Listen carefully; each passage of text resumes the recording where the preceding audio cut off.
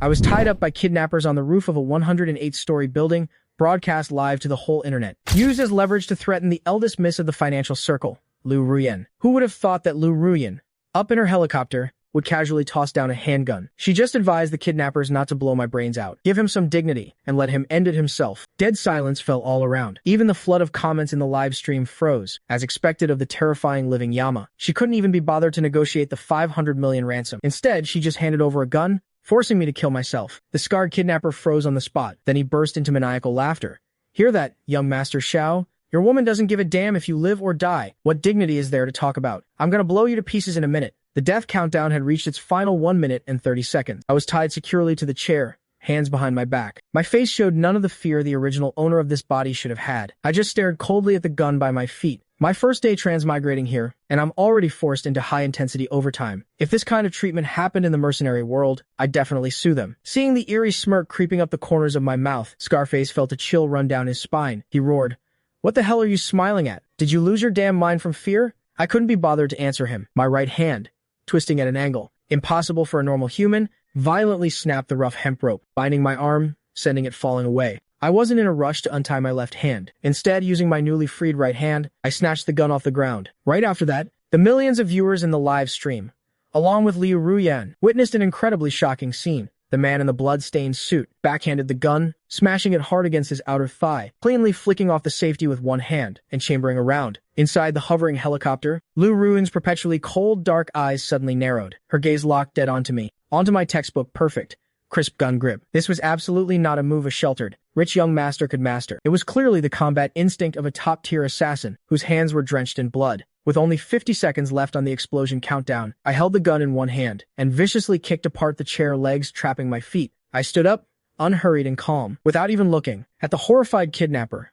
I leaned down, flicked the megaphone up with the tip of my shoe, and caught it smoothly with my right hand. Then, I made a crazy move that made everyone hold their breath. I turned the gun around and pressed the muzzle hard against my own head. I lazily pressed the megaphone button and fearlessly mocked Lu Ruyan. I hear my brain contains a treasure that the Empire has spent decades researching. I don't really give a damn about it, but since it's inside my head, it needs to be priced according to my appearance fee. At this moment, the live stream was completely flooded with countless question marks. This madman was actually using his own head as a bargaining chip to extort Li Ruyan. With the gun pointed at my temple, I glanced at the dumbfounded Scarface next to me and sneered. "Mr. Kidnapper, you hijacked something so important to the Liu family, and you only asked for 500 million. That's a straight-up insult to the Liu family." The kidnapper's fingers gripping the detonator began to tremble uncontrollably. He had kidnapped countless people, seen them beg on their knees and piss their pants, but he had never seen someone threaten themselves with a gun, while complaining the ransom was too low. "What the hell are you trying to do?" The kidnapper's voice cracked in terror. "We gotta raise the price." I licked my dry lips. "Anything less than 5 billion. And we all go down together. Nobody gets a single cent." The veins on the back of Lu Ruyan's hand throbbed. Her gaze met mine from 30 meters away, locking onto my rebellious, arrogant eyes. Where was the usual cowardice in those eyes? All that remained was a reckless, arrogant madness that looked down on life and death. "Sister Yan, Xiaoling Yuan has definitely gone mad." Si Zhuo cried out in panic, reaching out to tug at Lu Ruyan's sleeve. Lu Ruyan didn't even bother to turn her head, nimbly dodging his touch. That cold, probing gaze remained firmly fixed on me. Interesting. An ant that could have been crushed at any moment had unexpectedly bared sharp fangs. Countdown 15 seconds.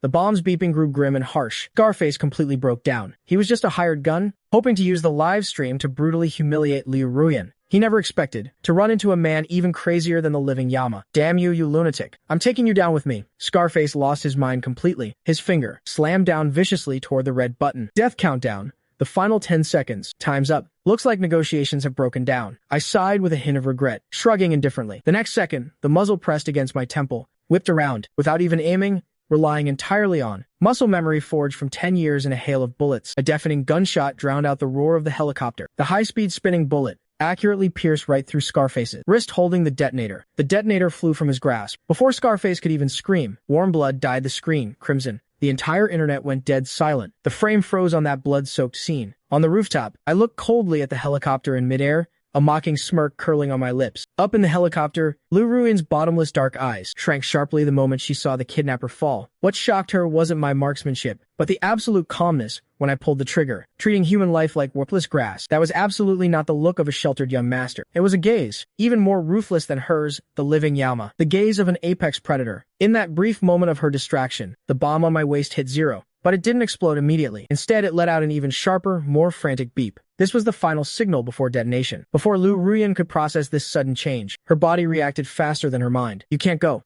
The bodyguards behind her tried to stop her in panic, but Lu Ruyan turned a deaf ear, not even glancing back at the shivering Xie Zhuo. She kicked off hard with her long legs, grabbing the emergency rope at the cabin door. Under the jaw-dropping gaze of tens of millions online, this living Yama, who controlled a massive dark empire and treated lives like dirt, leaped without hesitation from the helicopter over a dozen meters in the air. Meanwhile, I sprinted madly toward the corner. It was the only and sturdiest blast-blind spot here. Just as I was about to dive into the corner, a dark figure descended from the sky. Boom! Almost at the exact same time, the time bomb on my waist detonated with a roar, instantly sweeping across the entire rooftop. My body was violently shoved toward the corner by the furious shockwave. However, the expected agonizing pain of shattered bones never came. The bomb on me had somehow been unbuckled and thrown away by Lu Ruyan. She shielded me tightly in that narrow safe zone. Hard debris slashed her pale skin, blood instantly dyeing her pure black shirt red. But she didn't let me suffer a single scratch. I don't know how much time passed. Lu Nian led a squad of death-sworn guards, stumbling and crawling into the devastated ruins. When he saw the scene in the corner by the load-bearing wall, he was too terrified to speak. His boss, a severe germaphobe, who would snap if anyone even touched her, was currently shielding the man she supposedly hated the most, protecting him tightly beneath her. The woman's back was a bloody mess, while the man hadn't lost a single hair. Lu Nian thought that even if Xiaoling Yuan wasn't blown up, he should have fainted from the sheer terror of it all. However, I slowly poked half my head out from under Lu Ruyan. On that face stained with dust and blood, there wasn't a trace of panic or fear. I rolled my numb shoulder that had been pinned down and slipped out of her embrace. Looking down from above, I stared at the woman who had just saved my life. "Eldest Miss Lu, although you deserve credit for saving me." I paused, tapping my temple with my fingertip. "Considering you protected these two bargaining chips of mine, I'll give you a discount on this debt. You owe me half the Lu family's fortune." In her 28 years of life, daring to challenge the Yama herself, and even using a life-saving grace to extort half her fortune, I was the first man to do so. Lu Ruyan glared at me with eyes that could kill. "You think you're worthy?"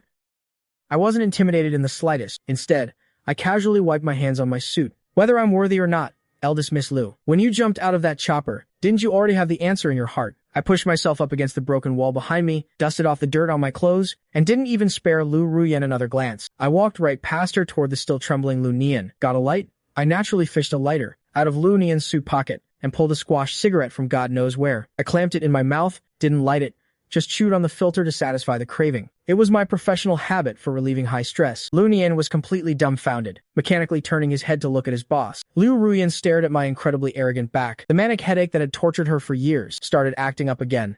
She muttered an order for Lu Nian to take me back to the main estate. In the grand hall of the Lu family's main estate, the air was thick with a suffocating pressure. All the servants and bodyguards held their breath, not daring to make a sound. Xie Zhuo sat on the custom velvet sofa, shivering, while clutching a cup of hot tea. He had witnessed the explosion with his own eyes from the helicopter and was now playing the part of a terrified, fragile victim. The system in his mind was frantically issuing warnings. Warning.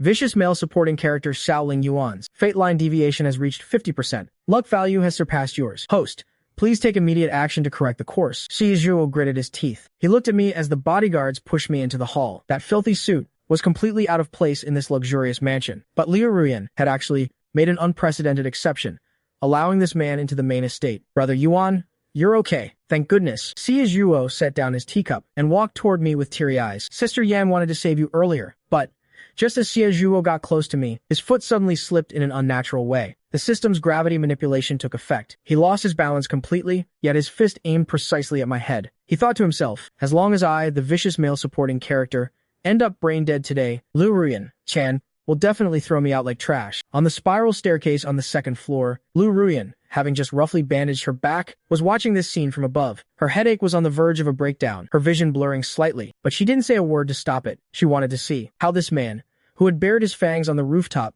would handle this petty domestic scheming. The next second, everyone gasped. No screaming, no dodging. I didn't even spit out the cigarette butt in my mouth. I just stood there. Half a second before Xie Zhuo's fist reached my face, I casually raised my right hand. Not to catch him, not to push him, but with lightning speed, I backhanded Xie Zhuo across the face. The crisp, resounding slap echoed endlessly through the spacious hall. The force behind the slap was terrifying. Before Xie Zhuo could even scream, he was sent flying like a broken rag doll, spinning half a circle in the air, before crashing heavily onto the carpet 2 meters away. Half his face instantly swelled up like a bruised plum. Dead silence filled the room. Even the ripples in the teacups seemed to freeze. "You dare hit me?" Xie Zhuo clutched his face, completely stunned. I lazily shook my tingling wrist, spit out the cigarette butt, and looked down at Siaju on the floor. My tone was filled with genuine confusion.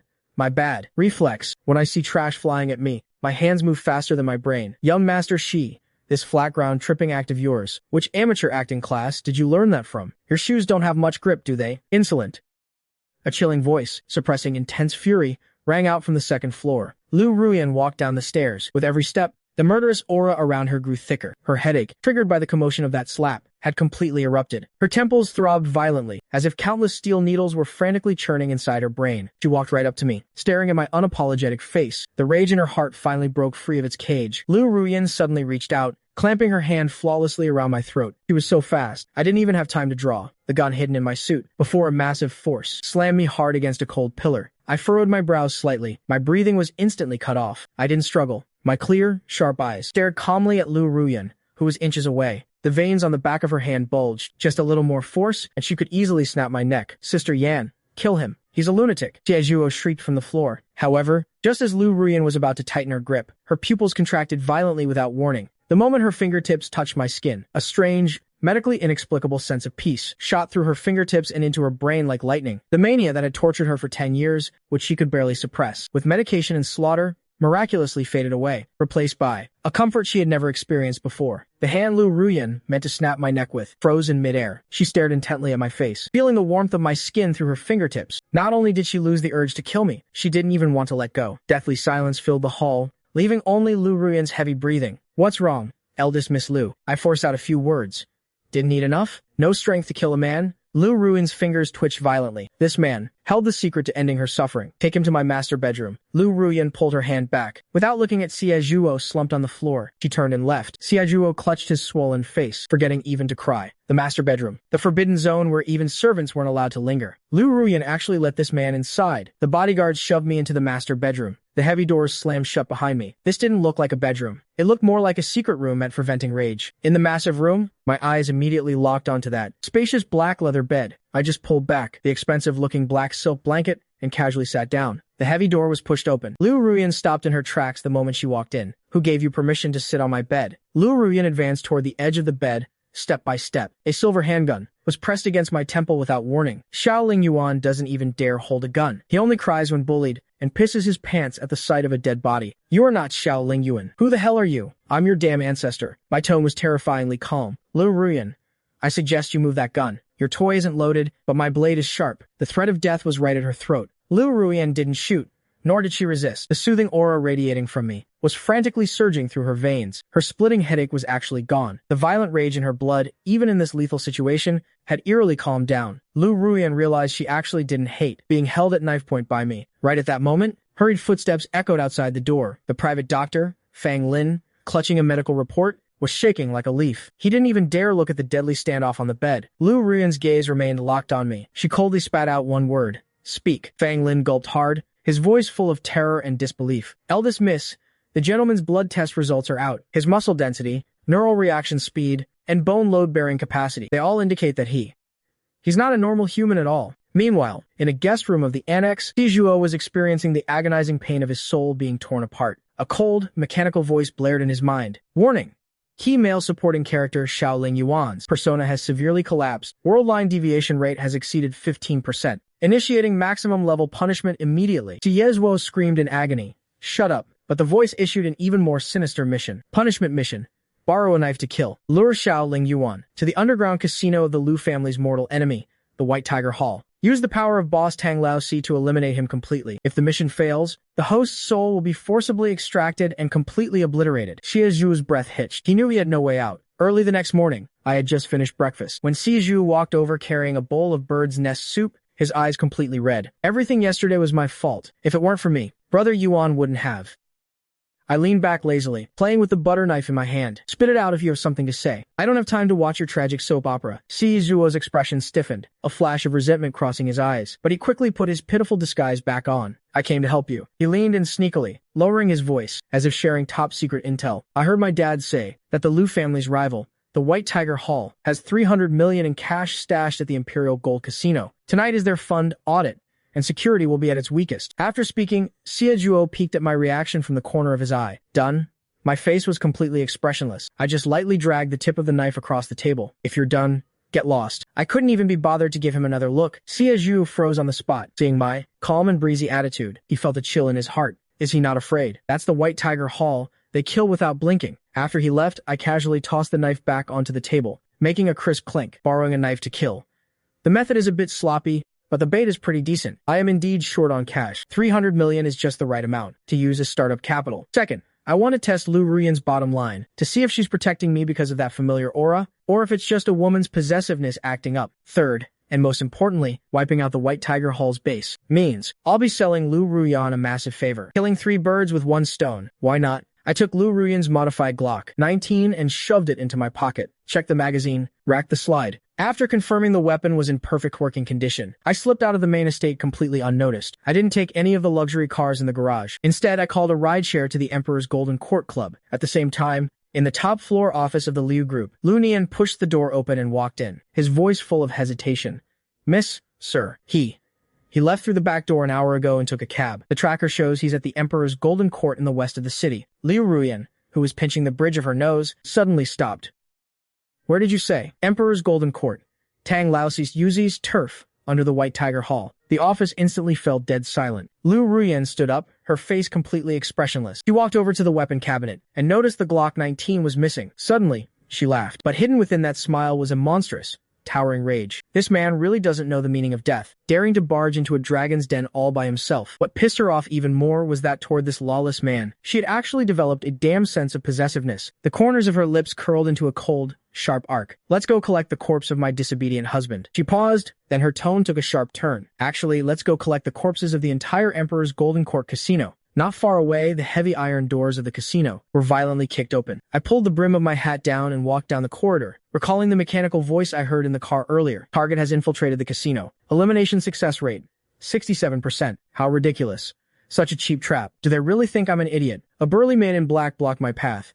Get the hell out. This ain't a place for you. I couldn't be bothered to waste my breath on him. I pulled out a 10,000 yuan casino chip, and with a flick of my finger, the chip struck the burly man dead center between the eyebrows. With a dull thud, I took the chance to push open the mahogany doors of the VIP room. Found the right place. I'm here to collect my 300 million. Inside the room, Brother Biao sat behind the gambling table, a cigar clamped in his mouth, eyeing me, the uninvited guest, with a cold, sinister glare. Since you're here, deal the cards. All in. I pulled out a chair and sat down, casually tossing that 10,000 yuan chip into the center of the table. In just 10 minutes, cold sweat was pouring down Brother Biao's forehead. Using only that 10,000 yuan, I had snowballed my chips to a staggering 70 million. He slammed his hand on the table, roaring in humiliated rage. You're fucking cheating. Kill this son of a bitch. The next second, 7 or 8 dark gun barrels were aimed squarely at me, but I didn't even bat an eye. My right leg suddenly exploded with force, and I flipped the 200-pound solid wood gambling table right over. Bang. Bang, bang. Bullets slammed into the table, sending wood splinters flying everywhere. Using it as cover, a tactical dagger slipped into my palm. Like a Black Panther, I lunged into the crowd. I didn't slit throats or pierce hearts. I specifically targeted their most vulnerable joints and tendons. Crack! The crisp sound of breaking bones echoed continuously. I leaned back, hooked a leg, and crippled one guy, then backhanded another with the spine of my blade, knocking his gun away. In less than 3 minutes, all 7 or 8 thugs were writhing on the floor, clutching their broken joints and howling in agony. I landed steadily, pulled out the Glock, and tapped the cold barrel against Brother Biao's fat, greasy face. Transfer the remaining 230 million to me right now. Otherwise, I'll blow your brains out, right here. Brother Biao's crotch instantly grew warm, and he scrambled, trembling, to grab his laptop. But just as he was shaking, about to hit the enter key, boom!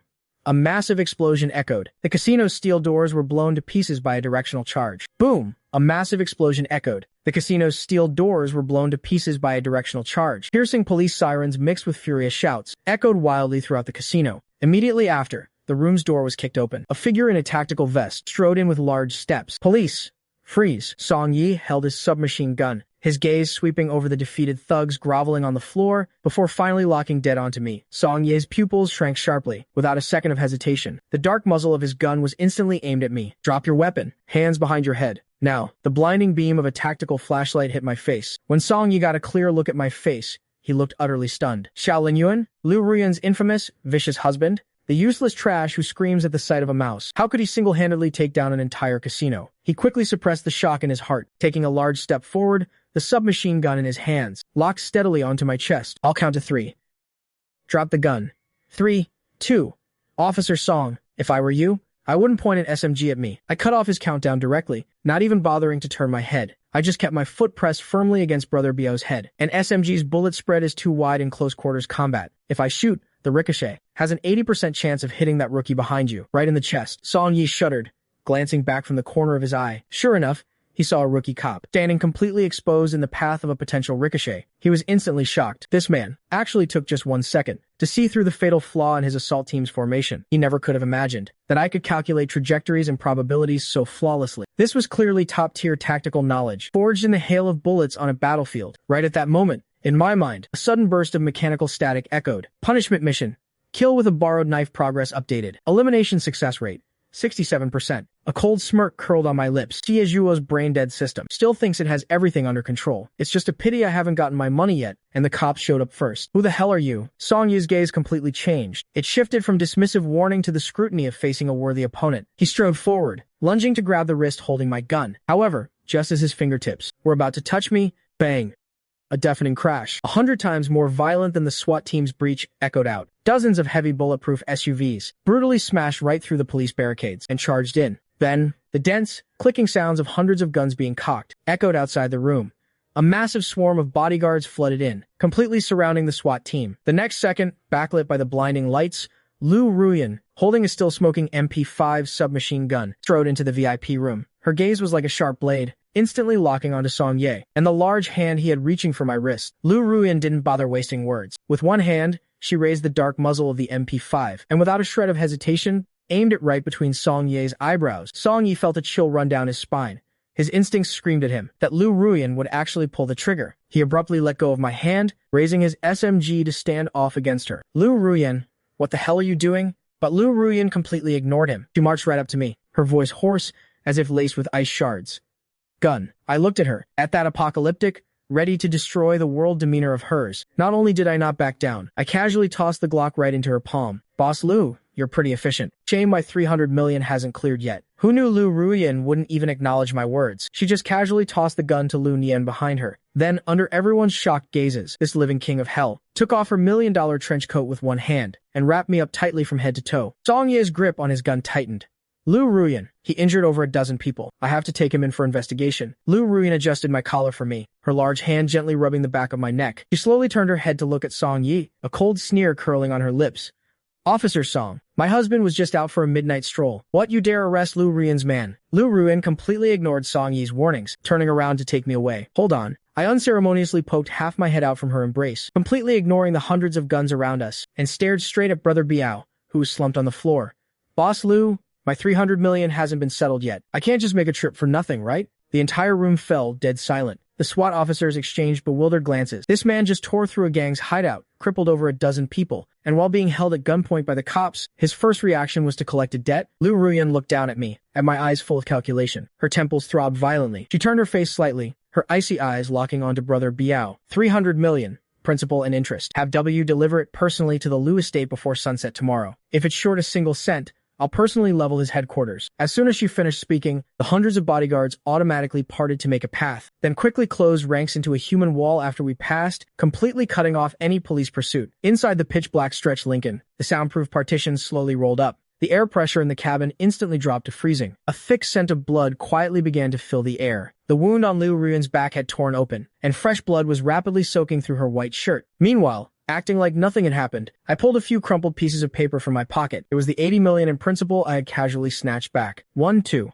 I sat cross-legged on the leather seat and started counting the checks without a shred of guilt. My money-over-life attitude became the final straw that crushed Lu Ruyan's sanity. Like a thoroughly enraged beast, she suddenly lunged forward, pinning me down. She grabbed the wrist I was using to count the money and slammed me, along with the checks, hard against the back of the seat. Lu Ruyan, are you crazy? I furrowed my brows, my right leg reflexively bending to strike back at her. But Lu Ruyan didn't even try to dodge. Instead, she used her thigh to ruthlessly pin down my counterattacking knee. In the confined space, our bodies instantly pressed together without a single gap. Crazy? Lu Ruyan's eyes were bloodshot, her voice squeezing out through gritted teeth. Do you have any idea that was W's turf? Do you know that if I had been 1 second late, you would have been shot full of holes? I glared back at her without backing down. All I know is, whoever gets in the way of my money, I'll make them dead. Boss Lu, let go. Our agreement didn't say, I have to stay glued to your side. Lu Ruyan laughed out of sheer anger. Not only did she not let go, she pressed down even harder. But right at that moment, The unique scent on my body, the one that could soothe. Her mania irresistibly drifted into her nose. The grip on my wrist loosened slightly, but her body pressed down even heavier. The killing intent in those furious dark eyes gradually faded, replaced by a chillingly intense haze of desire and longing. She was actually losing control of herself. But Lu Ruyan didn't kill me. Instead, she buried her burning forehead heavily into my shoulder. I stiffened violently. Not only was she greedily inhaling my scent, her lips were even faintly brushing against my skin. I sharply sensed that something was wrong. This woman's body temperature was as high as a furnace. She wasn't trying to harass me. She was breaking down. Don't move. Lu Ruyan's voice was impossibly hoarse, carrying a shocking vulnerability and tremble. Her fingers slipped from my wrist, instead gripping the fabric at my waist in a death grip. Xiaoling Yuan, don't move. Let me lean on you for a bit. I smelled the increasingly thick scent of blood in the cabin and felt her entire body trembling uncontrollably. Just as I reached back to grab the emergency medical kit, Lu Ruyan's body suddenly went rigid. She jerked her head up from my shoulder, her pupils now completely unfocused. Before she could even speak, she coughed up a mouthful of boiling hot blood without warning. The next second, the imperious living king of hell completely lost consciousness, collapsing heavily onto me. I didn't scream. I cleanly nudged her off with my elbow, flipped her over, and laid her flat on the seat. I tore open her blood-soaked shirt, revealing the torn open wound on her back. To the estate. Drive faster. I ordered the driver, my voice as cold as ice. The driver in the front seat flinched and immediately floored the gas. I grabbed my own faded canvas bag and dug out a palm-sized field trauma kit. I tore open the hemostatic gauze with one hand and pressed it directly onto the heaviest bleeding spot. She let out a muffled groan in her coma, her body instinctively trying to struggle. Behave. If you die, who's gonna pay me that 300 million? I slapped her shoulder, ripped off my trench coat belt, and tied her arm tightly to the armrest. 20 minutes later, on the second basement level of the Lu estate's main house, deafening crashes echoed from the secret room. The heavy steel doors were violently shaking. Accompanied by screams, 2 6'3" bodyguards were thrown out, knocked out cold on the spot. Lu Nian, drenched in sweat, desperately braced himself against the doorframe, roaring at the private doctor. Dr. Fang, hurry up and inject the sedative. I can't get it in. Dr. Fang's hands were shaking like he had Parkinson. The Mrs. Neural activity is completely berserk. Anyone within 5 steps will be torn to shreds on the spot. With her mania fully erupting, Lu Ruyan couldn't distinguish friend from foe. Right at that moment, the crisp sound of footsteps approached from a distance. I had changed my clothes and was chewing gum, walking over with a casual, relaxed expression. Sir. Lu Nian looked like he had caught a lifeline. He dropped to his knees in front of me with a thud. Please. You have to save the miss. She got severely injured trying to protect you. You have the scent that can calm her down. I looked down at him from above and blew a bubble with my gum. Pop. It burst. I'm not a vet. I sneered. She's completely feral right now. You want me to go in there and die? Lu Nian choked up in despair. But I didn't plan on leaving. After all, my ATM still needed proper maintenance. I couldn't afford to lose my money. I snatched the sedative syringe right out of Dr. Fang's hand and ordered them to open the door. The heavy blast doors opened. Lu Ruyan's clothes were in tatters, her eyes blood red. She looked exactly like a trapped beast. The moment she saw me walk in, she didn't hesitate for a second. Like a rabid animal, she lunged straight for my face. Sir, dodge. Lu Nian squeezed his eyes shut in terror, but I didn't even furrow my brow. Just as her bone-shattering fist was a fraction of an inch from grazing my nose, I suddenly dropped my weight, smoothly dodging it. With a loud crash, Lu Ruyan was slammed heavily onto the cold floor by me. Settle the hell down. I gritted my teeth, gripping the syringe tightly in my right hand. Without any hesitation, the cold needle pierced flawlessly into the vein on the side of her neck. The liquid sedative was rapidly pushed into her bloodstream. 1 second. 2 seconds. Lu Ruyan's violently struggling body went limp inch by inch. The bloodthirsty fire in her eyes slowly faded, replaced by a heartbreaking emptiness. I let go of the hand gripping her hair, panting slightly, and was just about to get off her. But right at that moment, Lu Ruyan's blood-stained hands suddenly, without warning, grabbed my wrist. I stiffened, thinking she was going to go crazy again. But the next second, this ruthless, living king of hell pressed her lips against my palm, letting out a hoarse, broken murmur. Don't go. Don't leave me alone. 5 minutes later, I looked at the woman on the bed, whom I had secured firmly to the bedpost using specialized restraints. Safety first. Better to keep her locked up for peace of mind. At 3 a.m., I picked up a bowl of Nina Queen grapes, popping them into my mouth one by one. Just then, Lu Ruyan's brows furrowed in pain. The next second, those deep eyes snapped open. The bloodthirsty crimson from before was gone, replaced by a rare clarity. She instinctively tried to prop herself up, but felt a cold, metallic pull on her right hand. The sound of handcuffs clinking against the wooden post made her pupils shrink sharply. In the entire Lu estate, who would dare use handcuffs to lock this king of hell to a bed? She immediately scanned the room, finally, locking onto me, who was casually eating grapes. I didn't even show a hint of panic. I just stopped what I was doing and gave her a faint glance. I spit the grape skin onto a small plate, by tone lazy and matter-of-fact. You were too noisy when you had your episode. I was afraid you'd wake up in the middle of the night and strangle me, so I borrowed Assistant Lu's gear. Lu Ruyan stared dead at me. If this were a few hours ago, anyone who dared treat her like this would have been ground to dust without hesitation. But now, she looked at the wrist I was using to hold the fruit plate. There was a shocking, purplish-red bruise around it, squeezed out by her brute force during her episode. I thought she would be furious, and was even ready for a fight at any moment. However, Lu Ruyan just calmly withdrew her gaze. She didn't roar, nor did she order me to unlock the handcuffs. She just leaned against the pillows, her dark eyes as deep as the sea, staring fixedly at me. Grapes. Give me one. Lu Ruyan spoke, her voice actually carrying a barely noticeable trace of submission. My fingers holding the grape paused. Lu Ruyan, did the sedative fry your brain? I scoffed. If you want to eat, get it yourself. Did you forget you're a prisoner right now? I thought she would get angry, but she just looked at the bruise on my wrist, her voice low and raspy. My hand was injured by you. I don't have the strength.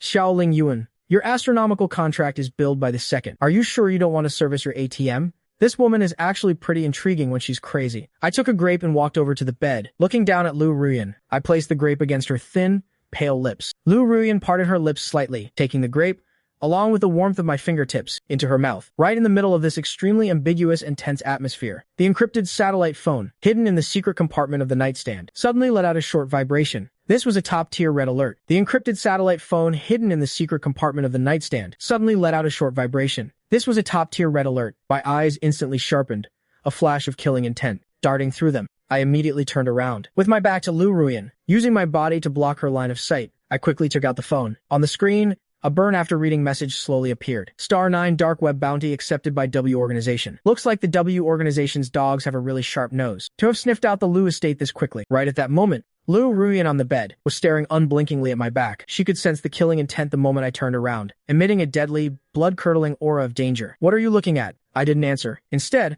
I pulled out the key from under the pillow. Without even glancing at her, I tossed it straight over. Unlock it yourself. Stop playing dead. You're not that fragile. I opened the walk-in closet, grabbed one of Lu Ruyan's oversized black trench coats, and threw it on. According to the agreement we signed, Clause 1, safely remove the thing in my head. So you're obligated to accompany me for a checkup. Let's go, Boss Lu. Lu Ruyan picked up the key and unlocked the handcuffs with one hand. Her movements were sharp and clean. She rolled her slightly stiff right wrist, her gaze falling on my back wrapped in the trench coat. This man not only brushed off the intimacy from just now, he even had the nerve to boss her around as his driver. But instead of getting angry, a faint smile played at the corners of her lips. Half an hour later, the Lu family's underground garage. Lu Ruyan was actually driving herself, without bringing a single bodyguard. This was highly unusual, but Lu Nian didn't dare ask a single question. Inside the car, Lu Ruyan suddenly spoke up. The encryption level on that phone is military grade. I replied casually, good eye, Boss Lu. A gift from my ex.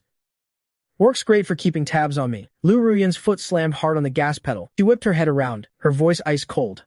Xiaoling Yuan, you better tell the truth. Otherwise, I wouldn't mind cracking your skull open myself, to see exactly what's inside. I met her murderous gaze, and suddenly let out a low chuckle. Not only was I unafraid, I even reached out, and lightly tapped my fingertips against the back of her hand twice. Lu Ruyan, curiosity killed the cat. All you need to know is that I can cure your illness, and that I won't take your life for now.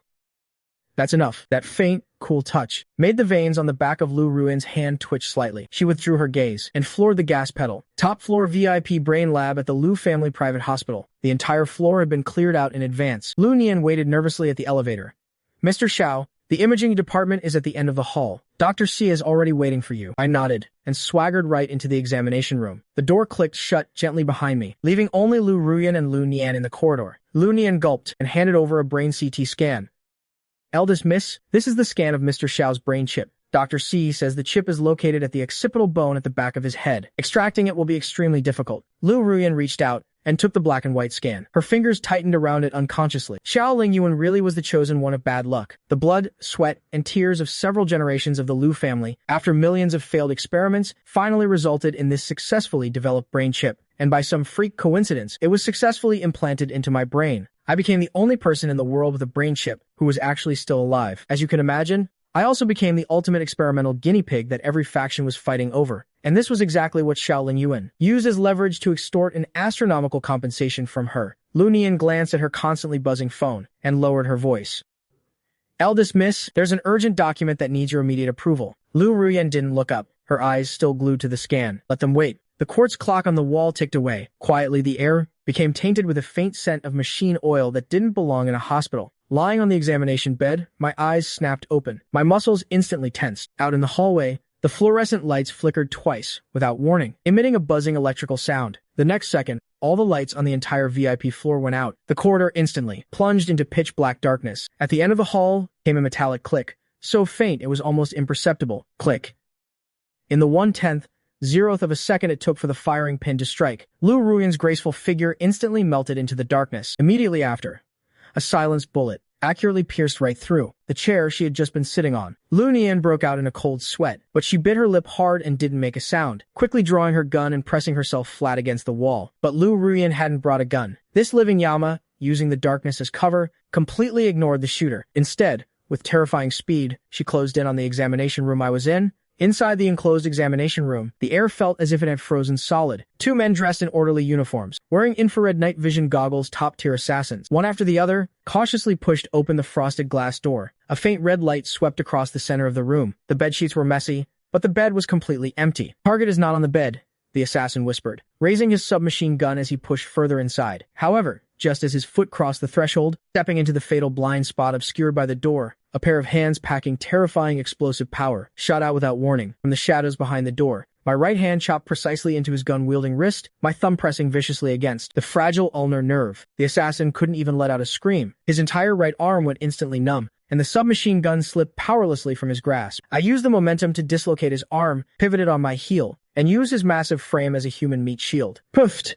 Puffed! 2 bullets sank into the meat shield's shoulder. My eyes turned ice cold, giving the second assassin zero chance to react. I grabbed a heavy metal medical cart nearby and hurled it violently in his direction. The man instinctively raised his arms to block. In that split second, his vision was obscured. I had already slid across the floor right up to him. A sweeping kick destroyed his center of gravity. Immediately after, a precise knife-hand strike chopped right into his carotid artery. The second assassin didn't even grunt, before his eyes rolled back and he collapsed to the floor like a sack of mud. The entire process took less than 10 seconds. I stood in the darkness, steadying my breathing. The W organization's operational skills are really going down the drain. Just then, a sudden flurry of frantic, rapid-fire keyboard typing echoed from the hallway. I raised an eyebrow, picked up the dropped submachine gun, and silently pressed myself against the doorway. Peeking through the crack in the door, I actually saw a young boy with thick black-rimmed glasses, clutching a laptop covered in anime stickers, huddled behind a trash can. His fingers were flying across the keyboard, so fast they were a blur. A waterfall of green code flashed across his screen. Come on, break through this damn firewall. Take back control of the backup power." The boy, named Ling Xiao, was trembling all over as he hammered the keys. He was just a genius hacker who happened to be hospitalized here. When the hospital system got hacked just now, his professional instincts kicked in, and he reverse-tracked it. As a result, he accidentally exposed his IP, and got targeted by the assassins. "Found you." An icy voice rang out right above Ling Xiao's head. A third assassin aimed his gun, the red dot of the infrared sight, landing ruthlessly on his pale forehead. Ling Xiao closed his eyes in despair. "It's over. My life ends right here." Ling Xiao closed his eyes in despair. "It's over. My life ends right here." But right at that moment, thump! A dull, heavy blow echoed. The pain he expected never came. He opened his eyes, trembling with fear, only to see a figure he would never forget for the rest of his life. The frail-looking man, who was supposed to be lying in the brain examination room, was now single-handedly holding a 10-pound fire extinguisher. That fire extinguisher had been viciously smashed with pinpoint accuracy into the back of the assassin's neck. The assassin didn't even let out a scream, before his eyes rolled back and he slumped to the floor. I casually tossed aside the dented fire extinguisher, dusted off my hands, and looked down at the cowering Ling Xiao. "Not bad hand speed," I drawled lazily, "but I'd advise you, hackers should probably learn some self-defense." With that, I grabbed him by the collar and yanked him behind me like a little chick. Behind Ling Xiao's thick lenses, a look of fanatical worship suddenly erupted. "So badass.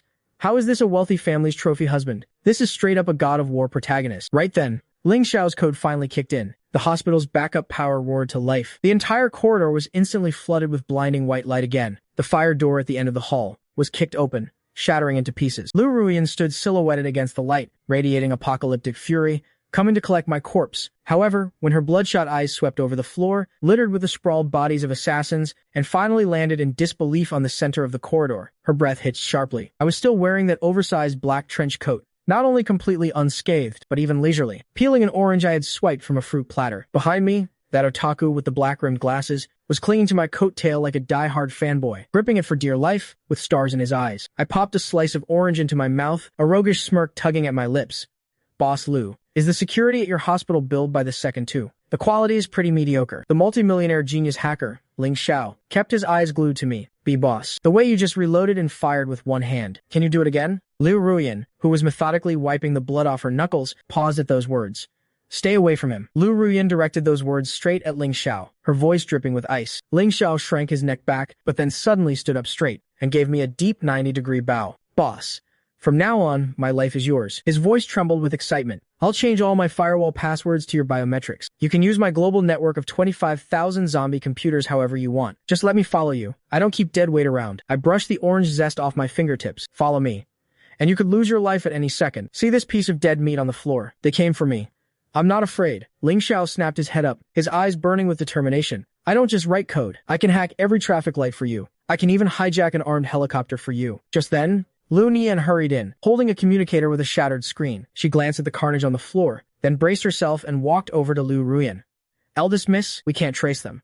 They're using the dark web's highest-level ghost proxy network. The trail is completely wiped clean. Lu Ruyan's jawline instantly tightened. She turned to look at the assassins on the floor, the veins on the back of her hand bulging one by one. It was the precursor to one of her manic episodes. Lu Nian took a half step back in fear, cold sweat soaking her back. Out of the corner of my eye, I caught this dangerous signal. Without saying a word, I simply took the last slice of orange in my hand and tossed it with a smack right into Lu Ruyan's palm. Lu Ruyan looked down at the ugly little orange slice and actually picked it up and put it in her mouth. The intense sourness shot straight to her brain, forcefully suppressing the splitting headache in her skull. I can trace it. Ling Xiao suddenly spoke up. He whipped out his modified laptop, his index fingers hammering the keys. Even if it's physically shredded, I can restore it. He muttered rapidly as he typed, bypassing the relay station. Grabbing residual packets, stripping the camouflage shell, found the tail end of the code string. Lu Nian's eyes widened as she leaned in, but she couldn't understand a single character. Intercepted the final payment routing. They used the most primitive Bitcoin wallet, thinking it was flawless. Ling Xiao sneered and slammed the enter key. Break for me. With a soft click, Lu Nian's eyes widened in shock. She rubbed them in disbelief.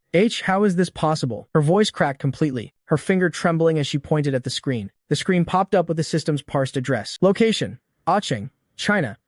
The Lu family estate, East Wing Guest House, Room 04. The person staying there was none other than Xie Zhuo, the very same man who would apologize for stepping on an ant. The man hailed as a paragon of virtue by the Lu family elders, and he actually dared to issue the highest level kill order on the dark web. The target was my life and the tech inside my head. Outside the window, a clap of thunder boomed. The surrounding air seemed to freeze into ice. Lu Ruyan's face was completely expressionless, but the veins on the back of her hand bulged. A surge of murderous intent rushed to her head. Just as she was about to draw her black beretta, a cool hand gently covered the back of her hand. My fingers slipped casually between hers, firmly stopping her from drawing the gun. I didn't even turn my head, but a cold smirk curled on my lips. Boss Lu, domestic violence is illegal, you know, but that glass snake enclosure in the basement, is it still empty? Boss Lu, domestic violence is illegal, you know, but that glass snake enclosure in the basement, is it still empty? 1 second. Xie Zhuo was still gloating, thinking the dark web assassins he paid a fortune for had surely turned me into Swiss cheese by now. But the next second, his door was kicked completely off its hinges. Before he could even react, bodyguards hauled him up from the sofa. Xie Zhuo struggled desperately, screaming, I am an honored guest, personally invited by Old Master Lu. Who dares touch me? But the bodyguards acted like they didn't hear a thing, dragging him all the way to the basement of the annex. At the end of the corridor, a massive bulletproof glass enclosure appeared before them, and inside were over a dozen golden pythons, thicker than a man's thigh. Lu Nian coldly made an inviting gesture. After you, young Master C. Xie Zhuo's face instantly drained of color. No. Sister Yan, save me. The bodyguards tossed him into the glass room like a piece of trash. Before he could even scramble up, a 4-meter-long golden python dropped from above. Its icy, scaly body slithered right across his face. A blood-curdling shriek echoed through the basement. Right at that moment, an alarm blared inside Xie Zhuo's mind. Warning. Host's luck value is experiencing a catastrophic collapse. System energy is being rapidly drained, currently remaining 98%. That mechanical voice, which was usually so arrogant and aloof, now carried a tone of desperate impending doom. Outside the glass wall, I was leisurely cracking sunflower seeds. The more miserably he screamed inside, the steadier I cracked my seeds. But Lu Ruyan, standing beside me, didn't spare a single glance at Xie Zhuo. Instead, she kept her eyes fixed on me. This man is ruthless enough. Capable enough. Exactly to my liking. Aren't you afraid of having nightmares? Lu Ruyan's voice carried a hint of indulgence. I tilted my head and backhandedly dropped a handful of peeled sunflower seeds into her palm. Then, I pressed the microphone button. Young Master C, don't hide in the corner. If you crush Boss Lu's purebred pets, how are you going to pay for them? Xie Zhuo slammed his hands against the glass, his face twisted as he shrieked. Xiaoling Yuan, you absolute lunatic. Grandpa Lu won't let you get away with this. But I couldn't be bothered to watch any longer. I just switched off the mic. Too noisy. Turn off the lights, the snakes need to sleep too. Darkness fell. Xie screams were completely sealed inside the glass room. The elevator doors opened on the first floor. Lu Ruyan was just about to speak when Ling Xiao, who was squatting by the elevator, saw me. His eyes lit up and he immediately rushed over. Completely ignoring the intimidating aura of Lu Ruyan beside me, he sidled up to me. Boss, I followed Xie offshore funding chain and tracked down your hidden overseas account. The encryption is international military grade, and there's no money in the account at all. Step aside. Lu Ruyan's icy voice made Ling Xiao shudder in fear, almost dropping to his knees, but I unceremoniously pushed Lu Ruyan aside. Boss Lu. First come, first served, understand? If the password is entered wrong 3 times, this laptop, along with every network-based station within a 10-meter radius, will be completely fried by a military-grade virus. Lu Ruyan warned sharply. Just try typing one wrong key. Ling Xiao's fingers hovered in mid-air, trembling violently, but I just tilted my head. My fingertips rapidly touched typing across the keyboard before hitting enter. The screen flashed. Account unfrozen. There really was no money inside, only a set of coordinate codes, and a document stamped top secret. An international underground arms smuggling route map. The moment she saw that map clearly, Lu Ruyan's slender body swayed violently. She grabbed my wrist in a vice grip, squeezing so hard she nearly crushed my bones. Lu Nian, lock down the top floor. Anyone who dares approach, execute them on the spot. The next second, Lu Ruyan dragged me straight into the elevator, heading straight for the 3rd floor master bedroom. The moment the door clicked shut, Lu Ruyan couldn't hold on any longer and slid down the door to the floor, clutching her head and letting out a beast-like growl. I sighed. This ATM of mine can't die just yet. I walked over, picked her up, and tossed her onto the bed. Just as Lu Ruyan's back hit the mattress, the entire room plunged into darkness. Ling Xiao's panicked scream crackled through my earpiece. Boss. The local network was cut from a physical node. The security cameras have been tampered with. The signal was instantly jammed. A thick, suffocating bloodlust seeped in through the crack under the door. There was a mole among the Lu family bodyguards. I could have escaped through the secret passage, but looking at the unconscious woman on the bed, I clicked my tongue and stopped in my tracks. Consider it my bad luck. I'll just treat this as paying you protection money. I spun around, grabbed a solid wood high-backed chair, and smashed it viciously against the bulletproof floor-to-ceiling glass wall. The bulletproof glass didn't shatter, but the massive impact triggered the sensors. A piercing physical alarm instantly blared across the entire estate. This would send a location signal to Lu Nian. Immediately after, I snatched a high-voltage stun baton from the nightstand, held my breath, and pressed myself against the doorframe. 3 seconds later, the heavy wooden door was kicked open. 3 dark figures slipped in like ghosts. The man in the lead, wielding a military combat knife, lunged straight for Lu Ruyan's throat on the bed. You have a death wish. I sneered coldly. I jammed the stun baton precisely into the lower back of the second figure. The man instantly convulsed and collapsed. The mole in the lead reacted lightning fast, slashing his knife back at my face. I tilted my head to dodge, closed the distance, and slammed my elbow into his wrist. The bone instantly dislocated, but this mole was a tough bastard. He immediately fought through the pain, changed direction, and swung a heavy punch armed with brass knuckles, bypassing me, aiming viciously for Lu Ruyan's temple on the bed. If that punch landed solid, Lu Ruyan would be dead or crippled. The distance was too close. The angle was too tight. I had absolutely no time to block it. In that split second, acting almost purely on instinct, I threw my body sideways, using my own shoulder, to forcefully shield Lu Ruyan's head. The heavy punch smashed brutally into my left shoulder. I staggered back 2 steps and crashed into the edge of the bed. The stun baton slipped from my grasp and fell. At that exact moment, the semi-conscious woman on the bed snapped her eyes open. Her blood-red pupils locked onto my pale profile. Her bloodthirsty instincts fully awakened. Lu Ruyan clamped down on the mole's wrist in a death grip and violently snapped it backward. The stark white bone pierced straight through the skin. She drove her knee viciously into his chest cavity and slammed the limp mole into the wall with brutal force. The signal jammer out in the hallway was forcefully disabled at this exact second. Lu Nian rushed into the room with the bodyguards, guns aimed straight at the mole. Lu Ruyan strode over to the bed. She reached out to touch my drooping left shoulder,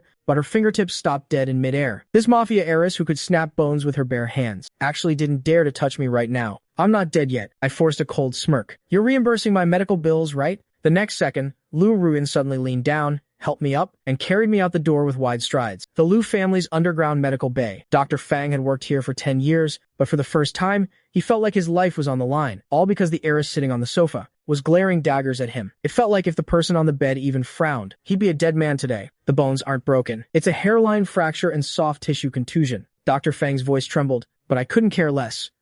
Hurry up and apply the medicine. I need to catch up on my sleep. Wiping his sweat, Dr. Fang carefully applied the ointment. He used just a tiny bit of force, and I instantly sucked in a sharp breath of cold air. Crash. Dr. Fang and his stool were sent flying 3 meters away. Lu Ruyan had kicked the doctor away, the manic rage in her eyes practically exploding. She suppressed her voice into a low growl.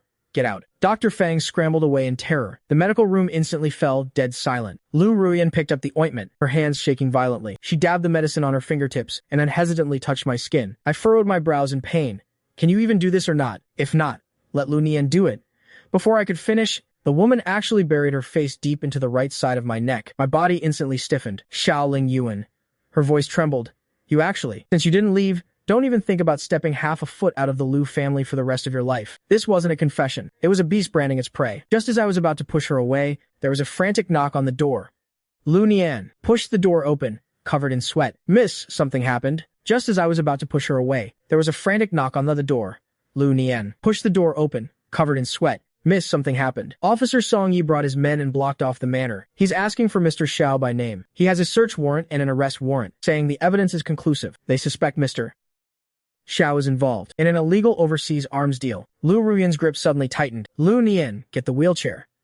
No need, my legs aren't broken. I walked toward the front courtyard, my back straight. The atmosphere in the Lu family's reception hall was explosive. Behind Song Yi were detectives from the Major Crimes Unit. Opposite them were dozens of the Lu family's men in black. Lu Ruyan, this is a joint transnational search warrant. Song Yi slammed the document down heavily. A $20 million arms deal. The final destination of the funds is Xiaoling Yuan's account. Lu Nian broke out in a cold sweat. This useless bum who only knew how to buy luxury cars. Mr. Xiao actually pulled off something this massive. Everyone was waiting to see me panic. However, I just glanced at the document, my voice laced with mockery. Officer Song, dark web transactions use encrypted Bitcoin, routed through 16 layers of onion routing. The so-called final destination you intercepted is nothing but a disguised mirror IP. I looked up at Song Ye's frozen expression and continued mercilessly, bringing data with a broken chain of evidence to the Lu family to demand a person.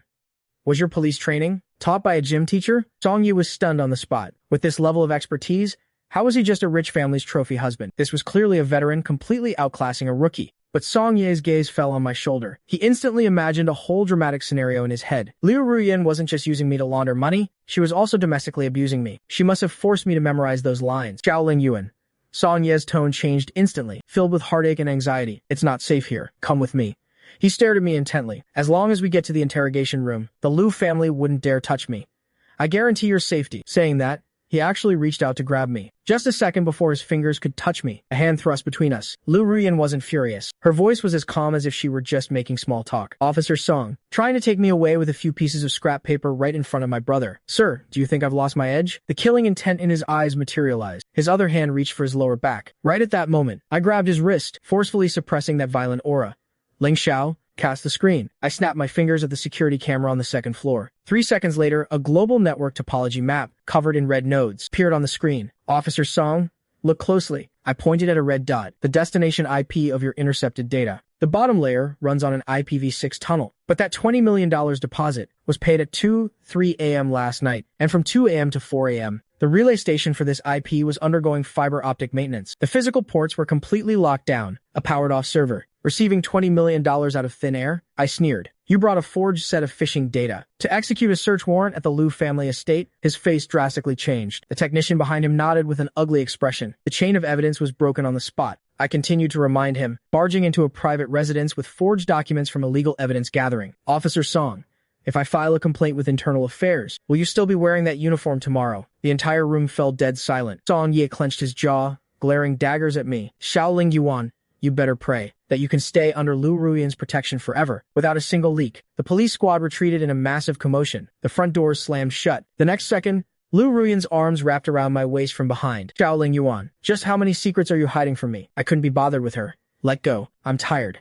I thought this was the end of the ordeal, but I underestimated the protectiveness of a crazy woman. For the next 48 hours, I experienced what suffocating surveillance truly meant. If I just rolled over at night, Lu Ruyan would instantly jolt awake and fiercely pull me into her arms. Her grip was so tight it felt like she wanted to crush me into her bones. But more urgently, since the police had tracked the account, it meant my identity as Qingju was exposed. Those mad dogs from the W organization would soon follow the scent of blood right to my door. I couldn't bet all my trump cards on a crazy woman. I had to build my own armed network. At dusk, lightning flashed and thunder roared. Liu Ruyan went out to deal with a mole. I tapped the earpiece hidden in my hair twice. Ling Xiao, cut the main control room's surveillance. Give me 30 seconds. The crisp sound of typing echoed in the earpiece. Done, boss. The transport truck is right by the back kitchen. 29 seconds later, the bodyguards guarding the door only saw a rope. dangling from the windowsill down to the first-floor lawn. Meanwhile, in the top-floor VIP room of Zishan Club in Aocheng's underground city, the female kingpin who controlled a third of Aocheng's gray industry, Changzi, was staring intently at me across the table. "Mr. Xiao,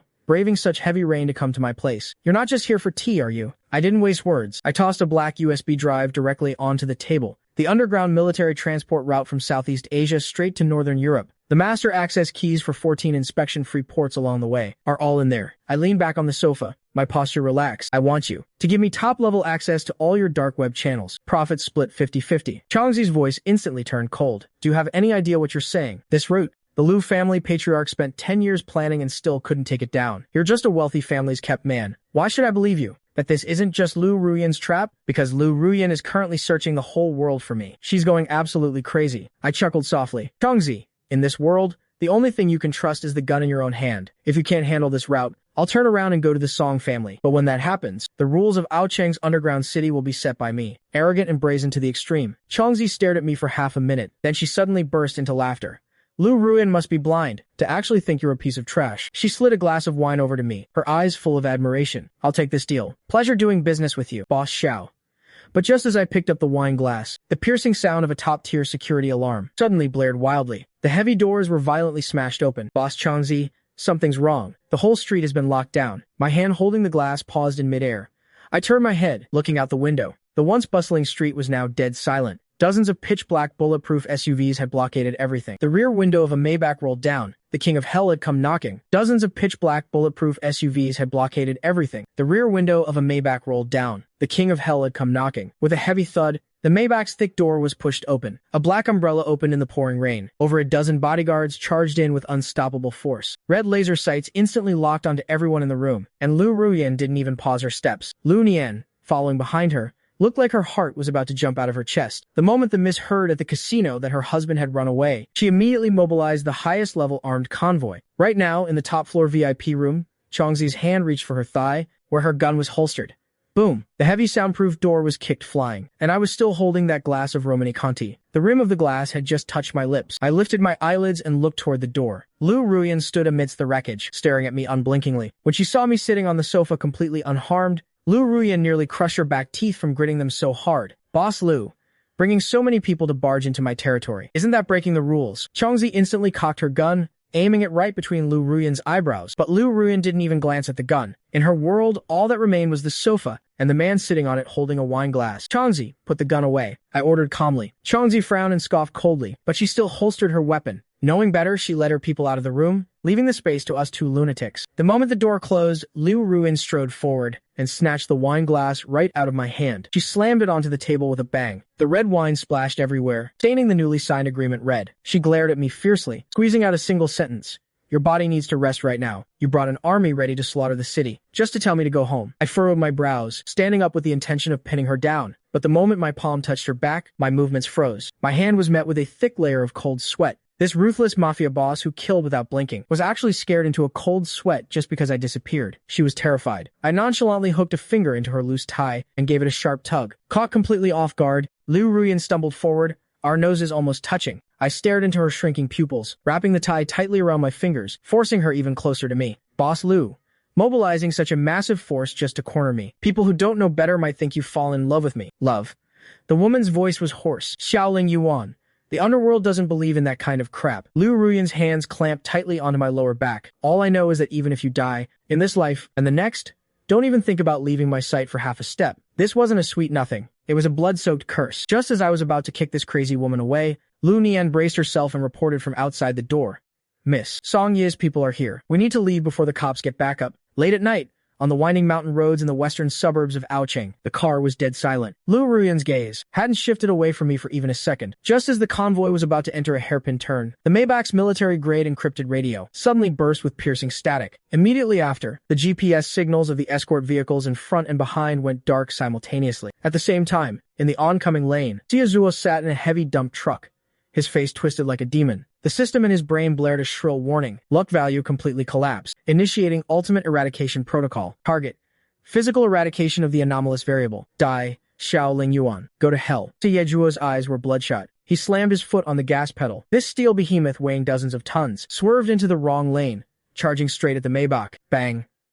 The deafening roar of twisting metal echoed through the mountains. Although the driver yanked the steering wheel at the last second, it was too late. The front left side of the Maybach was violently sheared off. The driver lost consciousness on the spot. The car completely lost control. The moment the feeling of weightlessness hit, Liu Ruian's mind went completely blank. She instinctively threw herself at me, but she underestimated the man in her arms. In this life or death moment, the muscle memory of a top-tier mercenary instantly boiled in my blood. I didn't scream, and I certainly didn't wait to die. Instead, I grabbed Liu Ruian by the collar, and using the massive centrifugal force, I shoved her hard back into her seat. Stay out of my way, I ordered coldly, my voice dripping with a chilling calmness that made one's scalp tingle. The next second, I vaulted from the backseat straight into the driver's seat. The out-of-control Maybach was less than 10 meters from the cliff edge. Liu Ruian was pinned firmly in the back seat, staring at me. Those usually lazy eyes now erupted with a razor-sharp killing intent. In front of us was the dump truck ramming toward us again. To our right was a bottomless abyss. A normal person would slam on the brakes, but I didn't. I stomped hard on the gas pedal, flooring it to the max. Just as the Maybach was about to smash through the guardrail,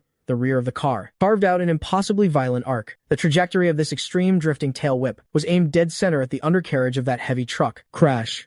Crack. The reinforced rear of the car acted like a sledgehammer. Riding the centrifugal force, it smashed precisely and brutally into the dump truck's front right wheel and its load-bearing axle. Using 4 ounces to deflect 1,000 pounds, the heavy truck violently swayed, losing its center of gravity. Its tires crushed the loose gravel at the edge of the cliff. The massive front of the truck crashed right through the guardrail. More than half of the dump truck's cab was left hanging over the abyss, teetering on the brink. Inside the tilted cab, Xie let out a blood-curdling scream like a slaughtered pig. The Maybach, incredibly, came to a horizontal stop, right in the middle of the mountain road. I rested one hand on the steering wheel and tilted my head to look at the backseat. At the mafia princess, who was completely dumbfounded by my inhuman driving skills. Boss Liu, the shock absorbers on this car's chassis are pretty good. Liu Ruian's back was pressed tightly against the seat, her chest heaving violently. Half a minute ago, this man not only shoved her back into her seat, but also with a calmness that shocked even her. Forced a heavy truck to a halt with just one hand. This wasn't Xiaoling Yuan at all. That cowardly, useless rich kid couldn't even compare to the man in front of her. Liu Ruian didn't ask, "Who exactly are you?" After a brief moment of shock, instead of such nonsense, her eyes burned with a fanatical fervor. Outside the car, Xie hung upside down in the cab, his head bleeding profusely. His gaze crossed through the shattered glass, meeting my completely emotionless eyes. In his mind, that system voice that claimed it could control everything suddenly erupted with a piercing burst of static. Short-circuit warning. Target counter kill successful. Anomalous variables combat power has breached the world line limit. Threshold exceeded. Host's luck value. Physical purge initiated. System shield shattered.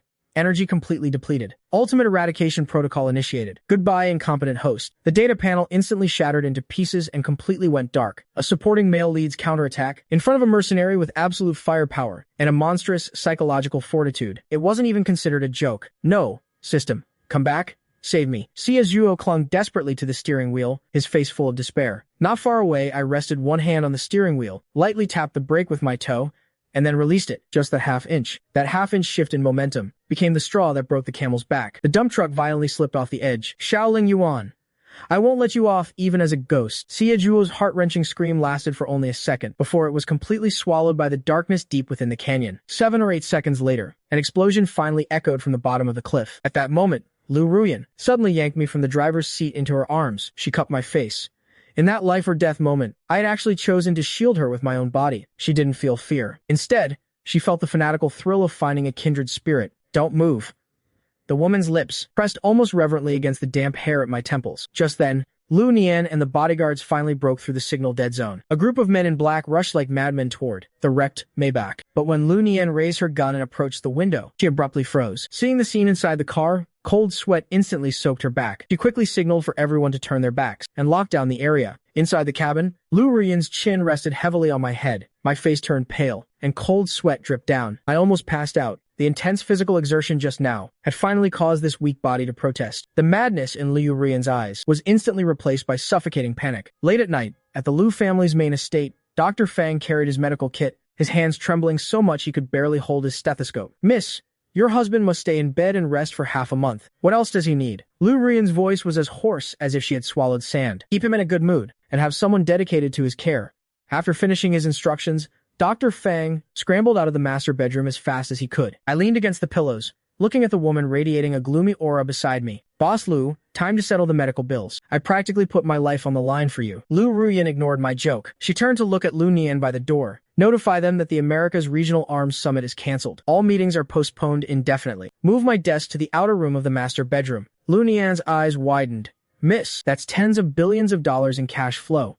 The patriarch. Do you not understand human speech? Lu Ruyan raised an eyebrow. The subordinate immediately went to do it. For the next 3 days, the master bedroom became my prison, even if I just got out of bed to pour a glass of water. Lu Ruyan's gaze would be glued to me. I really couldn't take it anymore. Taking advantage of Lu Ruyan answering an encrypted call, I quietly slipped into the bathroom and locked the door. The warm water washed over my body. I closed my eyes, enjoying this rare moment of solitude. The sound of the water stopped. I wrapped a towel around myself and stood in front of the sink. I picked up my toothbrush and had just squeezed on some toothpaste when a heavy knock on the door suddenly echoed. The water had only been off for a minute. Outside the frosted glass door, the silhouette of a slender figure was cast. The woman's voice through the door sounded irritable. Xiaoling Yuan, open the door. I rolled my eyes. With the toothbrush in my mouth, I pulled the door open with one hand. The dark clouds looming over Lu Ruyan's head only dissipated when she saw I was completely unharmed. I was just taking a shower. Is Boss Lu afraid I'm going to escape down the drain? Being watched from every angle for the past 3 days, my patience was completely exhausted. However, Lu Ruyan didn't say a word. He actually walked over to the bed and pulled a hairdryer out of the drawer. The whirring warm air broke the dead silence. I instinctively tried to dodge, but a soft hand cupped the back of my head, leaving no room for refusal. These hands, which usually held guns and controlled the lives of thousands, were actually holding a hairdryer right now, drying my hair. My tense back relaxed incredibly in the warm breeze. I don't know how long it had been. The sound of the hairdryer abruptly stopped. The room instantly fell into a heavy, intimate silence. Lu Ruyan didn't pull her hand back. Her fingertips lingered on the back of my neck, stroke by stroke, rubbing it almost obsessively. Her scalding breath fell behind my ear. She suddenly leaned in close, burying her face in my hair. Xiaoling Yuan, who exactly are you? How many lives are on your hands? My breath hitched. My cover was about to be blown. But the next second, Lu Ruyan's kiss landed heavily on the side of my neck. It's fine if you don't want to tell me. You're not going anywhere anyway. I didn't dodge. I forcefully pushed her face away. President Lu, put away your little imprisonment games. My tone was casual but full of warning. When I was surviving in a hail of bullets, you were still nowhere to be found. Just as I was about to twist her wrist, bang, the door was violently smashed open. Boss. Ling Xiao stumbled in, practically crawling. His face was deathly pale. Something terrible happened. The W organization took the bounty on your head. Their cleaner entered the country 3 hours ago. At almost the exact same second, Lu Ruyan's microcommunicator also crackled with an urgent voice. Eldest Miss, the old master suddenly dropped in with 7 elders. They've forcefully taken over the top floor. They even disarmed the perimeter guards. 2 completely different, lethal crises detonated at the exact same moment. I let go of her hand. Those mad dogs from the W organization were within my expectations. Lu Ruyan didn't say a word. She pulled a silver Beretta from the drawer. She loaded a round into the chamber, locked down all the bulletproof shutters in the main estate. Her voice was ice cold. Without my orders, don't even let a single fly in. Dropping the command, the living Yama strode out of the room, radiating a chilling aura. Meanwhile, in the top floor conference room of the Lu group, 8 men, all over 50, elders with sinister eyes sat in formal silence, and in the seat of honor was a man in a tang suit. A withered old man leaning on a dragon-headed cane. Old Master Lu stared dead at the tightly shut doors. Boom! The 2 solid copper doors were kicked open by a violent external force. Lu Ruyan walked in, dripping with rainwater. Behind her, the safeties on the submachine guns of a dozen trusted subordinates were all clicked off. The conference room instantly turned into a Mexican standoff. Laser sights crossed frantically. Lu Ruyan, do you have no respect for me, your grandfather, anymore? Old Master Lu slammed his cane heavily against the floor. Lu Ruyan sneered. I said it a long time ago. If anyone from the overseas branches dares to take a single step into AO City, they die. Is the nursing home in America not comfortable enough for you, old master, that you had to come back here to pick out your own grave? The faces of the elders instantly turned ashen, but old Master Lu just gave a cold laugh. He slapped a document onto the table. Printed boldly on the cover were 2 words. Divorce agreement. For a man of unknown origins, you canceled the armed summit, lost half our transport routes, and even provoked that mad dog from the Song family. The old master's withered finger pointed straight at Lu Ruyan, his tone leaving no room for argument. I don't care what secrets he's hiding. The head of the Lu family absolutely cannot have a weakness. As for the neural implant, just rip it out and install it in someone else. It'll just take a little more time, that's all. A ruthless glint flashed in the old master's eyes. He must disappear today. I've already arranged for the sweeper. The air instantly froze. Lu Nian's back was drenched in cold sweat. The old master was stabbing right at the eldest Mrs. sore spot. Lu Ruyan didn't even glance at the agreement. Using the Lu family's rules to pressure me? The killing intent in Lu Ruyan's eyes was no longer concealed. If you feel you've lived long enough, old man, I don't mind wiping out the Lu family tree today. If Xiaoling Yuan loses a single hair, I want everyone sitting here, along with the entire American branch, to be buried with him. Click. Dozens of guns were cocked simultaneously. A bloodbath was on the verge of breaking out. The massive LCD screen in the conference room suddenly erupted with harsh static. Everyone's attention was instantly drawn to it. Click. Dozens of guns were cocked simultaneously. A bloodbath was on the verge of breaking out. The massive LCD screen in the conference room suddenly erupted with harsh static. Everyone's attention. On the screen, I was wearing a silk bathrobe, holding a crystal fruit platter. Through the screen, I used a gaze like I was watching a monkey show to size up the group of old men. I heard you elders were discussing my whereabouts. Outrageous. Old Master Lu was the first to react.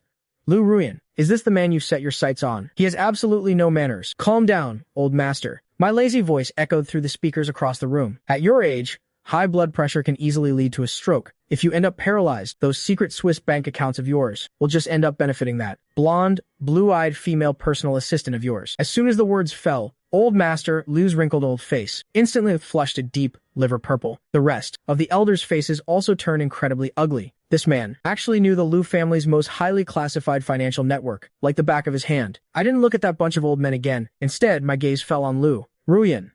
Boss Lu, aren't you tired of standing? Pull up a chair and watch the show. These old bones don't have what it takes to make you do it yourself. The entire room was in an uproar. I was doing this right in front of all the elders, directly seizing power. However, the living Yama, who had just been ready to go on a killing spree, upon hearing these words, the killing intent in her eyes miraculously melted away. She pulled over a chair and sat down. Her posture wasn't that of a young master being forced to abdicate, but rather a spectator waiting to admire her own man. Teaching the elders a lesson, Old Master Lu's lips trembled with rage.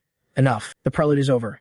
Let's get down to business. Old man, I've read the divorce agreement. The price is too low. Don't you know how expensive the neural implant in my head is? Plus Lu Ruyan's life. You want to buy all that out with just those few Lu shares? I chuckled lightly, not hiding my mockery at all.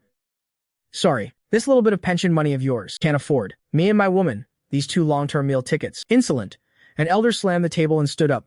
Men, tie him up and bring him to me. Let's see how arrogant he can be then. Tie me up? On the screen, I raised an eyebrow. Ling Xiao, Camera 72. 2 enlarged, encrypted documents appeared on the screen. The headers bore the gold-stamped logo of the Sishan Club. One was the Lu family's South American diamond smuggling route map. Several key ports were actually marked with big red crosses. The other was the real-time GPS tracking of the Lu family's European armed ships. The positioning signals of over a dozen massive cargo ships were currently being broadcast at a frequency of once per second, straight to Interpol's public inbox. The elders in charge of overseas business instantly turned deathly pale. That was over 70% of the Lu family's gray income sources. Respected elders, let me jog your memory. Half an hour ago, the ownership of these 2 routes was already stripped from the Lu family. Now their surname is Xiao. I paused, looking at those ashen, old faces. So, are you planning to send someone to kidnap me? Your new boss? I'm a petty man with a bad temper. The moment you tie me up, I guarantee the very next second, the Lu family will face global asset freezing and bankruptcy liquidation. The elder who had been shouting instantly didn't dare to say another word. They finally understood that this wasn't a forced abdication at all. This was a heaven-shaking death trap laid out for the Lu family. And Lu Ruyan, who had been silent all this time, finally moved. She looked obsessively at the screen, at that arrogant man. Her eyes were full of indulgence and admiration. She even did something unprecedented in front of all the elders, letting out a delighted laugh. That laughter was exceptionally piercing in the dead-silent conference room. Lu Ruyan lifted her eyelids. She swept her gaze over the trembling old man. Her tone was flat. Did you hear that? My husband said it.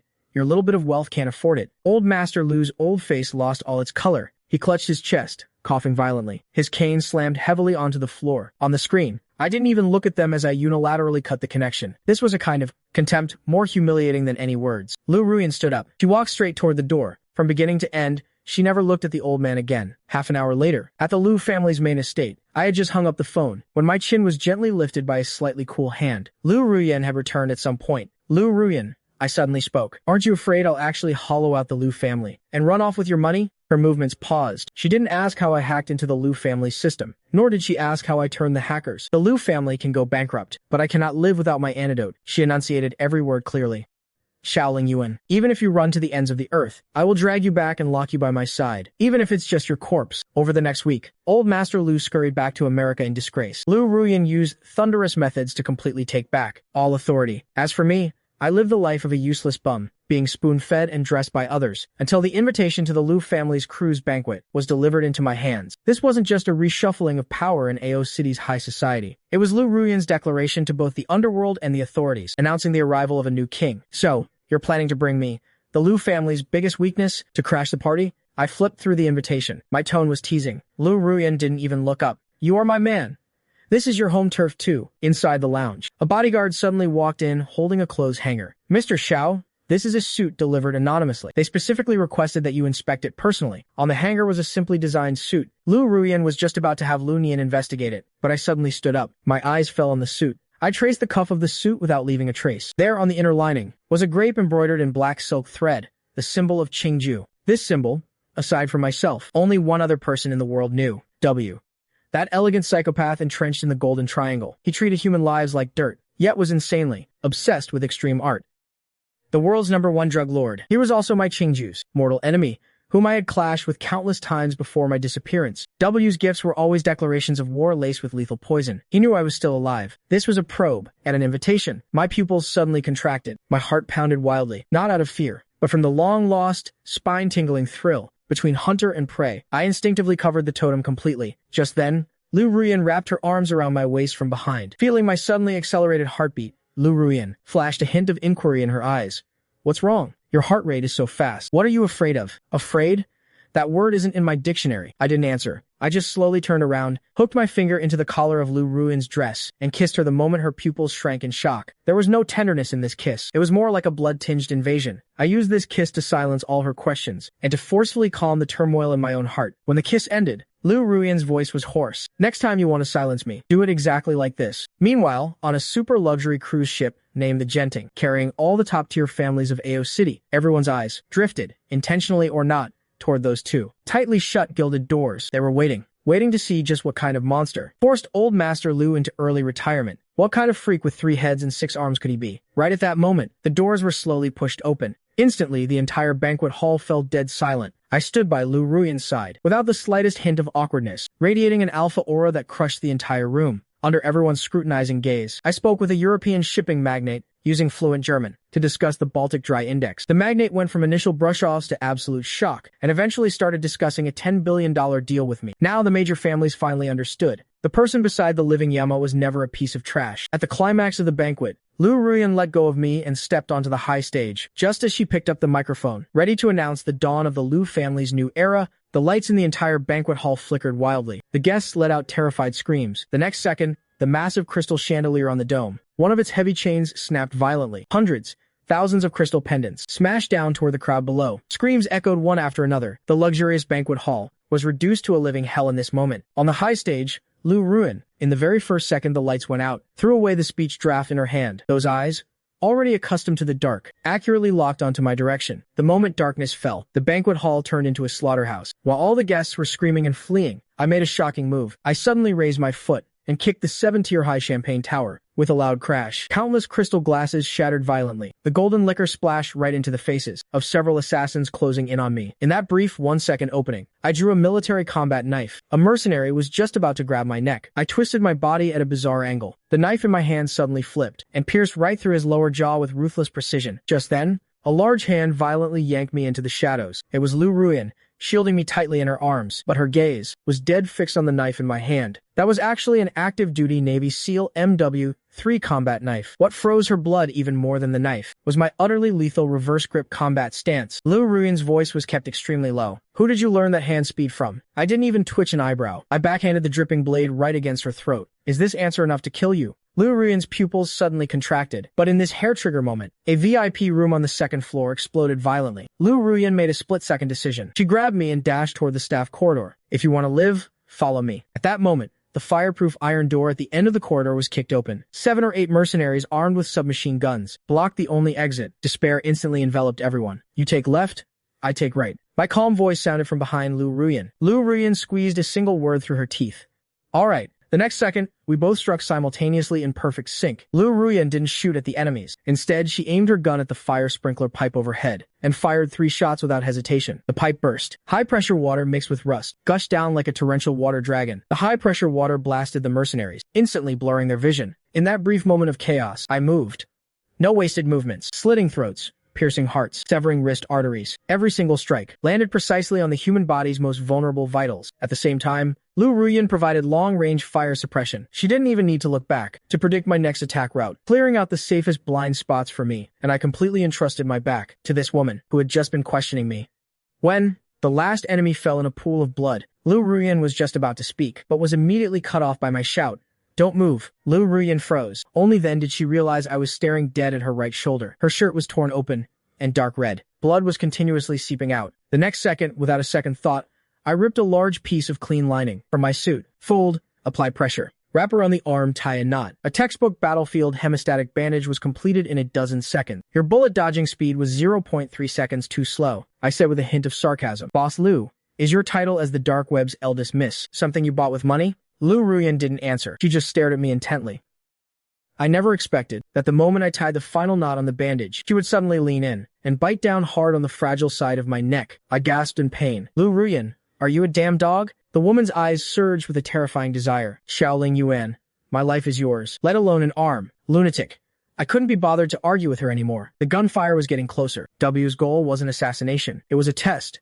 He definitely had a backup plan. My head hurts a bit. Might as well go to the deck to get some fresh air and see our guests out while we're at it. After saying that, I walked toward the deck without looking back. Lu Ruyan silently followed right behind me, not missing a step. On the deck, my eyes accurately locked onto a fleeing speedboat 300 meters away, and the spare fuel barrels covered by a tarp on it. The distance is too far. A handgun won't reach. Lu Ruyan stood by my side. Who said anything about using a handgun? I chuckled lightly. I turned around and walked to the emergency life-saving equipment box in the middle of the deck. I, from the very bottom, pulled out a massive caliber flare gun for ocean distress signals. I waited in my hand. Then I pulled out a red illumination flare. I expertly loaded it into the chamber. Immediately after, I raised the gun with one hand. My hand was as steady as a cannon welded to the deck. There was no scope. I just tilted my head slightly. My brain instantly calculated the wind, speed, distance, trajectory, and the speedboat's velocity, forming a perfect firing solution in my mind. The next second, I pulled the trigger without hesitation. The fiery orange flare, dragging a long tail of smoke, flew at an incredibly tricky angle and smashed precisely into the rear of the speedboat. Those spare fuel barrels first burst into a ball of sparks. Then a deafening explosion echoed through the sky. The entire speedboat was blown to pieces. Who would have thought that on another submarine 2 kilometers away, a man was looking through a periscope, quietly admiring this scene? Qingju,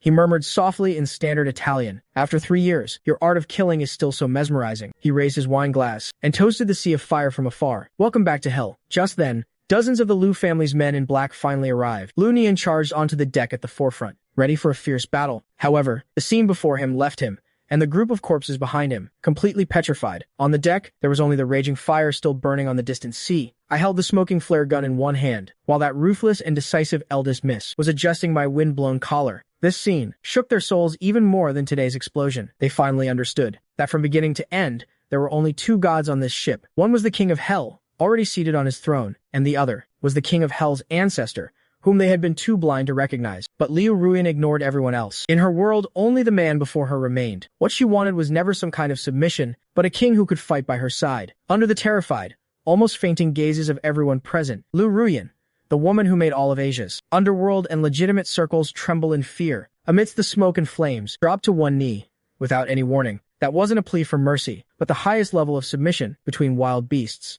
My breath hitched for a second. Liu Ruyan didn't say a word. She just took out a black jade thumb ring from her trench coat's inner pocket. The moment Lu Nian saw that ring clearly, he was absolutely stunned. That was the ultimate symbol of the Lu family's power, the family ring that could mobilize all hidden death squads and unlock their deepest armories. But now, Lu Ruyan didn't put it on herself. Instead, she took that black ring, the symbol of the Lu family's dark empire's supreme power, and slipped it onto my left thumb, she declared, emphasizing every single word. From today on, Xiaoling Yuan is the sole master of my Lu family. I looked down at the woman kneeling on one knee before me, and only said 2 words.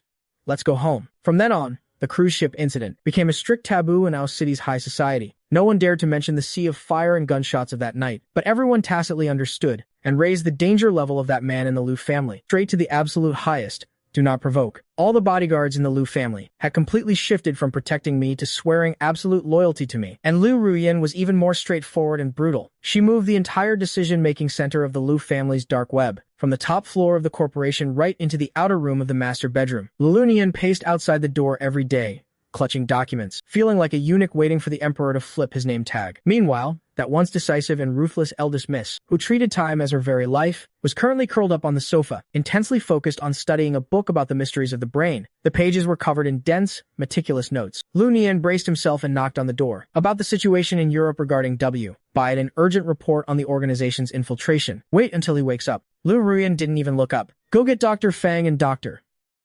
See, Xiaoling Yuan has been having severe headaches lately. He can't even sleep well at night. Tell them to hurry up and come up with a treatment plan. Just as I was getting ready to go to the CT examination room, an uninvited guest returned without any warning. Just as I was getting ready to go to the CT examination room, an uninvited guest returned without any warning. Lu Ruin's stepmother, Wen Lan. The Lu family dining room. The long dining table was filled with exquisite, nourishing dishes. I leaned back in the seat of honor, casually stirring the stew. Opposite me, Madame Lu put on the airs of an elder, but a trace of coldness hid in her eyes. She pushed a white jade porcelain bowl in front of me. She smiled affectionately.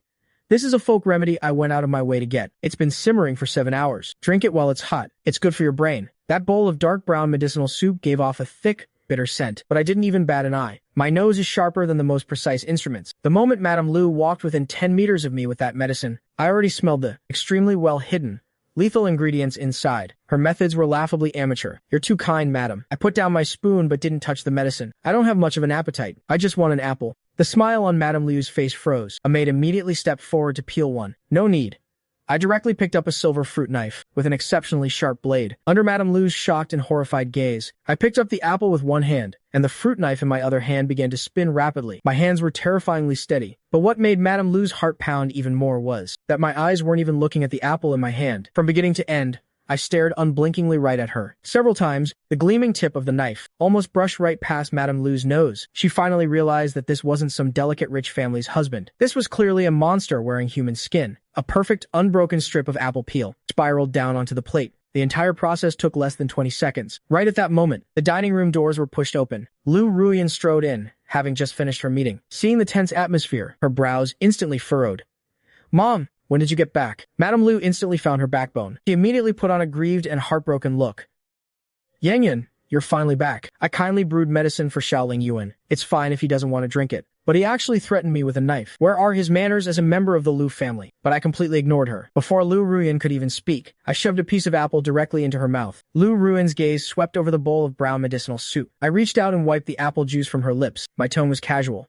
Boss Lu, your stepmother thinks I don't know the rules. Her yelling is giving me a headache. I tapped my finger against the still vibrating knife. Do you think this knife of mine knows the rules? Lu Ruyan's eyes instantly darkened, dripping with malice. This stupid woman. She touched someone she shouldn't have. Guards. Liu Ruyan's voice was eerily calm, without a single ripple of emotion. Take, madam. Hold on. My lazy voice interrupted her. Boss Lu, why use a butcher's knife to kill a chicken? I toyed with the silver knife. My rules have always been very simple. Physical salvation done in one step. Hearing this, Madame Lu immediately shrieked. Yan, listen to him. He wants to kill me. How can such a vicious man be the master of the Lu family? I didn't pay her any mind. I took out my phone, dialed a number, and put it straight on speaker. A clear female voice came through. Boss Xiao, what brings you to call me? Missed me? It was Bug. Lu Ruyan pulled up a chair and sat down, adopting the posture of someone watching a good show. Look someone up for me. My voice was lazy. Wen Lan, Lu Ruyan's stepmother. I want all the dirt on her and her maiden family's Wen group. Read it out loud. Bug chuckled on the other end of the line. I thought it was something major. Her dirty laundry doesn't even rank as sea level on our intel network. Then, she started reading. 5 years ago, Wen Lan used shell companies to transfer 370 million USD from the Lu Group in 17 separate transactions to an anonymous Swiss bank account. 3 years ago, the Wen Group maliciously acquired 3 of the Lu Group's subsidiaries, stole commercial secrets, and illegally profited over 2 billion. 1 year ago, Wen Lan privately raised a mercenary squad in the Golden Triangle. The funding was siphoned from the Lu family. Bug read out each item, and Madame Lu's face grew paler by the second. When she heard about the mercenaries, she completely collapsed onto the floor. Wait, there's something even more interesting. Just yesterday, when Lan's personal assistant bought something quite nasty from the black market. Boss Xiao, your stepmother is dead set on killing you. The call ended. A deathly silence filled the dining room. I walked over to Madame Lu, who was slumped on the floor. I've never been a fan of waste. I pointed at the bowl of dark brown medicinal soup on the table. Are you going to drink this medicine yourself? Or should I have someone pry your mouth open and pour it down your throat, not leaving a single drop? Yan, save me. I'm your mother. Madame Liu scrambled backward on her hands and knees. A warm, damp stench of urine suddenly spread from beneath her trousers. But Liu Ruyan acted as if she hadn't heard a thing, gently asking me if my head was still bothering me today. In the end, Madame Liu tremblingly picked up that bowl of medicine, closed her eyes, and chugged it all in one breath. That very night, Madame Liu was sent out of the Liu family estate. She vanished from the face of the earth. As for her maiden family, the Wen Group, they faced a brutal double strangulation before dawn and declared bankruptcy. A ridiculously petty family feud was crushed into dust by a single phone call from me leaving absolutely nothing behind. Just then, urgent knocking came from the study door. Lu Nian's face was unprecedentedly grim. He didn't even wait to be announced, pushing the door open and barging right in. He was holding a black velvet wooden box in his hands. On the seal was a bizarre silver clown mask stamp. Urgent International Express. The sender, is signed as W. The letter says this is an advance notice of his return. Lu Ruyan was just about to reach for it, but I pushed her hand aside, took the box, and opened it directly. There was no bomb inside, only a miniature holographic projector. Lu Nian, take your men, and immediately locked down a 3-kilometer radius around the main estate. Jam all communication signals. Lu Ruyan's voice was suppressed to the extreme. The moment the door closed, the projector activated automatically. A beam of eerie blue light shot out, condensing in midair, into a life-sized, 3D holographic projection. He didn't speak at first. He just tilted his head, his gaze falling on me with an obsessive scrutiny. My dear Chinju, after 5 years, not only are you not dead, but you've kept yourself in such good shape. Lu Ruyan instantly stepped forward, shielding me behind her. W seemed to notice her movement, letting out a soft chuckle. This must be Miss Lu. Thank you for taking care of. My most beloved collection piece for the past 5 years. He paused, his tone ambiguous and twisted. That fireworks display on the cruise ship, was truly heartbreakingly beautiful. The look in your eyes when you fired that flare gun fascinated me far more than when you were in bed. You're dead. Lu Ruyan gritted her teeth. A silver beretta instantly slid into her palm, but I suddenly reached out, pressing down on the barrel she was about to raise. W, I'll give you 10 seconds. State your purpose. Otherwise, I wouldn't mind treating your little nest in the Golden Triangle. To an even grander fireworks show. W's laughter grew even more delighted. Chinju, you're still as impatient as ever. It makes you so irresistible. My purpose? My purpose is very simple. I'm very much looking forward to seeing the neural interface that represents immortality. He looked back at me, his tone carrying an unquestionable declaration. So, I will be there in person, to claim both you and the neural interface as my own. Good luck to you both. As soon as he finished speaking, the virtual projection dissolved into a flurry of blue light spots, completely dissipating. A deathly silence filled the master bedroom. The next second, a deafening gunshot rang out. The Beretta in Lu Ruyan's hand was still smoking from the barrel. The projector on the coffee table had been blasted to pieces. Those incredibly ambiguous words from W pierced her heart like poisoned steel needles. What most beloved collection piece? What when you were in bed? Extreme jealousy and lingering fear tightly gripped her heart. Lu Nian. Lu Ruyan roared. Lock down all land, sea, and air exits in Aocheng. Initiate the highest level code red lockdown within a 3-kilometer radius of the Lu estate. Not even a fly is allowed in. She paused, her bloodshot eyes staring fixedly at me. Her voice was on the verge of unhinged madness. Without my orders, my husband is not allowed to take a single step out of the main house. Lu Ruyan. My voice was as cold as ice. Cancel the order. Impossible. Lu Ruyan's voice was hoarse. W is a lunatic. He will really come. So what? I spun around sharply. So, you're going to lock me up here like a cripple, waiting for him to pass judgment? I'm protecting you. Lu Ruyan lost control and roared for the first time. Protecting. I sneered. This isn't protection. This is captivity. You're not afraid of W at all. You're afraid of me, Chinju. Afraid of the past you can't control. I'm not, you are.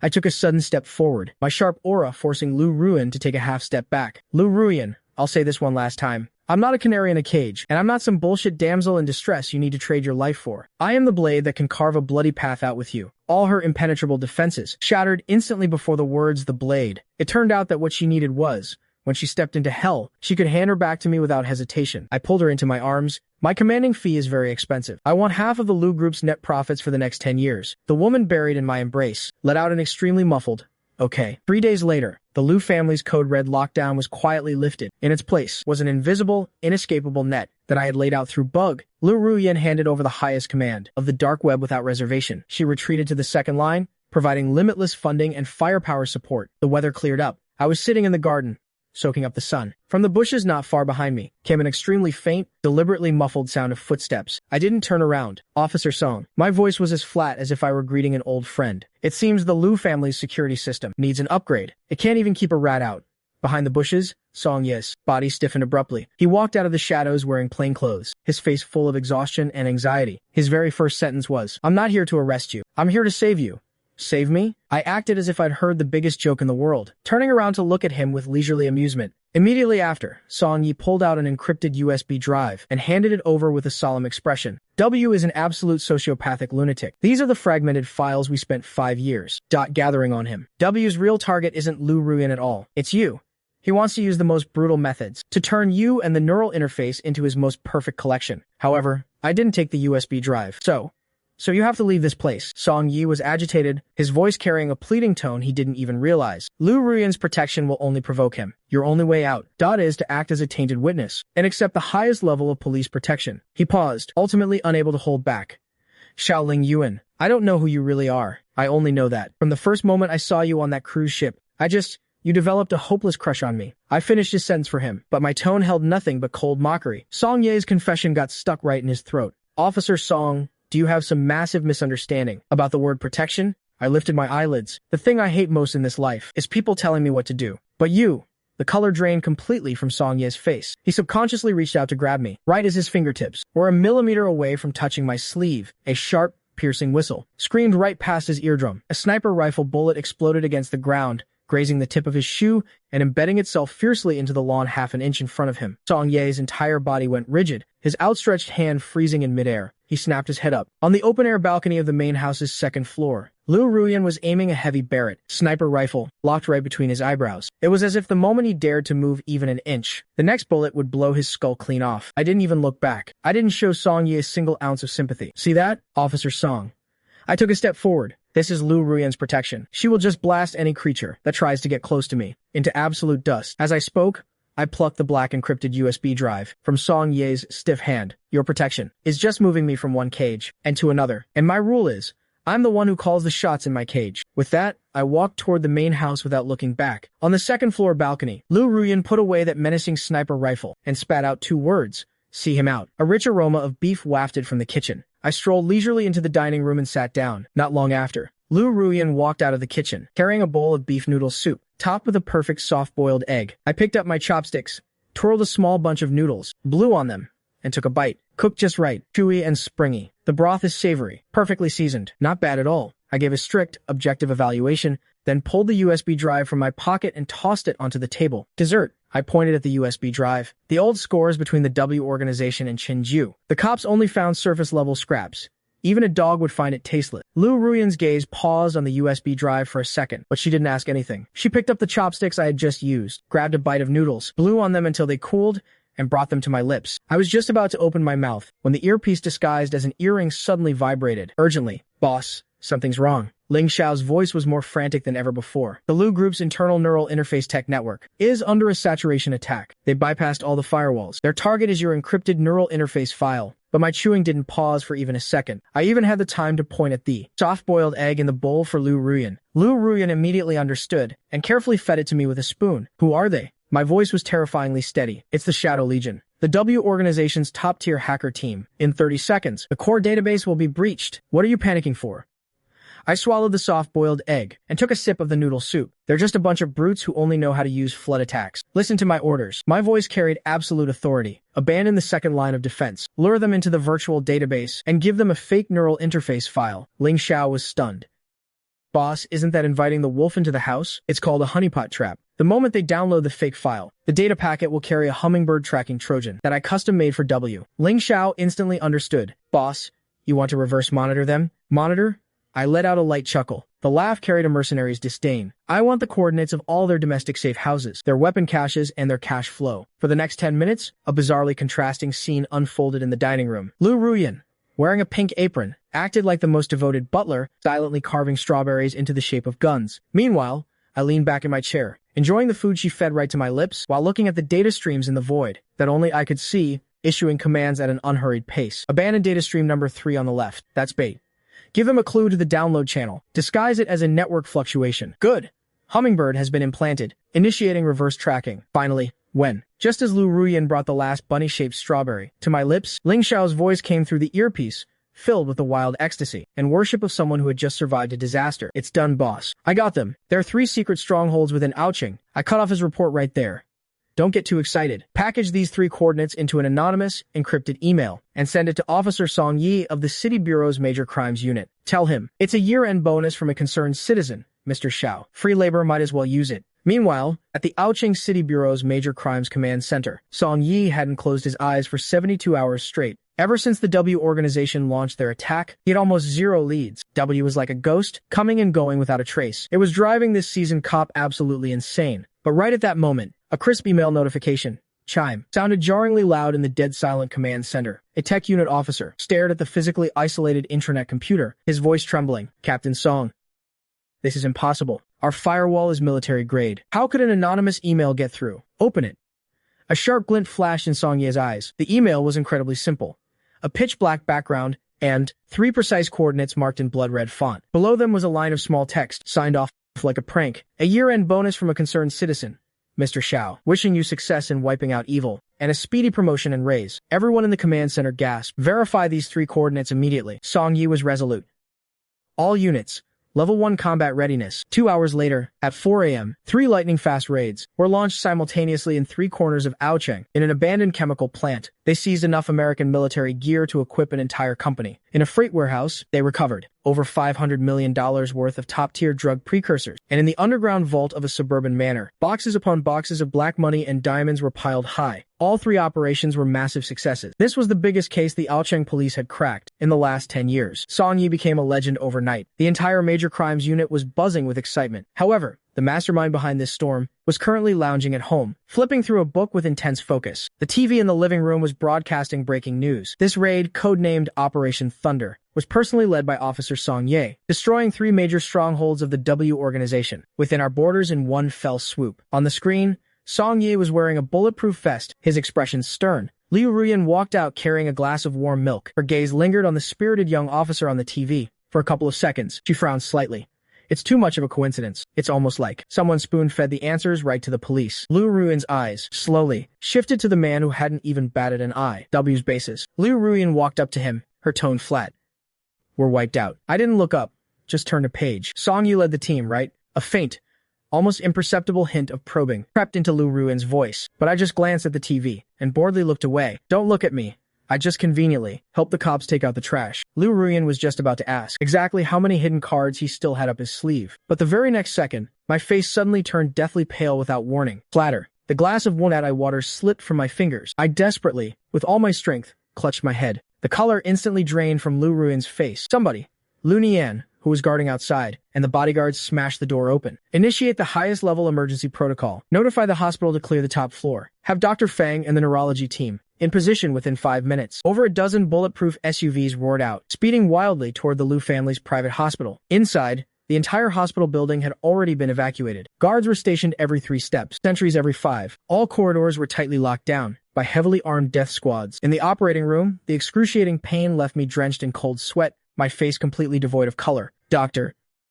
Fang and 7 or 8 top specialists surrounded the bed, everyone wearing a grave expression. The brain implant is severely affecting his neural tissue. It must be removed immediately. Otherwise, he will suffer brain death. Liu Ruyan asked, her voice trembling. What are the chances of a successful removal? After a few seconds, Dr. Fang finally spat out a number.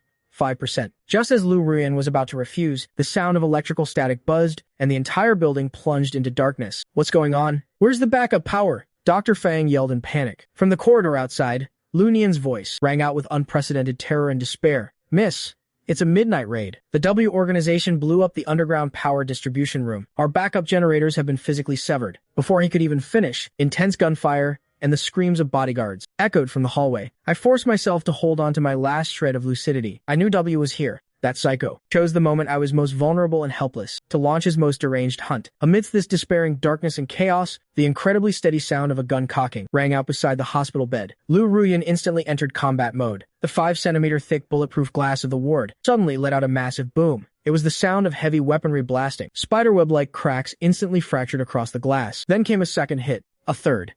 In the darkness, Liu Ruyan stood firmly in front of the bed, shielding it. She pulled 2 cold Glock 18s from her lower back, left hand guarding, right hand aiming at the shattering glass door. Crack. Crash. The 5-centimeter bulletproof glass finally turned into a spray of flying shards, exploding inward. Glass fragments mixed with the freezing night wind poured in like a torrential storm. In the dark, several figures in heavy combat gear, holding short-barreled rifles, filed in. Their tactical goggles flickered with an eerie, inhuman crimson glow in the gloom. The doctors and nurses in the ward let out desperate, stifled sobs, as if their throats were being crushed. But the fierce protector standing before the bed didn't flinch. 2 soft pops. The 2 mercenaries at the front took bullets right between the eyes, blood spraying as they fell straight backward. She was locating them purely by sound. Lu Ruyan's ears were like the most precise radar, catching the faint crunch of the enemy's combat boots, stepping on broken glass. Her brain turned into a cold, calculating killing machine. Back left, 7 o'clock, 2 men. From the bed, my voice was ragged from extreme agony, yet carried an unquestionable calmness. Lu Ruyan didn't even aim. Her left arm whipped backward at an unbelievable angle. 2 more muffled shots. 2 more bodies hit the floor in the dark. She entrusted her back, completely and unreservedly, to the man on the bed. And even though I was on the verge of passing out from the pain, I could still use intuition beyond human limits to be Lu Ruyan's most accurate eyes in the dark. Lu Ruyan didn't know how many she had killed. She only knew that behind her was the only faith she protected with her life. She absolutely could not take a single step back. Just then, the alarm suddenly blared. The last mercenary was distracted by the noise. Lu Ruyan seized the opening, emptying her last bullet without hesitation. The world finally went quiet. The backup power rebooted. Blinding lights suddenly flickered on. 7 or 8 corpses lay scattered across the floor. The air was thick with the pungent stench of blood and gunpowder. But in the next second, outside the shattered door of the hospital room, Lu Nian's terrified, pitch-cracking roar suddenly echoed. "Boss, we've got a problem." Lu Nian stumbled and crawled into the room, his face pale with despair. Officer Song found something on the hospital's load-bearing pillars. A bomb rigged to take down the entire building. It's a C4. And the countdown has started. Be specific. Lu Ruyan's voice didn't waver in the slightest. Lu Nian's fingers trembled so hard he could barely hold the communicator. Captain Song said, "It's a new type of stealth bomb made of 3 sets of mercury, more 1,000-tilt switches and a nested, all-loop mechanism. Cut the wrong wire, or if the building shakes too hard, and the whole place gets leveled to the ground. We only have 4 minutes and 30 seconds left." It was a physical dead end, but the word dead end didn't exist in Lu Ruyan's dictionary. Team 1, clear the way. Team 3, cover the rear. Lu Ruyan helped me up, striding out of the ward. "Tell Song Yi to stall. That bomb.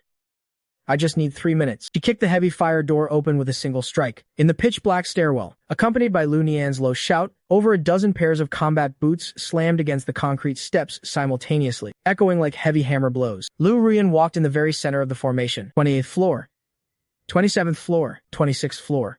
In this pitch-black, desperate situation, with every step she took, her muscles were undergoing shock absorption that pushed past human limits. Even though her right shoulder was numb with pain, even though her forehead was covered in beads of cold sweat, Lu Ruyan, I bit my lower lip, and through blood-stained lips let out a faint whisper, "Don't speak." The woman's jaw pressed tightly against my forehead. "Close your eyes and get some sleep. Even if the sky falls, I'll hold it up for you." Meanwhile, in the B2 underground parking lot, Song Yi, wearing a bomb suit weighing dozens of pounds, was half-kneeling in front of the main load-bearing pillar. Sweat dripped onto his visor. The chief bomb disposal expert beside him was tearing at his hair, his voice breaking in despair. "Captain Song, we can't defuse it. This is a new infinite loop schematic that just surfaced on the dark web a week ago. If we cut even one wrong wire, 10 kilos of plastic explosives will detonate instantly. If this pillar goes, the 28 floors above us will collapse like dominoes, crushing everything." Song Yi slammed his fist into the ground, bloodying his knuckles. He grabbed the walkie-talkie, tuning it to the Lu family bodyguard's public frequency. "Lu Nian, is Lu Ruyan next to you? Listen to me. The bomb is unsolvable." Song Yi stared dead at the ticking, blood-red numbers. "There's 2.5 minutes left. Tell Lu Ruyan, even if she has to run until her legs break, she has to get him out of here. I'll hold the line here." Over the comms channel, there was only the sound of heavy footsteps and panting. 10th floor, 9th floor, 8th floor. The right half of Lu Ruyan's body was soaked in blood, her vision starting to blur. But the arm supporting me didn't loosen in the slightest. Song Ye's roar drilled into my ears, word for word. Dark web, infinite loop schematic, liquid mercury, switches. These keywords were like bolts of lightning, splitting open my clouded brain. In the memories belonging to the world's top mercenary, Agent 009, there was a fragmented weapon blueprint. It was an unfinished prototype. W used to blow up an entire underground armory 3 years ago. That psycho actually perfected it. I snapped my eyes open, pulled out the communicator, and cut directly into Song Ye's public frequency. I pressed the talk button. "I've seen the blueprints for this bomb." Song Ye's head snapped up. The blood-red numbers on the timer read 158, illuminating his pale face. How could he recognize the newest bomb schematic from the dark web? "Song Yi," my voice rang out again. "Report the wire colors and the arrangement of the mercury tubes." Song Yi forced himself to focus on the wires, his voice trembling with despair. 3 mercury tubes, parallel and inverted. 4 main wires. Red, blue, yellow, green. The red wire is wrapped around the detonator pin. The countdown had 1 minute and 20 seconds left. Everyone knew the red wire was the trigger wire, but with dark web bombs, cutting the red wire would absolutely trigger an instant detonation. Right then, inside the armored vehicle, I let out a long, heavy breath. That's the second-generation variant of the infinite loop. My words came out astonishingly fast. The red wire is a decoy. The yellow and green wires are anti-tamper triggers. If you touch either of them, 10 kilos of C4 will blow you straight to heaven. 045. Song Ye's hand, holding the wire cutters, hovered in midair. Sweat stung his eyes. Then which one do I cut? Only 40 seconds left. Look closely at the blue wire. My voice grew incredibly low from the pain. Next to the blue wire, is there a thin black wire disguised as a grounding wire? Thinner than the rest? Song Ye leaned in sharply. Sure enough, beneath the thick insulation of the blue wire, pressed tightly against it, was a single, thin black wire blending into the shadows. Yes! Song Ye's voice spiked. Cut it. I closed my left eye, delivering the final verdict. That's the control wire that actually cuts power to the mercury switches. 015. The underground garage was dead silent. Song Ye clenched his jaw, clamped the cutters onto the thin black wire, and squeezed hard. A faint time snip. The blood-red countdown stopped dead at 03, completely extinguishing. 1 second before the Grim Reaper knocked, he was violently kicked back out. It's defused. The bomb is defused. Wild ecstatic roars of survival erupted over the walkie-talkie. But right at that moment, hearing the confirmation, I slipped into a deep coma. Lu Ruyan sat in a pool of blood, staring intently at my unconscious body in her arms, facing a C4 bomb that even the chief bomb disposal expert was completely helpless against. I had managed to pinpoint the lethal decoy wire with just a few spoken instructions. This terrifying familiarity with top-tier military ordnance. This monstrous psychological fortitude. Just who exactly was he? She checked my breathing, confirming I had only passed out from the pain. Her spine, tense to the absolute limit, finally slumped. Miss! In the front seat, Lu Nian whipped his head around in panic. Later, in the intensive care unit, I forced my heavy eyelids open, only to see Lu Ruyan taking a thick file stamped with Interpol's highest confidentiality seal and setting it on fire. That wanted poster bearing the codename 009, and my real face turned into a pile of ashes. Not only did she spend $30 million to buy out Interpol's internal system data, she also had Lu Nian lead a team to burn the physical archives. She was outright declaring that Agent 009 no longer existed in this world. I just sneered. You think burning a few pieces of paper can wash the stench of blood off me? But Lu Ruyan was incredibly obsessive. Your scent can only belong to me. From now on, you are only my Mr. Lu. After multiple rounds of tests and examinations, the cause of my headaches was found. The implant was overreading my emotional center. Dr. C installed a Guardian protocol into my implant, feeding it forged neural signals to make it think it had already retrieved the required data, temporarily solving my headache issue. I finally breathed a sigh of relief, ready to start hunting down KG. Who would have thought that after being discharged, what awaited me was a top-tier cage, blast-proof glass, triple biometric locks. All my weapons were confiscated. I was completely cut off from the outside world, beginning a life of house arrest under the guise of recovery. Even when I went to the bathroom, Lu Ruyan stood guard outside the door. Today, Lu Ruyan brought in my tonic soup as usual. My eyes, however, were locked onto a solid silver fork on the tray. It was the only piece of metal in this room that could be considered sharp. The next second, I struck like lightning. Before Lu Ruyan could even react, that silver fork was pressed hard against her throat. Lu Ruyan, I'm suffocating in this damn cage of yours. The prongs were already digging into her skin. If she dared to move an inch, it would pierce right through. Yet, not only did Lu Ruyan not dodge, she actually grabbed my hand holding the fork and forcefully pressed the sharp prongs even deeper into her own neck. Blood instantly seeped out. My pupils shrank. I instinctively tried to pull my hand back, but she held it in a death grip. Lu Ruyan just held my hand like that, looking up at me. As long as you're alive, you can torture me however you want. That single sentence instantly extinguished all my raging fury. Going head-to-head with a lunatic would only make her weld this room shut like an iron barrel. I yanked my hand back, looked at the bloody scratch on her neck, and sneered. Go wipe that blood off. Don't dirty my bed. The moment Liu Ruyan turned around to get the first aid kit, my gaze shifted to the pebble hidden under the flower pot. I reached out, took it, and using Morse code, tapped lightly on the pebble 3 times. Click. A micro-holographic chip the size of a fingernail popped out. This was Ling Xiao's handiwork. Using the disguise of a stone, it had bypassed Lu Ruyan's ironclad security net. I pinched the chip between my fingers and squeezed hard. A faint blue light instantly projected onto my palm. It displayed all of the W organization's attack blueprints and heavy firepower. Coordinates. 15 seconds. I skimmed through it, burning all the data into my brain. Then, I squeezed my fingers together, and the chip instantly crumbled into dust. By the time Lu Ruyan walked out with the first aid kit, uncharacteristically, I took the initiative to pull her into my embrace, my tone compromising. Your birthday is coming up. I want to throw a birthday banquet for you. Upsala. Lu Ruyan breathed a sigh of relief, thinking I had finally accepted this safe cage. She agreed immediately. 3 days later, on the holographic screen in the Lu family's study, the overseas branch leaders and the Acheng elders were arguing fiercely. No one dared to host this birthday banquet. W's death notice has already been posted on the dark web's homepage. This birthday banquet is going to be a slaughterhouse. The boss should be immediately transferred to the underground bunker. What's the point of a birthday now? Wait until this blows over. Just then, sitting in the seat of honor, I spoke lazily. Are you done arguing? The banquet goes on as planned. I casually flipped open a gold-stamped invitation. My tone is cold as if I were looking at dead men. Location: 120th floor of the Lu Corporation building. Tomorrow night at 8 p.m. An elder screamed, "What are you doing? You're risking the life of the Lu family's only heir." I shot him a cold glare. If we don't gamble, do we hide for the rest of our lives? I tossed the invitation down. Whoever doesn't dare to show up after tomorrow night, their names will be erased from the Lu family's lists in both the underworld and the legitimate business world. As soon as those words were spoken, everyone's faces instantly drained of color. This was a naked death threat. Lu Ruyan stood by my side, staring intently at my calm profile. Only at this moment did she finally understand. All my docility and submission over the past 3 days were just to use this birthday banquet and use myself as bait. I was actually going to use my own life to set up a shocking death trap, to force that lunatic W out of the shadows. Suddenly, Lu Ruyan slammed the remote control. The holographic screen instantly went dead. A world-destroying storm raged in her eyes. It was the fury of being deceived, and even more so, the terror of me putting myself in lethal danger. Using yourself as bait, Xiao Ling Yuan, do you have a death wish? But I didn't flinch. Instead, I reached out a finger and hooked her crisp tie, yanking it down sharply. Lu Ruyan was forced to bend over. Our noses touched, our breaths clashing fiercely in the narrow space between us. My tone carried a lethal provocation. What's wrong? Is the ruthless, cold-blooded Yama afraid I'll drag you down with me? Lu Ruyan's voice was hoarse. I've never been afraid of death. What I'm afraid of is that one day, when you're seeing red, you'll drag me down into the crossfire with you. She paused for a moment, staring dead into my eyes. Then, her tone shifted. But it doesn't matter. If you think it's too noisy out there, I'll turn this whole city upside down to pave the way for you. The next evening, at the Starry Sky Banquet Hall in the Lu Corporation building, the elders of the Lu family gathered. No one mentioned the dark web's death notice, but their drinking gestures were somewhat uneasy. Lu Ruyan was being held up by a few old men making small talk, but her eyes kept drifting toward me. Just then, Lu Nian, his forehead covered in sweat, squeezed his way in frantically. Miss, something happened. Team has stepped on a landmine in the unfinished building district in the suburbs. It's W's men.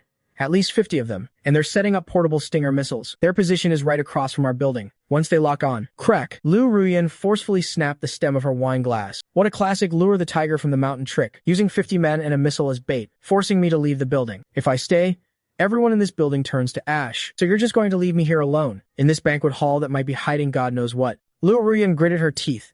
Lu Nian, Team 1, with me. Teams 2 and 3, lock down the entire top floor. Don't let a single bird in or out. She shook the glass shards off her hand and strode toward me. I didn't even look up, asking flatly, leaving? Lu Ruyan didn't answer. Instead, she pulled out that P-226 handgun and shoved it directly into my pocket.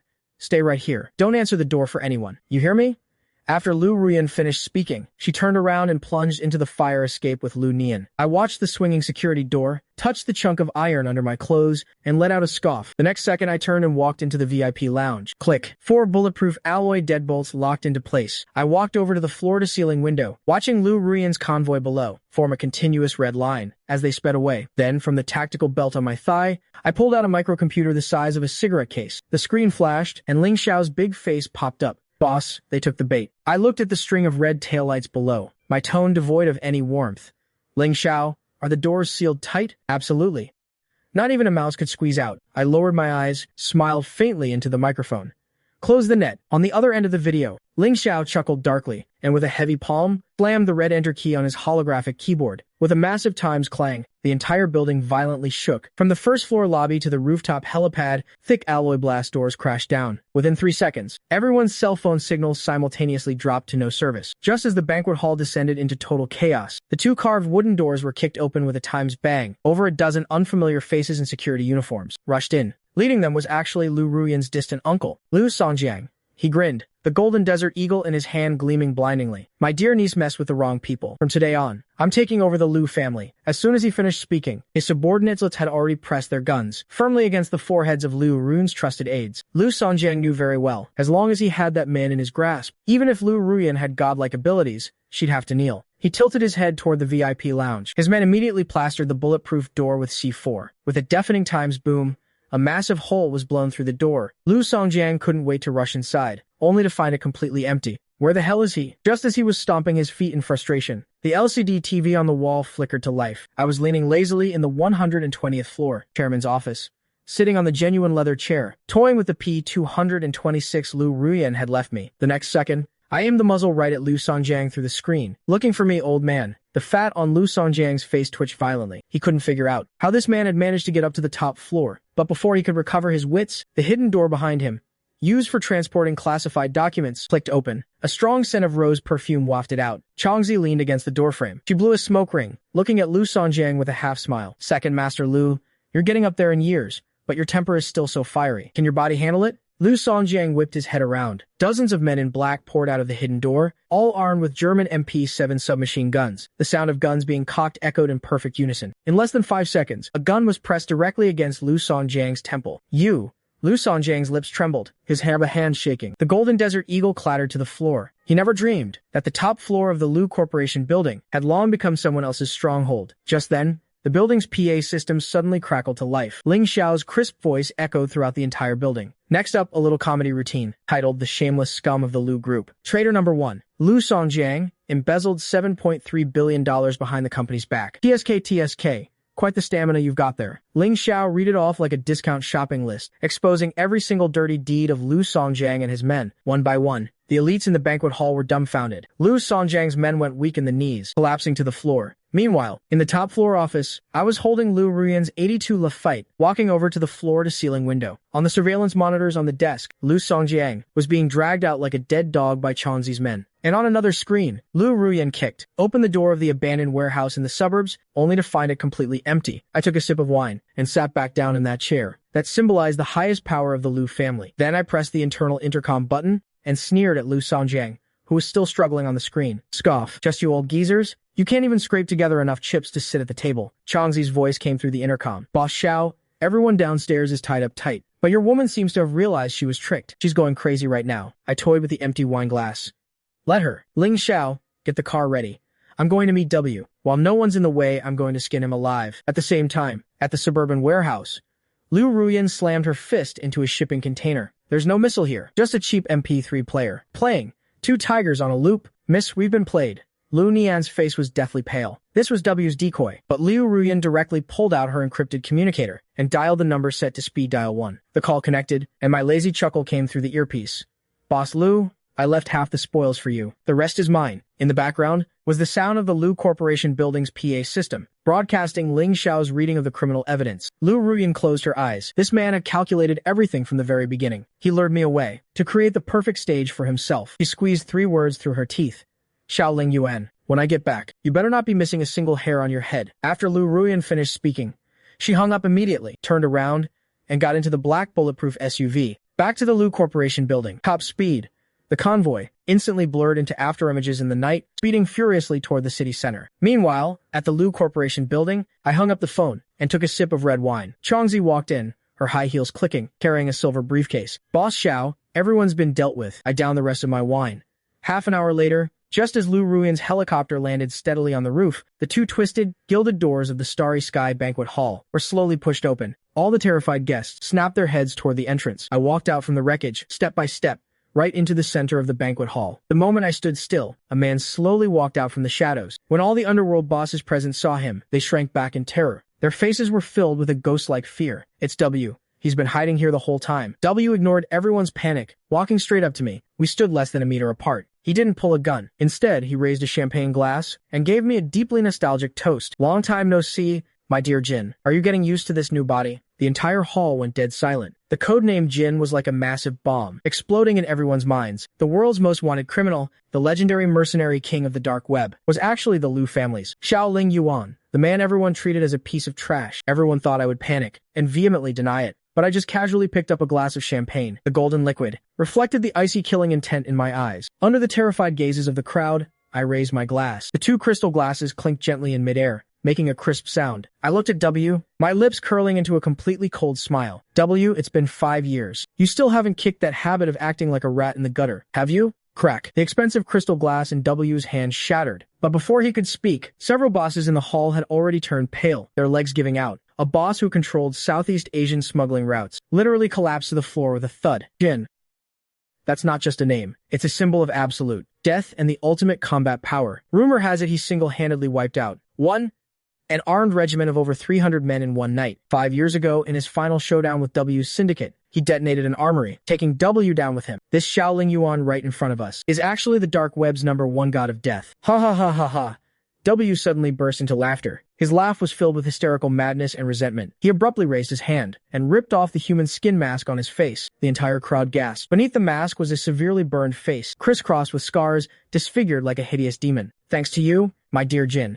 W stroked his ugly scars, his eyes filled with unyielding hatred and possessiveness. 5 years ago in Siberia, that fireworks show you gifted me. I relive it in my nightmares every single night. Now it's my turn to give you a return gift. He suddenly pulled out a red remote detonator. I've prepared 36 gifts for you in this building. As soon as I press this button, in 10 seconds, this place will become your giant coffin. Now it's my turn to give you a return gift. He suddenly pulled out a red remote detonator. I prepared 36 gifts for you in this building. As soon as I press this button, in 10 seconds, this place will become your giant coffin. With that, his thumb pressed heavily on the red detonation button. To die together with you is the most romantic destiny of my life. Panic instantly reached its peak. Several socialites rolled their eyes back and fainted from sheer terror. However, amidst everyone's terrified and despairing gazes, I just looked at him calmly. My eyes held no fear, only the pity one would have for a dancing clown. My voice was terrifyingly flat. Did you forget that this is ouching? This is my territory. As soon as I spoke, I pulled out a black, gum-sized square device and casually tossed it at W's feet. With a soft times beep, the manic smile on W's face instantly froze. He looked down at the detonator in his hand. The green signal light had gone out at some point. A military-grade full-band signal jammer. I crossed my arms, looking at him playfully. You really thought you could use the same trick on me twice. Did you forget? I'm the one controlling this building's security system now. W's body trembled violently from extreme rage. He had lost.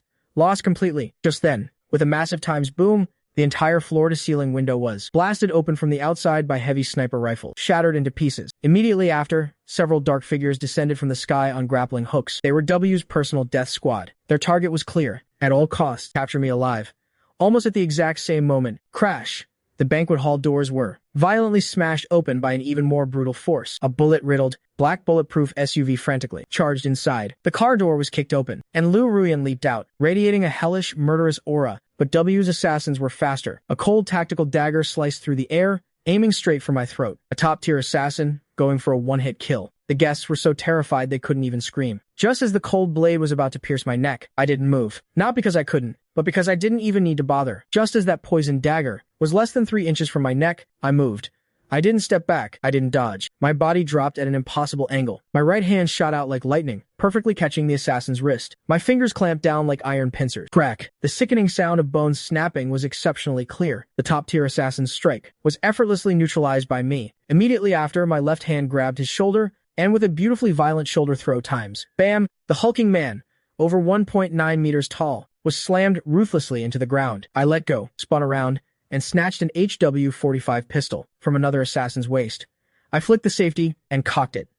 Every movement was fluid and seamless, so fast it left only afterimages. From being ambushed, to counter-killing, to seizing the gun, the entire process took less than 5 seconds. The god of death had returned, and this entire scene was completely and entirely witnessed by Lu Ruyan, who had just stepped out of the car. Her pupils instantly shrank to pinpricks. What had she just seen? I was never a fragile man who needed protecting. I was the same kind of monster she was. Jin. Lu Ruyan unconsciously chewed on that name that drove her absolutely crazy. All the deception and secrets no longer mattered. Her heart, which had been dead and silent for 28 years, was completely ignited the moment she saw me snatch that gun. But in that split second when Lu Ruyan was distracted, another assassin slipped into my blind spot, aiming a silenced pistol right at my temple. Thwip.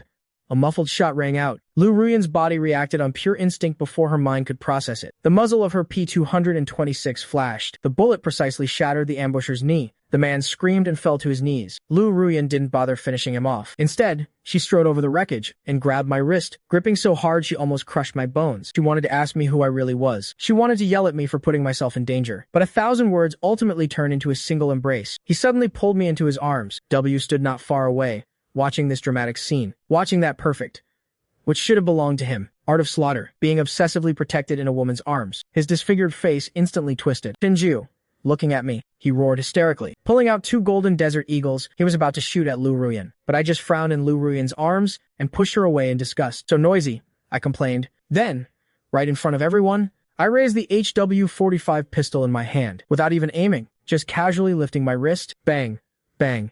2 muffled shots rang out. The bullets didn't aim for W's vitals, but instead, accurately shattered the triggers of his 2 golden desert eagles. Sparks flew everywhere. The 2 guns instantly turned into scrap metal. Dead silence filled the room. Everyone was so shocked by this humiliating marksmanship. that they forgot to breathe. In W's stunned eyes, the madness on his face gradually turned into a twisted fanaticism, and the moment Lu Ruyan saw me fire, the last shred of reason in her eyes completely snapped. She knew she had completely fallen. This man was her destined tribulation. She stared at me intently, and through gritted teeth, declared in a voice only the two of us could hear, "Chinju, you hit it for me so well. We'll settle this score slowly in bed tonight." Without a second thought, I raised my elbow and struck hard at her, but Lu Ruyan perfectly anticipated my move, stepping back nimbly, narrowly dodging that blow which could have shattered an ordinary person's ribs. W watched the man and woman openly flirting in front of him, and the extreme rage of being completely ignored instantly twisted his disfigured face. "Chinju," he roared hysterically.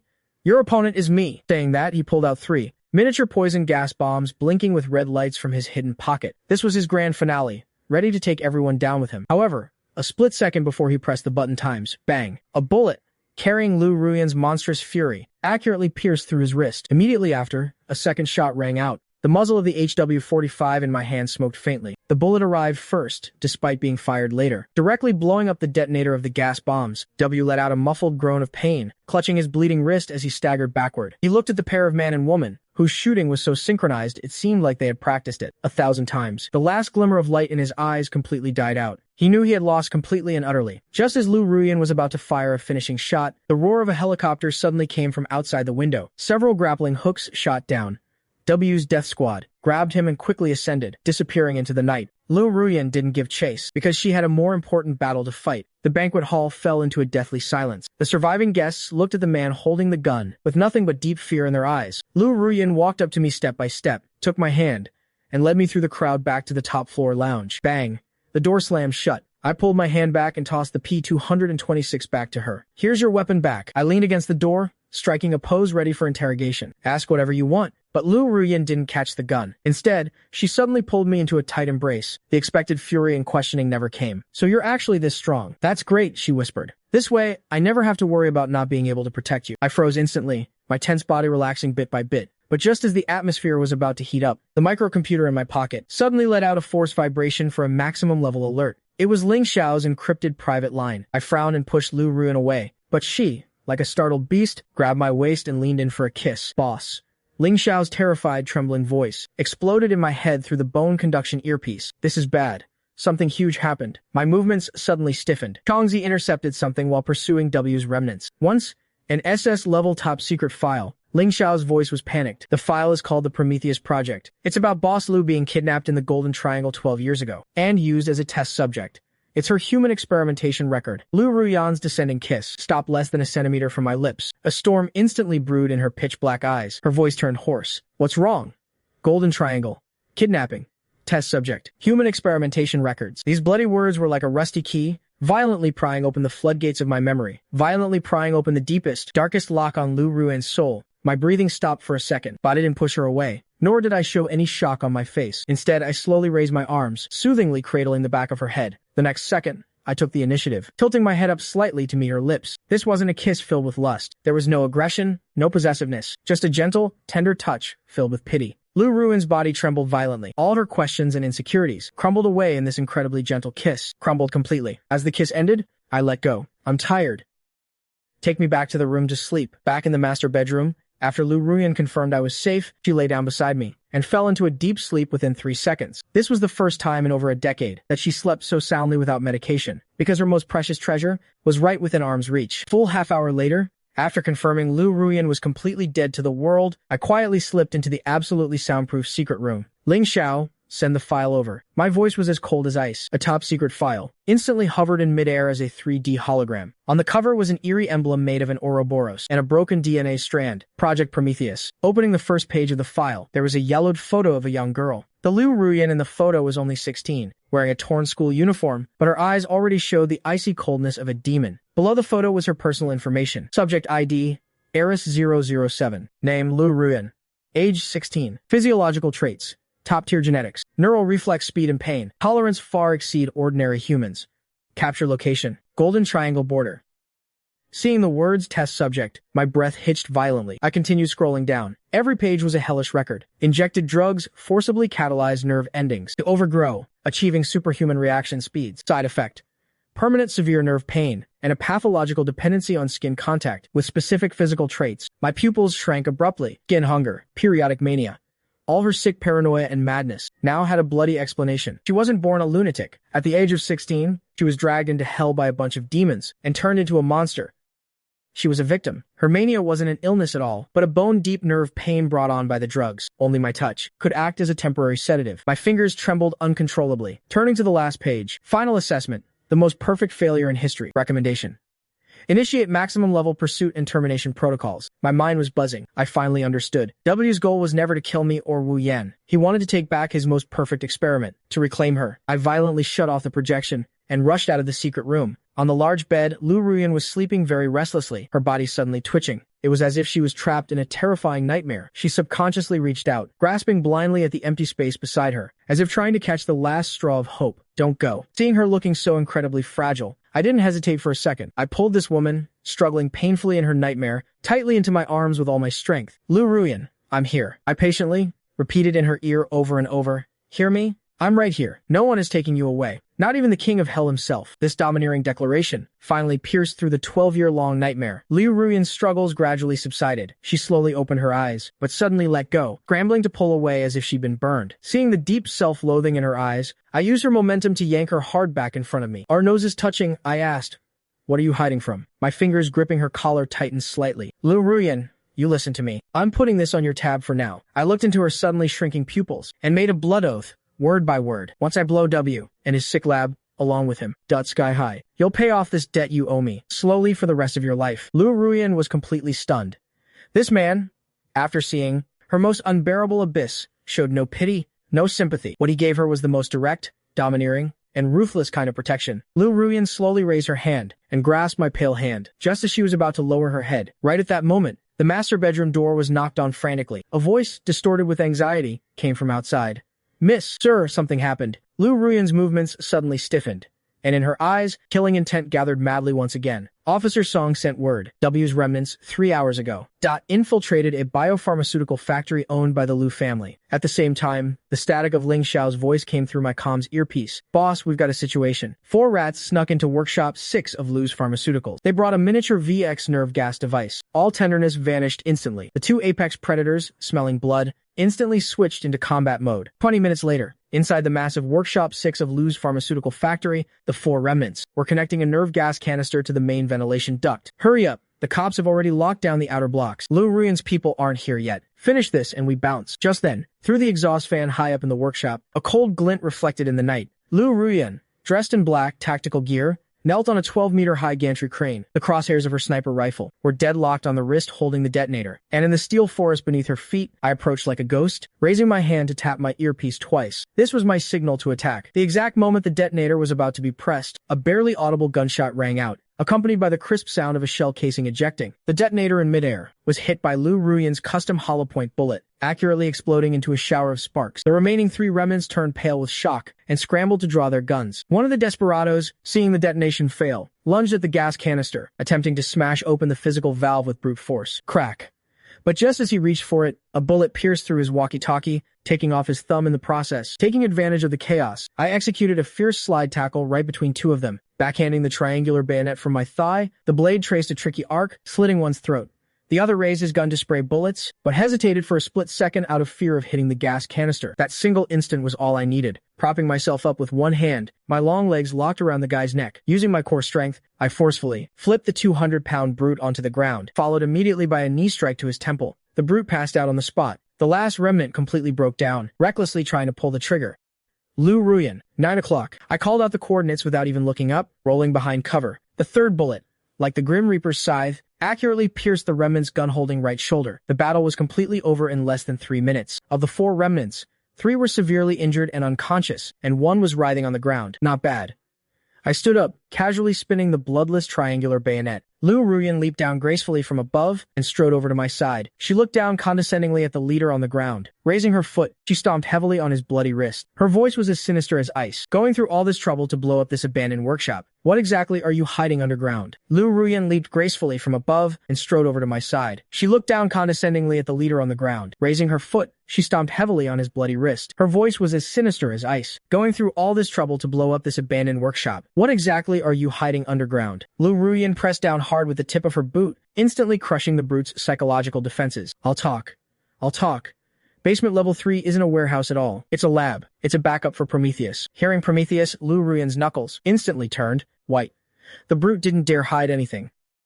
Boss W said, "You are the most perfect living specimen of his life. 5 years ago, afraid you'd die out there. He colluded with a Lu family branch to build a small cultivation room to preserve your genetic data. The gas bomb is just a decoy. The plan was to take the original genetic sequence, extracted from you when you were 16. Of the core cold storage tonight. The filthy past Lu Ruyan had desperately suppressed was actually kept in a jar by that psycho, who even wanted to mass produce it. She didn't ask any more questions. Smashing her hard-soled combat boot into the brute's temple, he instantly slumped over like a pile of mud. Lu Ruyan's hands were trembling uncontrollably. I didn't step forward to hug her. At this critical juncture, any unnecessary sympathy would just be a slap in Lu Ruyan's face. Ling Xiao, hack into this crappy factory's security backend and disable the entire access control system. Find the shortest route straight to the core cold storage. I ordered into the walkie-talkie. 5 minutes later, Lu Ruyan and I found the hidden freight elevator. As the elevator car descended, a smell mixed with formalin and bleach seeped in. Smelling this bone-deep familiar scent, Lu Ruyan's breathing grew heavier and heavier. Ding. The doors opened. The entire layout here, even the anti-collision padding on the walls, was exactly the same as 12 years ago. In that underground devil's den in the Golden Triangle, those gleaming alloy shackles made Lu Ruyan start trembling uncontrollably. In her ears, it was as if those heart-wrenching screams echoed again. It was her own voice. Just then, my hand forcefully squeezed into her tightly clenched fist. "Follow me," I said, and strode into the corridor. Pushing open the lab doors, inside were dark tissue samples in glass jars and scattered scalpels. But what truly rooted Lu Ruyan to the spot was a metal restraint chair, specifically used for sensory overload testing. Lu Ruyan suddenly bent over, stomach acid churning. Her nerves stretched to the breaking point. The next second, I kicked the spinning, powered-on centrifuge next to it, completely upside down. Sparks shot up over a meter high. A massive explosive crash forcefully snapped Lu Ruyan out of her drowning-like hallucination. She looked up, panting heavily, only to see me with my back to the wreckage, cracking my knuckles. "Lu Ruyan, close your eyes." I didn't look back, my tone leaving no room for argument. "Today, I'll teach you for free how to give these sick freaks a physical salvation." Immediately after, I neatly pulled out a few silver-gray metal blocks from my backpack. They were military-grade miniature thermite, incendiary charges, capable of generating 3,000-degree heat. Moving extremely fast, I slapped them precisely onto the joints of the 3 core load-bearing pillars. I even jammed the last one dead center onto that metal restraint chair. Setting the timer and flipping the switch, I dusted off my hands, turned around, and walked up to Lu Ruyan. Without any nonsense, I forcefully pried open her stiff palm and shoved the red detonator remote into her hand. "The filth that didn't burn clean when you were 16. We're taking it all back today, with interest." My palm suddenly pressed down hard. "Press it. You have to blow up your own hell yourself." The warmth of my palm instantly seared into Lu Ruyan's heart. The nightmare that had tortured her for 12 whole years suddenly seemed incredibly ridiculous at this moment. She swallowed hard. The suffocating emptiness was instantly and ruthlessly replaced by a more violent ferocity. "Press it," I urged again, applying more pressure with my fingers. Click. A soft sound. The next second, Lu Ruyan pressed the button all the way down. The scene was dead silent. Only the indicator lights of the 3 thermite charges instantly flipped from green to red. Knowing it was time, I turned and bailed. Lu Ruyan didn't look back again. The 3,000-degree heat melted all the massive genetic data, hard drives, and the testing chair into bubbling molten iron. Then, a deafening roar completely erupted from underground. The entire underground structure began to collapse wildly. Hell was destroyed. She would welcome a true rebirth. Meanwhile, the fire alarms above ground were already blaring wildly. 10 minutes later, the deformed glass revolving doors on the first floor were kicked open. Billowing black smoke mixed with sparks poured out frantically. Song Yi, who was in charge of the scene, shuddered violently. Under the dumbfounded gazes of countless SWAT officers and firefighters, Lu Ruyan and I stepped out of the flames side by side, looking at this man and woman whose very backs screamed. Perfect harmony. A wave of bitterness instantly washed over Song Yi's mouth. An hour later, inside the bulletproof SUV, Ling Xiao's voice suddenly came through the earpiece. "Boss, something's wrong. The data on W's peripheral funds is way too weird." I didn't even bat an eye, my voice incredibly cold. "Speak English." Ling Xiao swallowed hard, his voice even carrying a hint of a tremble. "W's lab in the Golden Triangle, plus the dirty money in 6 offshore accounts, and his top-tier trading channels on the dark web, have all been frantically transferred out in the past half hour. The receiver for all these assets is actually a real-name account." I coldly spat out one word. "Who?" Ling Xiao gasped, his voice instantly losing control. "It's Changzi." Hua handed everything over to Changzi. I sat up straight abruptly. "Where's Changzi?" Ling Xiao's voice was shaking badly, his hands frantically typing on the keyboard. "Changzi took a team to the high seas an hour and a half ago to ambush W's cruise ship. Now all the trackers on him have gone dark. Ling Xiao swallowed hard. Zhangzi's last known coordinates before losing contact. Are in the lawless international waters just outside the Bermuda Triangle. Even military radar can't scan that area. The AC in the car felt bone-chilling. My newly relaxed shoulders instantly tensed up, gripping Lu Ruyan's arm tightly. Lu Ruyan reached over and covered the back of my hand, signaling me to keep listening. Ling Xiao's voice cracked with a sob of buttons. The sound of typing rained down like a storm. Boss, Chongzi was trying to wipe the Lu family's messy slate clean for you. That's why he ended up like this. That ship, the Gorgon, isn't a cruise liner at all. It's a floating black site. Chongzi and his few dozen men couldn't even make a splash. Within 3 minutes, send me the satellite trajectory of Chongzi before he lost contact, and the supply manifest to my phone. My tone was so flat it was bone-chilling. Only those who knew me well understood that the calmer I sounded, the bigger the table I was about to flip. The next second, the armored vehicle tore through the wind like lightning, speeding all the way into the underground garage of the Lu family's main estate. I didn't even bother changing out of my dirty clothes, walking straight into the intelligence center on the 5th basement level. This was the nerve center of the Liu family. The green data streams on the electronic screens flowed like an endless waterfall. I took off my black jade thumb ring and slammed it hard into the reader on the main console. A robotic, emotionless voice announced, "Full access confirmed." The family head, Lu Ruyan, leaned against the doorframe, quietly watching over me from the side. My fingers flew across the keyboard, leaving afterimages. Lines of code mixed with Hebrew and low-level machine language gibberish were frantically typed in. Then, I smashed the enter key. In a hidden channel that had been dormant for 5 years, I sent out a pinned message. Then, I smashed the enter key. In a hidden channel that had been dormant for 5 years, I sent out a pinned message. It was Qingju's Global Assembly Order. Less than 10 seconds after the message went out, the global underground world descended into absolute madness. Inside a jungle base in Colombia, a bald mercenary's hand twitched, his bullet nearly grazing his own toes. In an underground wine cellar in Sicily, a mafia boss suddenly sprang to his feet, overturning a table full of red wine. Inside a VIP booth in Tokyo, a man in a suit scrambled out the door, clutching his tablet. On the encrypted terminals of every major kingpin, the exact same blood-red coordinates popped up. The entire international dark web instantly boiled over. Holy shit. The boss is back. It's alive. Qingju's channel actually lit up again. Nobody sleep. Bring out everything in the armory that can fly or drive. Target: the outer perimeter of the Bermuda Triangle. Meanwhile, in Lu Ruyan's earpiece, the piercing alarms from the depths of the Lu family's intelligence network also rang out. In just one short minute, global dark web traffic surged by a massive 400%, and all the spearheads were pointing straight at the same deadly sea fog. Lu Ruyan smiled silently. When this man really got to work, he could raise an entire army with just a wave of his hand. The blast doors slid open. I walked out, my eyes burning with a fury that could boil the open seas dry. Then I looked at Lu Ruyan. My tone left no room for negotiation. It was a notification. I need a jet. A hypersonic aircraft that can fly straight to the Atlantic. And unrestricted access to all of the Lu family's transport ships in those waters. Lu Ruyan didn't even ask a single question. Instead, she walked over to the secondary console and slammed her palm down, activating the highest patriarch override. The giant screen instantly switched as dense clusters of red dots and green lines covered the world map. Not just overseas private armories, but even armed transport ships and deep-sea mini-submarines. The entirety of the Lu family's hidden assets was now displayed without reservation. Lu Ruyan turned around, her tone wildly arrogant. If that's not enough, I also have absolute controlling stakes in 2 mercenary bases down in South Africa. Take as many men and as much firepower as you need.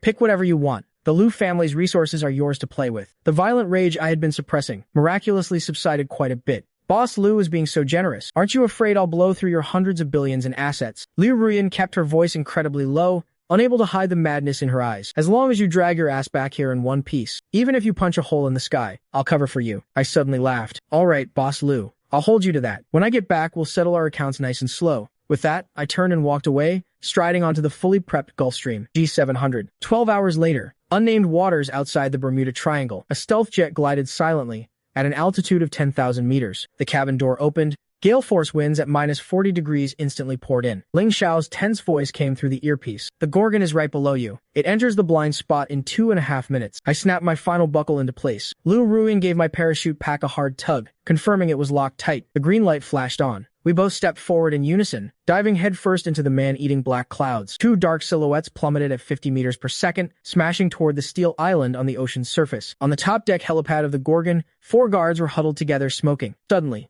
the back of one man's neck tightened sharply as a tactical garrote wire with a blood groove viciously strangled his windpipe. In less than 5 seconds, 4 corpses, limp as mud, were silently dragged into the shadows. I flicked the beads of blood off the wire and gave Lu Ruyan, who was 10 meters away, a clear hand signal. Lu Ruyan smoothly looted an assault rifle off one of the dead men. Then, one after the other, we moved along the hidden ventilation maintenance shafts, making our way all the way down to the very bottom of this devil's ship. This was the VIP Coliseum on sublevel 3. The air was thick with an unshakable stench of blood. Right in the center of the arena, a massive octagonal iron cage stood out glaringly. Changzi's usually pristine, custom-made chapao was now torn into bloody shreds. Bone-deep knife wounds stretched all the way from her shoulder down to her thigh. She was suspended tightly in the middle of the cage by 2 thick iron chains. At this moment, a man with a face full of savage fat, a cleaner nicknamed Butcher, was waving a kukri machete stained with minced flesh, grinning sinisterly at Changzi. "Hand over those smuggling routes, and let the boys have some fun with you. I promise I'll give you a quick death." Changzi spat out a mouthful of blood and broken teeth, landing it squarely on Butcher's right eye. Her eyes were full of disdain. "A bootlicker like you, licking W's souls? Just wait until my boss Xiao gets here. If he doesn't tear this piece of junk ship apart for scrap, I'll change my damn last name." Butcher flew into a rage out of humiliation. He raised his combat knife, ready to hack it straight down onto Changzi's face. In the nick of time, a massive explosion violently erupted. The reinforced security doors, along with the load-bearing walls, were forcibly blown halfway down by directional C4 charges. The blast instantly knocked out the nearest guards. Immediately after, 2 figures like gods of death strode in over the floor covered in shattered glass. I held a freshly captured submachine gun in one hand. Liu Ruyan had that stolen rifle slung over her shoulder. We both radiated a freezing, murderous aura. The moment Changzi saw who had arrived, she flashed a mocking smile at the stunned Butcher. "Die, you bald fuck.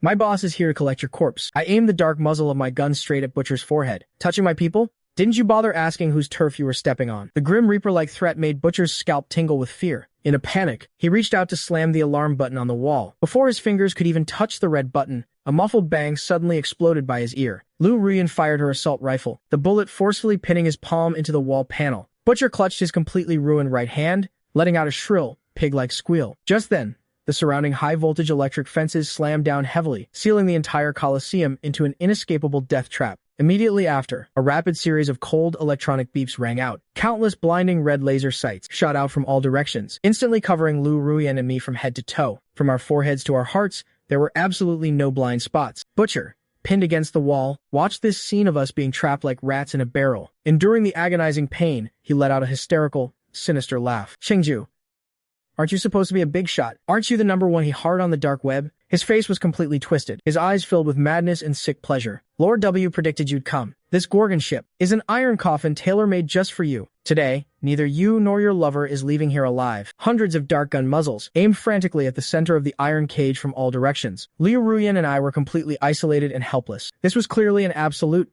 suspense-free death trap. However, covered tightly by hundreds of infrared laser dots, my face showed absolutely no fear. I sneered. "Butcher, was it? Didn't ever teach you not to talk so much trash on my battlefield?" The next second, I looked at the frantically ticking second hand on my watch, the corners of my mouth curling into a cold, mocking smirk. 3. Butcher's arrogant laughter abruptly stopped. 2. All the surrounding armed thugs looked at each other in confusion, having no idea what trick I was playing. 1. The moment the last syllable left my lips, the entire Gorgon shook violently with a deafening roar. A series of chain explosions, 10 times more violent than before, echoed wildly from the exterior of the ship. Amidst the terrifying blasts, the Gorgon began to rock violently. "What's going on? Report the situation." Butcher roared frantically into his communicator. But the communicator only emitted the piercing static of heavy electromagnetic interference. Then, heavy weaponry tore open the ship's hull, accompanied by the rain-like sound of tactical boots shattering the deck. Butcher jerked his head up, and through the LCD screen, he saw the live feed transmitted from the high-altitude drones. On both sides of over a dozen speedboats, pitch-black machine guns and rocket launchers were aimed outward, heavily surrounding the Gorgon. At the same time, countless top-tier mercenaries dressed in black combat gear and wearing masks descended from the sky on grappling hooks, boarding the ship like a swarm of phantoms. The moment I issued the assembly order, the Gorgon's defense systems had already been completely taken over by Ling Xiao and my hacker team. This was a long, premeditated, absolute counter-encirclement. The situation completely reversed the second I counted to 1. The steel fences were forcibly snipped open by hydraulic cutters. The arrogant armed thugs were instantly disarmed by my men, with pitch-black muzzles pressed hard against the backs of their heads. The infrared laser dots on Liu Ruyan and me vanished without a trace in an instant. Holding a still-smoking shotgun in one hand, I ordered my men to cut the iron chains binding Changzi. Changzi leaned weakly against my chest, pulling a seductive smile. "I knew you, you fiercely protective bastard, would never watch me die at the hands of these losers." I remained expressionless, slowly walking over to the man pinned against the wall, the completely terrified Butcher. I raised my cold tactical boot and stomped hard on Butcher's fat chest. I pressed the muzzle of my submachine gun firmly against his forehead. "Where's W?" "I don't know. I really don't know." Butcher was trembling like a leaf. He gave us all a death order, telling me to stall you here. My eyes turned ruthless, and I shoved the muzzle deeper into his flesh. So you're saying he's not on the ship? Butcher completely broke down. This ship is just bait. His real target. He went to the Liu family estate to get the master control chip for the neural interface. The next second, the sole of Liu Ruin's tactical boot stomped down hard, instantly producing the crisp sound of snapping ribs. After a surge of agonizing pain, Butcher passed out on the spot. I didn't even glance at the piece of trash on the ground. Hand him over to my men. Let's go. Stepping over the mess and blood covering the floor, Liu Ruyan and I took massive strides toward the top deck of the casino ship, sprinting like mad. 5 minutes later, on the top deck helipad of the Gorgon casino ship, an Apache attack helicopter belonging to the W organization, originally meant for their escape, erupted with a deafening roar from its engines. Liu Ruin sat in the pilot's seat, flying the chopper like a maniac. She didn't even bother checking the tedious flight instruments, just staring dead ahead into the night sky. Meanwhile, wearing noise-canceling headphones, I was typing frantically on a military tablet, trying to reconnect to the encrypted network of the Liu family estate. Liu Ruyan, steady. My voice, transmitted through the radio channel, entered her eardrums clearly. Even if you fly this chopper until it falls apart, you won't save 10 minutes. The neural interface will be fine, and I won't be controlled. Swallow your panic right now. I paused for a moment, slamming down the final line of decryption code. A chilling, violent glint flashed in my eyes. Without my nod, even the king of hell wouldn't dare take me. These words acted like a shot of adrenaline, forcefully, piercing into Liu Ruin's mind, which was on the verge of losing control. She took a deep breath, the bloodshot redness in her eyes fading slightly. Replacing it was a colder, more precise killing intent, connecting to Ling Xiao. The next second, the tablet screen, distorted by heavy electromagnetic interference, flickered violently twice. Finally, the internal security feed of the Liu family estate popped up. The scene on the screen made both of our pupils shrink sharply. The Liu family matter, this steel fortress known for having the highest level of security in Asia, had been reduced to a living hell. Flames shot into the sky from the front lawn. Over a dozen corpses of Liu family bodyguards lay scattered in pools of blood. Liu Nian's face was covered in blood. Her bulletproof vest already had 3 or 4 deformed bullets lodged into it. Holding an assault rifle with an empty magazine, she was standing her ground fiercely in front of the heavy blast door of the inner vault. Beside her,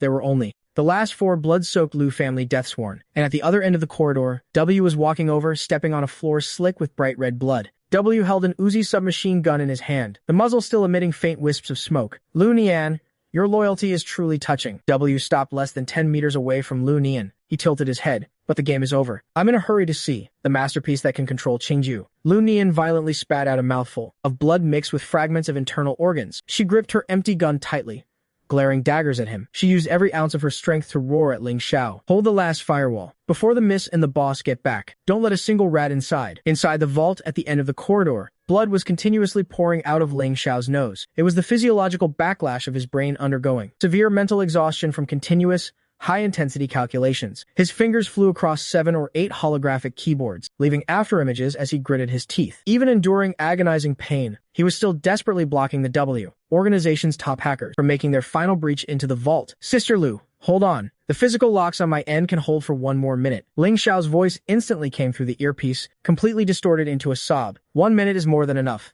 W sneered. Then he slightly tilted his head. The 2 elite, Deathsworn behind him, darted out like phantoms. Liu Nian's 4 bodyguards had just raised their pistols, when their carotid arteries were instantly slashed. Blood sprayed everywhere. Liu Nian used her empty gun like a club, hurling it like a madwoman straight at W's head. However, she was already at the end of her rope. The Deathsworn beside W simply raised a foot casually, landing a direct hit on Liu Nian's chest. Crack! The piercing sound of her sternum shattering rang out. Liu Nian's entire body slammed heavily against the blast door. She struggled to crawl back up, but a foot mercilessly and firmly stomped down on the back of her hand. W looked down at her from above, a shocking sight. Right at that moment, the final electronic lock that Ling Xiao had been desperately holding, finally, under the dual pressure of physical breaching and cyber attacks, popped open a crack. W kicked aside the incapacitated Liu Nian on the ground and pushed open the vault door. Staring at the master control chip sitting right there in the safe, he pulled a miniature walkie-talkie from his pocket and pressed the all-band broadcast button. It was the frequency used to speak directly to Liu Ruin and Xiao Lingyuan, who were far away. I am very much looking forward to seeing how a mind-controlled Qingju will destroy his beloved Liu Ruin for me. I am very much looking forward to seeing how a mind-controlled Qingju will destroy his beloved Liu Ruin for me. He let out a bone-chilling, low chuckle, picturing in his mind those 2 beloved masterpieces slaughtering each other. Rumble, a deafening roar, exploded without warning in the night sky outside the vault. It was the main engine of an attack helicopter, screaming under the strain of being pushed past its limits. The next second, a blinding flash of orange-red fire shot out from the helicopter hovering in midair. It was a 30mm armor-piercing incendiary round. Crash!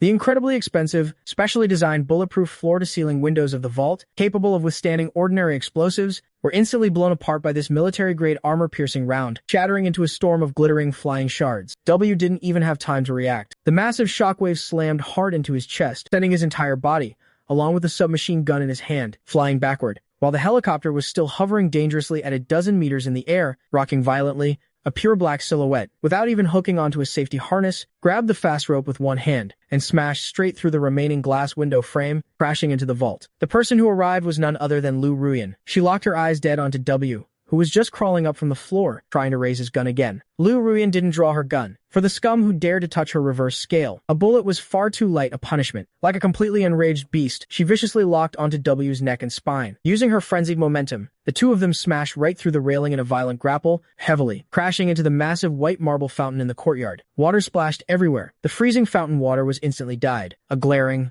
blood-red hue. At the same time, after losing its pilot, the helicopter was perfectly taken over by its auto-hover system. Another powerful silhouette slid down the fast rope into the vault. I didn't look at the carnage outside. I immediately strode over to the safe, my tense back finally relaxing a fraction. Just then, Ling Xiao, his face covered in blood, crawled out from the vault's air vent. I didn't waste any words. I directly unlocked the blast-proof seal and tossed the master control chip securely into Ling Xiao's arms. Hide it well. If anyone approaches, kill them without mercy. Before my words even faded, I turned around, picking up a Barrett M82A1 heavy sniper rifle from the ground. Stepping over the debris, I walked down the stairs, step by step, toward the courtyard. At this moment, in the main courtyard, Song Yi led a fully armed SWAT team, crashing through the manor gates. However, the moment they rushed into the courtyard, all the highly trained SWAT officers froze in their tracks. Inside the fountain, Liu Ruyan was pinning W's chest down with her knee. She didn't use any weapon. She just used her fists, which were already ground into a bloody pulp, from shattered bone and blood. Punching him punch after punch, smashed ruthlessly into W's face again and again. With every frenzied strike, blood splattered across the white marble. W's face was completely unrecognizable, his body twitching weakly under her relentless assault. The SWAT officers stood frozen, stunned by the sheer brutality of the scene. I walked out of the manor doors, the heavy sniper rifle resting casually on my shoulder. My eyes swept over the courtyard, cold and indifferent. Each blow was accompanied by the scalp-numbing sound of a skull cracking. The entire pool had been dyed completely red. W didn't even have a shred of strength left to resist. Only a hoarse, wheezing sound escaped his throat. But Liu Ruyan had absolutely no intention of stopping. She was going to smash this piece of trash, inch by inch, into a bloody pulp. Just as Song Yi hesitated about whether to step forward and stop this one-sided massacre, Liu Ruyan, a cold, clear male voice rang out in the night breeze. That blood-soaked fist suddenly stopped dead in midair. Miraculously, a trace of clarity returned to Liu Ruyan's eyes. I was holding that heavy sniper rifle and reached out, gently pressing my hand against Liu Ruyan's back of her hand, which was tense from excessive force. Liu Ruyan stared intently at me. After confirming that I was safe and sound, her tense body finally relaxed. She let go, letting W's battered head splash into the bloody water. Immediately after, Liu Ruyan stood up, completely ignoring the blood covering her hands. She grabbed me and pulled me into her embrace. I let her hold me tight, lifting that heavy Barrett with one hand. Without even bothering to aim, relying solely on the terrifying, ingrained muscle memory, I pressed that thick, dark barrel directly and firmly against the center of W's forehead in the pool. The touch of cold steel filled the dying W with absolute despair. In the distance, Song Yi opened his mouth in despair. He originally wanted to say to keep him alive, but when he looked at the man, being held tightly in the arms of the living Yama, he couldn't bring himself to say a single word. I looked down at him condescendingly. Next life, try to be a bit smarter, touching my woman. Who gave you the nerve? My eyes turned ice cold, and my index finger pulled the trigger without hesitation. The next second, a deafening gunshot echoed through the night sky of Aocheng. The echo of the gunshot lingered in the dead-silent courtyard for a long time. Standing in the distance, Song Yi issued the most unprincipled secret order since he joined the force. Fall back. Nothing happened here tonight. The deceased is an internationally wanted, armed fugitive who resisted arrest. As the police sirens gradually faded into the distance, Liu Ruyan's grip suddenly loosened. I caught the woman who was falling backward, due to extreme exhaustion from massive blood loss. 3 days later, in the master bedroom of the Liu family estate, Liu Ruyan slowly opened her eyes from a heavy, prolonged slumber. The trauma that had tormented her for 12 whole years vanished into thin air the moment her enemy died. When her gaze swept across the empty room, a familiar sense of panic suddenly washed over her like a tidal wave. That man with no attachments. Did he disappear for good? Liu Ruyan abruptly sat up in bed. Bloodshot veins frantically gathered in her eyes once again. Right at that moment, a very faint sound of metal parts clicking together came crisply from by the floor-to-ceiling window. Liu Ruyan whipped her head around, only to see me leaning lazily on the sofa. A black velvet cloth was draped over my lap, on which lay the neatly arranged, disassembled, scattered parts of 2 handguns. I was looking down, extremely focused on oiling the gun barrel. Lu Ruyan silently threw off the covers and walked barefoot step by step behind me. Without even looking up, I continued oiling the final part. "You're awake." The woman buried her face deeply into the crook of my neck. She breathed in the scent that brought her peace, and finally asked the question that had tormented her countless times. "Are you still leaving?" My hands, busy maintaining the gun, instantly stopped. I put down the part and turned around, not giving a direct answer. Instead, I raised my hand and hooked her chin, forcefully pulling her close. The position of Lu Ruyan's man is quite interesting. I don't plan on moving anytime soon. Lu Ruyan's eyes instantly lit up with a crystalline shine. Just as she was about to express her ecstasy with actions, I suddenly changed the subject and reached out a finger to press against her approaching lips. Although W is dead, the old man is still trapped in Bermuda, along with that massive cruise ship and the mess left behind. Someone has to clean up the mess. Lu Ruyan's movements suddenly paused. Her tone was heavy. "When do you plan to go?" I skillfully assembled the last part back into the handgun. "Tomorrow." Right at that moment, the master bedroom door was suddenly pushed open. Lu Nian hurried in, holding a stack of documents. "Miss, sir, about tomorrow's itinerary. A few arms dealers from Europe are coming to visit." "Cancel it," Lu Ruyan interrupted coldly and ruthlessly. "Prepare 2 tickets to the Atlantic. And while you're at it, use the Liu Group's name to make a public announcement." She paused slightly. "Just say my husband and I are going on our honeymoon." Lu Nian was instantly dumbfounded. Going on a honeymoon to Bermuda, the so-called Sea of Death? Early the next morning, a pitch-black Gulf Stream G700 private jet tore through the sky, soaring straight up to 10,000 meters. The plane flew smoothly through the clouds. It was unexpectedly. The moment the plane entered international airspace, a flight attendant preparing meals in the back of the cabin suddenly flashed a look of crazed, murderous intent. This person wasn't a member of the Lu family's flight crew at all. He was a spy planted at the airport by the W organization, a sleeper agent who had been hiding for 5 years. His mission today was to drag everyone on board down with him. The man suddenly pulled out a gleaming dagger from under the dining cart, aiming at me.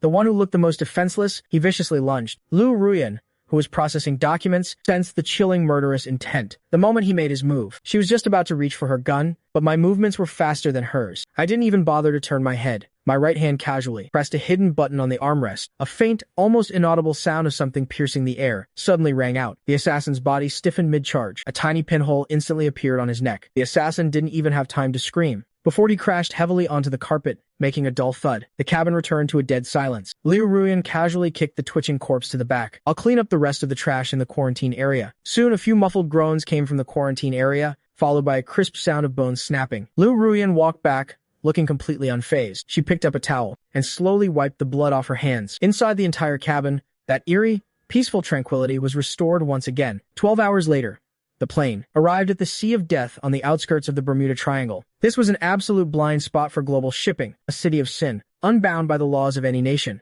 The giant cruise ship, the Gorgon, sat like a dormant steel behemoth, quietly anchored on the calm surface of the sea. Lu Ruyan knew very well that to deal with a local tyrant entrenched in a place like this, the most effective weapon was never a gun, but power and money. The private jet landed smoothly on the cruise ship's top-deck helipad. The cabin door swung open. The king of this giant ship, a bald man nicknamed Bloodlust, was already waiting there with over 100 heavily armed mercenaries. They had been waiting for a while. Bloodlust's gaze flashed with undisguised contempt when he saw the guests walking down the stairs. Flashed with undisguised contempt. It was just a man in casual clothes and a tall, beautiful woman. "Miss Liu, right?"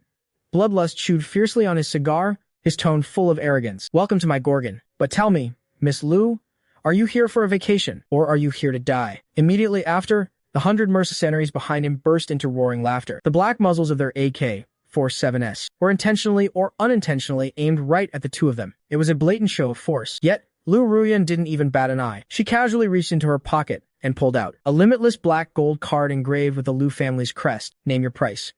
Lu Ruyan's voice wasn't loud, but it carried an absolute sense of oppression. "This ship, along with all the businesses on it, the shipping routes, and the lives of you piece of trash mercenaries, I'm buying them all." Bloodlust froze in shock. Then, as if hearing the funniest joke in the world, he burst into laughter. "Do you have any fucking idea what you're saying? My Gorgon here pulls in over 9 figures a day. Buy me out?"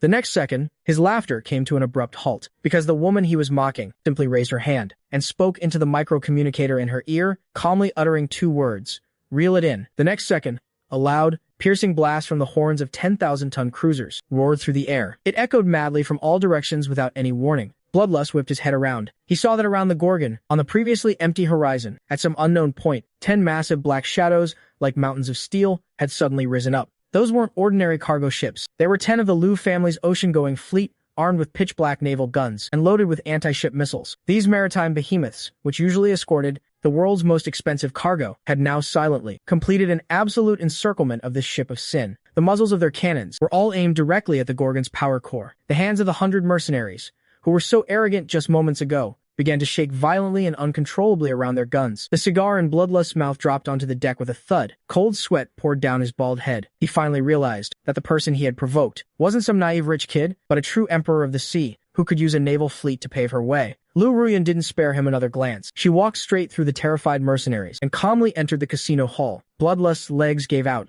and he collapsed to his knees on the cold deck. Inside the casino hall, it was still a scene of extravagant luxury. Lu Ruyan walked straight to the main bar and casually tossed the black card onto the counter. From now on, this ship belongs to the Lu family, she calmly instructed the dumbfounded bartender. Then she turned around, looking down from above at Bloodlust, who had scrambled in from the deck, his face ashen. I'll give you 3 minutes. Take all the breathing trash under your command and roll off this ship into the sea. The Grim Reaper had only given them 3 minutes. Bloodlust and his once arrogant mercenaries scrambled frantically toward the deck and jumped into the freezing water like dumplings being dropped into a pot. Meanwhile, the gamblers and elites trapped on the ship were all held at gunpoint by the Lu family's highly trained operatives. Please board the lifeboats. Lu Ruyan didn't spare those ants another glance. Together with me, she strode toward the secret, neon-lit passage deep within the casino that led to the underground black market. Ling Xiao, pull up all the surveillance footage regarding the Colosseum on this ship. I tapped my bone conduction earpiece, my voice devoid of any warmth. Copy that, boss. Next, the two of us headed straight for the cruise ship's 4th basement level. That was the completely lawless underground black market. The air was thick with the pungent stench of cheap cigars, mixed with the metallic tang of blood. Both sides were lined with weapon shops run by outlaws and illegal organ clinics. Countless greedy, ruthless eyes hid in the shadows, locking onto these two out-of-place tourists. Bang! A muffled gunshot rang out. A bullet, carrying a scorching current of air, grazed right past Lu Ruyan's ear. It was a warning, and even more so, a test. A fierce gunfight erupted without warning. The dense gunfire was deafening. Lu Ruyan's footwork was steady. She tightly gripped a suppressed P-226 pistol. Every time she raised her hand, a hidden gunman would take a bullet right between the eyes and fall silently. At the same time, I stayed close by her side. Not only did I not draw a gun, I strolled casually as if walking through my own backyard. In just a few dozen meters, over a dozen corpses lay scattered across the floor. The stench of blood was thick and pungent. At the top of a 3-story building at the end of the alley, an assassin carrying an RPG rocket launcher had already locked onto us. My eyes suddenly turned icy cold. My tall frame suddenly leaned back, and I snatched up a decorative kukri machete from the entrance of a nearby weapon shop. The muscles in my arm instantly bulged with hard contours. My wrist snapped with explosive force. The heavy machete tore through the air, tracing a deadly arc. Just 0.1 seconds before the rocket launcher could fire, the machete accurately and brutally pierced through the assassin's heart. It carried such violent momentum that it pinned his entire body, dead onto the signal tower behind him. The rocket launcher slipped from his hands, smashing into scrap metal on the ground. The world fell dead silent once again. The bloodlust in my eyes slowly faded. My chest heaved heavily. Let's go find him. Our figures quickly blended into the deeper darkness of the Gorgon. According to the fragmented signals Ling Xiao intercepted, the last known coordinates of Changzi's life monitor pointed directly to the underground black market auction house at the very bottom of the giant cruise ship. Our figures quickly blended into the deeper darkness of the Gorgon. According to the fragmented signals Ling Xiao intercepted, the last known coordinates of Changzi's life monitor pointed directly to the giant cruise ship's underground black market auction house at the very bottom. After passing through 3 heavy alloy security doors guarded by heavy firepower, Lu Ruyan casually tossed that limitless black gold card, representing absolute power, onto the tray. Upon seeing the black card, the guards respectfully pushed open the heavy red velvet doors. In an instant, the pungent smell of old blood mixed with premium cigars rushed madly at our faces. This was a massive, circular, Roman-style amphitheater. In the center was a display stage illuminated by spotlights. Surrounding it were VIP booths, enclosed by one-way bulletproof glass, filled with the world's top arms dealers, drug lords,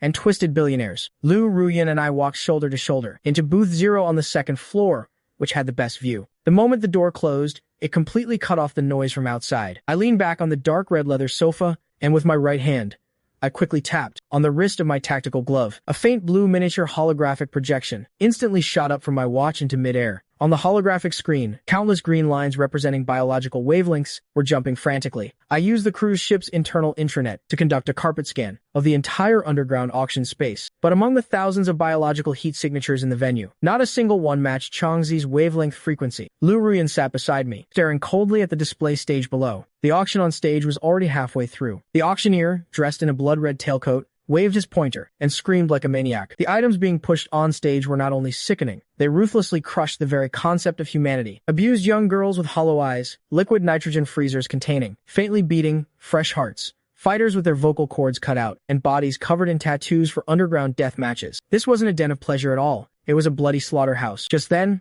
all the spotlights below instantly went out. A pale, blinding spotlight suddenly struck the dead center of the stage from the dome above. The auctioneer announced that the final, grand finale item was a perfect work of art that surpassed the limits of human evolution. The next second, 4 heavily muscled brutes dragged out a massive titanium cage, using rusted iron chains as thick as a man's wrist. Suddenly, the holographic screen on my watch let out a piercing electronic screech. The previously stable green lines instantly turned into a chaotic mess of crimson red, garbled code.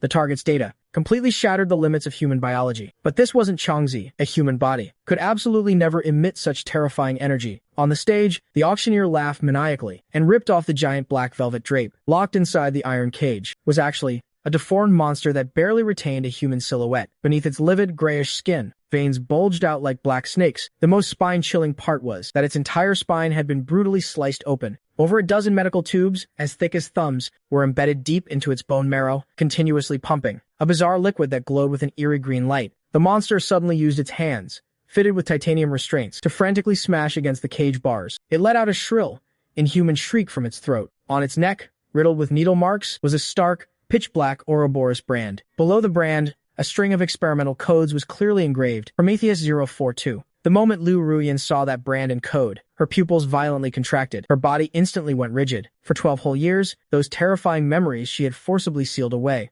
instantly crushed all her rational defenses. The cold operating table, the blinding surgical lights, the scalpel slicing through flesh and skin, that green liquid injected into her body through her spine, bringing a soul-tearing modification of flesh and bone. The overwhelming stench of formalin rushed over her like a tidal wave. At this moment, the woman's breathing completely stopped. Lu Ruyan's hands dug fiercely into the solid wood armrests of the sofa, the veins on the back of her hands bulging as if they were about to burst. I turned my head and saw her deathly pale face and the agonizing despair in her eyes. I didn't ask a single unnecessary question. I simply reached out and grabbed Lu Ruyan's palm, forcefully intertwining my fingers with her stiff ones. The mutated test subject in the cage suddenly let out an ear-piercing, shrill roar. Its deformed arms surged with power, forcefully ripping out the IV tubes from its carotid artery. Silver-green toxic blood sprayed like a fountain onto the bulletproof glass, emitting a scalp-numbing sizzling sound of corrosion.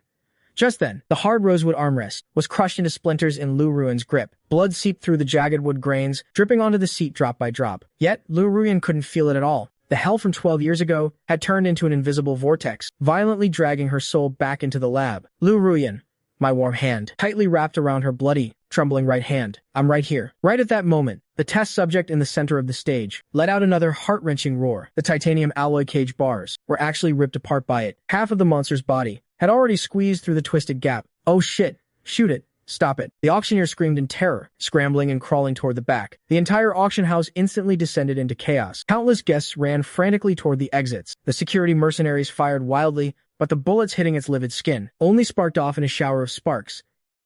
Its physical defense was too high.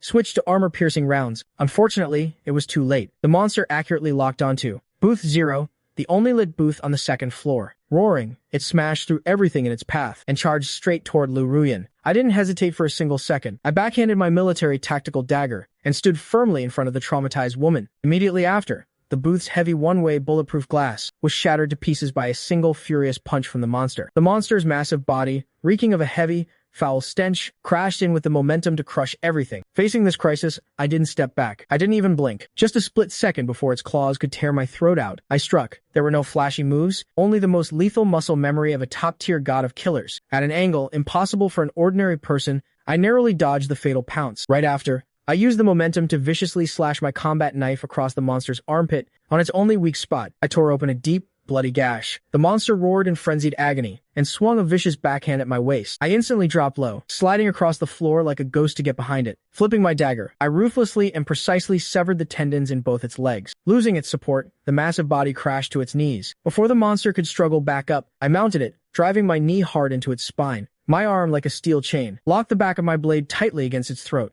I didn't slit its throat right away. Instead, as the monster thrashed and choked, my eyes swept the area outside the VIP booth, looking at the scumbags who had raised their guns, trying to take a cheap shot at Lu Ruyan, the mobsters. Then, Under everyone's terrified gaze, I violently wrenched my wrist. With a sickening crunch of bone, the unstoppable mutant's head instantly went completely limp. Its massive corpse slumped at my feet like a pile of mud. Holding my dripping combat knife, I slowly stood up. I swept my gaze one by one over the mob bosses in the corridor, who were frozen in place by sheer terror. My voice wasn't loud, but it carried a chill that terrified the entire underground auction house. She's in a bad mood today. I paused, casually pointing my bloody blade at the crowd. If anyone else dares to fire a single fucking shot, or makes even a peep to annoy her. The corners of my lips slowly curled into a cold, bloodthirsty smirk. I'll slaughter your entire bloodline. Right then, a mechanical voice that didn't exist in the air, yet echoed with absolute clarity, rang out deep within both our minds as a warning. Warning! Anomaly detected hindering world line restoration. Locking onto key anomaly. Data point, Lu Ruyan. Threat level, S+. Obliteration protocol ready to initiate. Everyone's eyes were fixed on the man holding the dripping combat knife, stepping on the monster's corpse, who had just threatened to slaughter their entire families. That wasn't a threat. It was a death sentence. I ignored those ants, who had already been scared out of their wits. I reached back and grasped the still trembling hand behind me. Let's go. Lu Ruyan was like a soulless puppet, letting me lead her away. Those hollow eyes, still trapped in the past from 12 years ago, were glued to me. It was as if I were the only light she could see in this hell. I didn't look back. With one hand holding the dazed Lu Ruyan and the other gripping the dripping combat knife, I walked over to the mutated test subject's corpse and crouched down. The cold blade precisely sliced open the skin on the back of the monster's neck, right where the 042 code was branded. Beneath the skin, there was no flesh, only an implanted biological signal transmitter. Just as I thought, on this ship, there was a central processor, capable of receiving and amplifying this kind of signal, and that was very likely where Changzi was being held. I peeled the transmitter off the corpse and activated it. The miniature scanner on my watch swept a red beam of light across it. A red coordinate point, located at the very bottom of the cruise ship, with no markings whatsoever, popped up on the holographic screen. The water dungeon. Cruise ship level -7. It was also the filthiest, darkest corner of the entire Gorgon. The air was thick with a heavy, foul stench of seawater mixed with rust. On both sides of the narrow corridor were dark, damp cells, sealed off by iron grates. I held Lu Ruyan's hand tightly. She remained silent, like a shadow that had lost its self-awareness, instinctively clinging to my hand. At the end of the corridor was a circular blast door made of solid steel. There were no keyholes on the door, only a complex iris recognition system. I didn't waste time trying to hack it. I just pulled out a palm-sized block of C4 plastic explosive. I expertly pressed it against the weakest joint of the door hinge. Setting the detonation timer, I grabbed Lu Ruyan and retreated to a safe corner 50 meters away. Cover your ears, I ordered without looking back. Like an obedient child, Lu Ruyan raised her hands and covered her ears. A muffled explosion blasted through the narrow corridor. The massive shockwave kicked up a foul-smelling gale. That supposedly indestructible blast door was blown inward, caving in, and hanging by a thread. I kicked open the smoking iron door and walked in. Inside was an even darker, damper space. Right in the center of the water dungeon was a massive, iron cage suspended in midair by chains. Inside the cage, a familiar figure covered in blood had her collarbones pierced by iron hooks, hanging there on her last breath. It was Changzi. Hearing the noise, Changzi weakly lifted her head. When she saw the two silhouettes at the door, she forced a smile uglier than crying. Shaolin Yuan.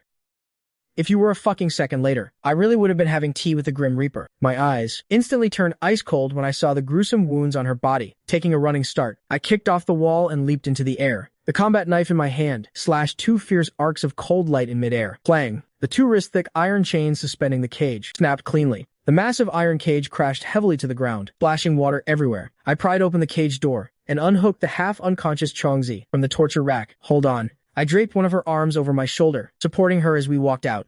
Wait, Changzi suddenly used all her remaining strength to grip my hand tightly. Her eyes were filled with unprecedented fear and gravity. Listen to me, Shaolin Yuan. This isn't just W's conspiracy. Changzi coughed violently, bloody froth spilling from her lips with every word. That Prometheus project. It wasn't a normal human experiment at all. They extracted a type of energy from Lu Ruyan's body. Energy that doesn't belong to this world. My pupils shrank sharply, even though W is dead. Changzi's breathing grew weaker and weaker. She stared at me intently, using the very last ounce of her strength. But, that thing extracting the energy. It's still running. The moment Changzi's last word dropped, a deafening, eardrum-piercing, mechanical static stabbed straight into the depths of our brains. Without any warning, it rang out simultaneously from every electronic device in the water dungeon. The emergency lights on the walls flickered wildly. The monitor screens turned to static snow. Even the holographic projection on my watch suffered violent signal interference. This static didn't sound like a noise from the physical world. It felt more like a gaze from a higher dimension, completely devoid of emotion. Lu Ruyan and I simultaneously felt a spine-chilling sensation, as if we were being stared down by something invisible. The chill shot straight to the top of our skulls. Immediately after, a mechanical electronic voice that didn't exist in the air, yet was incredibly clear, exploded simultaneously deep within our minds. Warning. Anomaly detected hindering world line restoration. Locking onto key anomalous data point. Lu Ruyan. Threat level assessed. S+. Obliteration protocol. Ready to initiate. The emergency fluorescent lights on the ceiling flickered twice more before dying completely. The mechanical voice in Lu Ruyan's head didn't just bring a simple threat. It brought an agonizing pain that acted directly on her central nervous system, stabbing straight into her brain. The system was attempting to forcibly strip her control over this body from a higher dimension. It was the exact same excruciating pain she had suffered 12 years ago in the Prometheus lab. Let's go.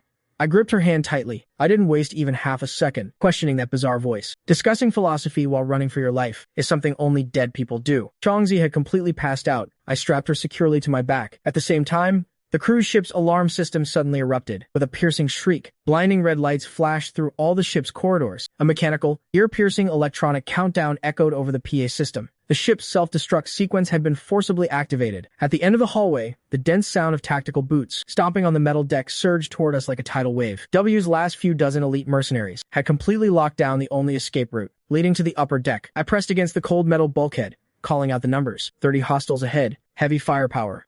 Lu Ruyan's face was deathly pale, dripping with cold sweat. The violence in her eyes was almost tangible. But right now, she didn't let that mania control her in the slightest. The next second, Lu Ruyan tossed her P-226 pistol straight into my arms. Reaching behind her waist, she drew a pitch-black, military-grade tri-edge bayonet. She melted silently into the boundary, between the flashing red lights and the shadows ahead. The first mercenary had barely turned the corner. Before he could even pull the trigger, a hand shot out from the darkness, clamping tightly over his mouth. The bayonet, at a viciously precise angle, sliced cleanly through his throat. The mercenary desperately clutched his neck, only able to make a gurgling, bloody sound from his throat. Lu Ruyan let go, letting the corpse slump like a pile of mud. Her combat boots steadily caught his body, lowering it silently to the deck. Then came the second, the third. This was a pure, bone-chilling solo slaughter, orchestrated by the living Grim Reaper herself. Down the 50-meter corridor, she performed a silent dance of death. Blood stained the ceiling, the bulkheads, and her shirt, which had long lost its original color. Those battle-hardened mercenaries couldn't even find a target to shoot at in the dark. They could only watch in sheer terror as their comrades beside them fell silently into pools of blood, one by one. Carrying Changzi on my back, I stepped through the sticky blood on the floor. Following the bloody path Lu Ruyan was clearing, watching the woman massacring everything in front of me, I knew all too well how difficult that vocal cord-severing tactical maneuver was. And the woman before me, she was clearly enduring the agonizing nerve pain of a high-dimensional system trying to erase her existence. She was clearly a severe manic patient who would go berserk at the sight of blood. Yet now she was using a monstrous level of willpower to suppress all her frenzy, turning a brutal slaughter into a precise, silent surgical operation. Corpses littered the floor, sprawled haphazardly on both sides of the corridor. At the end of the hallway, the last mercenary who tried to hit the alarm had his skull pierced straight through the back of his head by Lu Ruyan's bayonet, pinning him dead to the electrical box on the wall. The battle was completely over in 2.5 minutes. Lu Ruyan turned around, walking toward me through blood that pooled over her soles. The way she looked right now, she was like a god of death, freshly dragged out of a pool of blood. I suddenly pulled hard, yanking this bloodthirsty woman toward me, and planted a heavy kiss on her thin lips, still stained with enemy blood. This wasn't comfort. It was the most direct form of recognition and reward between apex predators. Beautifully done. I let go of her collar, my tongue licking a trace of blood from the corner of my lips. Let's go home. I directly kicked open the final hatch, leading to the top deck. The violent sea breeze, mixed with cold, salty mist, instantly hit our faces. The Gorgon's self-destruct alarm was already echoing across the entire ocean. On the lift platform at the edge of the deck, a heavy military speedboat, coated in stealth paint, was pitching violently with the waves. That was the escape route Changzi's people had risked their lives to secure. Lu Ruyan strode onto the deck, took Changzi from my back, and laid her flat on the medical seat. Her movements were crisp and efficient, not jarring a single broken bone on the wounded girl.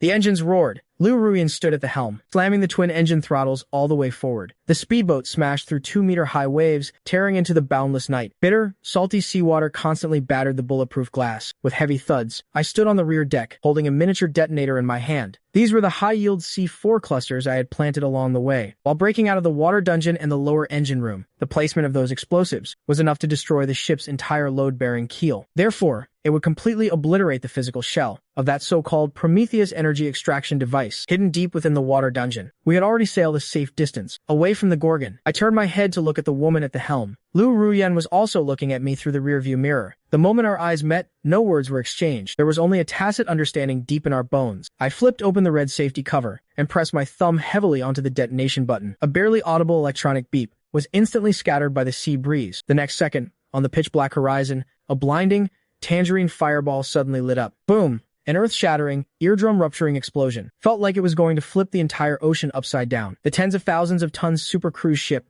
the Gorgon, was violently snapped in half, right down the middle by the blast. I narrowed my eyes, admiring this breathtaking masterpiece. Woven from steel, hellfire, and sin. Boss Lu, is this honeymoon fireworks display grand enough for you? Lu Ruyan didn't answer. She just precisely and dominantly kissed those lips that were always spouting arrogant words. However, the moment our breaths completely intertwined, a spine-chilling, terrifying pressure, as if we were being stared down by a higher dimensional entity, descended upon our nerve endings without warning. Liu Ruyan's movements suddenly froze. My eyes snapped open as well. We both turned our heads simultaneously, looking toward the fiercely burning sea of fire in the distance. The billowing thick smoke from the Gorgon's explosion wasn't dissipating in the gale. Instead, the black smoke in midair was defying all laws of physics, twisting wildly, spiraling, and restructuring itself. Illuminated by the towering flames, that massive cloud of smoke bizarrely morphed high up in the sky into a colossal holographic projection, emitting an eerie green glow resembling scrambled computer code. Those cold, chaotic glitches pieced together in midair to form a giant, pupilless eye. It held absolutely no human emotion, only absolute coldness and the arrogance of looking down on all living things. The surrounding magnetic field warped under this bizarre energy. Even the needles on the speedboat's dashboard started spinning wildly. That giant eye was looking down from above, staring dead at us on the speedboat. The ambient temperature plummeted below freezing in the blink of an eye. A thick layer of white frost rapidly crept across the speedboat's bulletproof windshield. Our vision was completely obscured. The dashboard needles acted as if they had lost gravity. Red warning lights flashed frantically. Deep beneath the boat,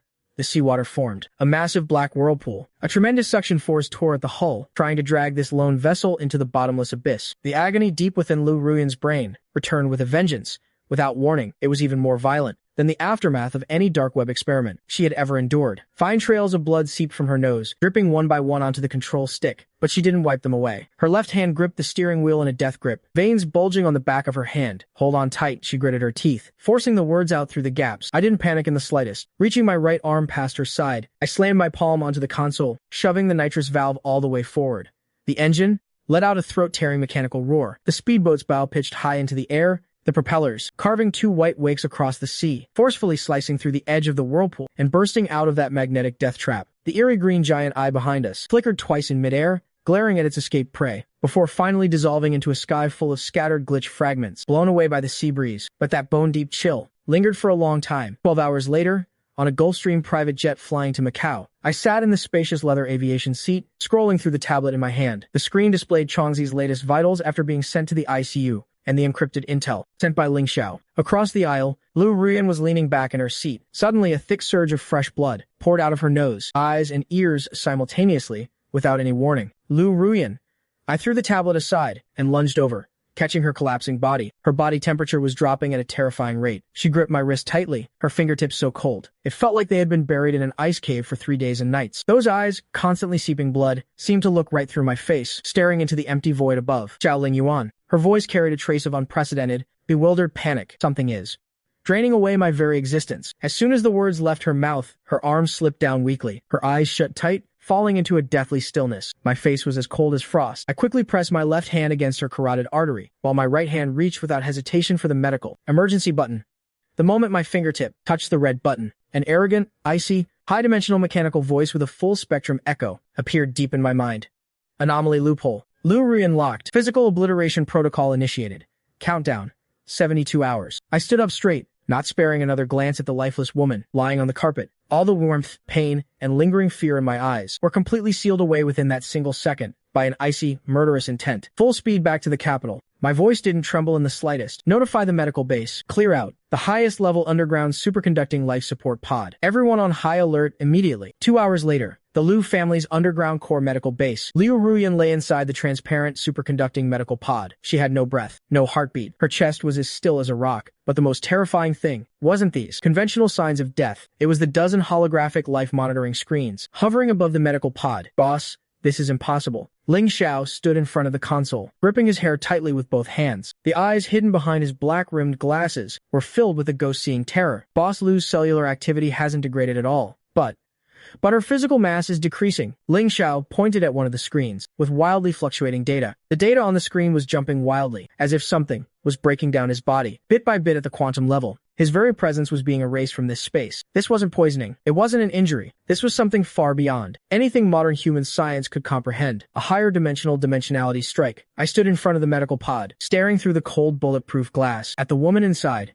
still as breathtaking as ever, yet somehow radiating an eerie sense of emptiness. Just then, a high-frequency electrical screech, sharp enough to pierce my skull, exploded without warning deep inside my brain. Every sound around me was completely cut off in an instant. I was dragged into an absolutely silent mental space. World line detected. Repair process is being artificially obstructed. That mechanical electronic voice from the original story, once so high and mighty, spoke with the arrogance of something looking down on insects. Its voice thundered through my mind. Warning. Host Xiao Lin Yuan has severely deviated from the original Nanpei storyline. Target individual. Lu Ruyan. As the greatest anomaly in this world, her continued existence, an uncontrollable nature poses severe threat to the world's operational balance. The system will complete the total erasure of her physical form and conceptual existence within 72 hours. As the host has previously triggered a hidden storyline, a final option is now being provided. The mechanical voice paused, and its tone carried a trace of condescension, like a higher dimensional being offering charity. Give up resisting. Stop attempting to save Lu Ruyan. The system will open a space-time passage and allow you to return safely to your original world, with the power of your current body intact while erasing every painful memory you accumulated in this dimension.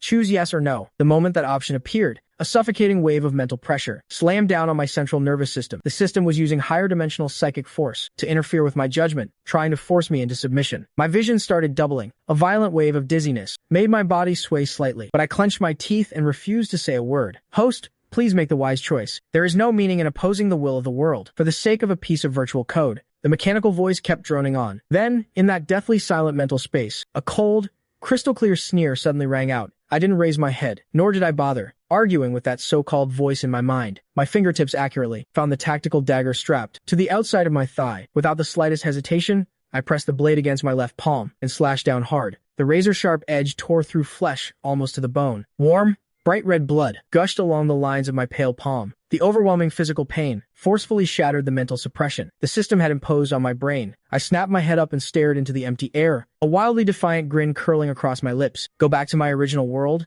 I've got a wife in this world, $100 billion fortune in my hands, and the most powerful dark web organization on the planet. I raised my still bleeding left hand, my eyes blazing like those of a true tyrant. And what the hell are you? Some piece of scrap metal hiding in the shadows? You think you're qualified to tell me what choice to make? Warning.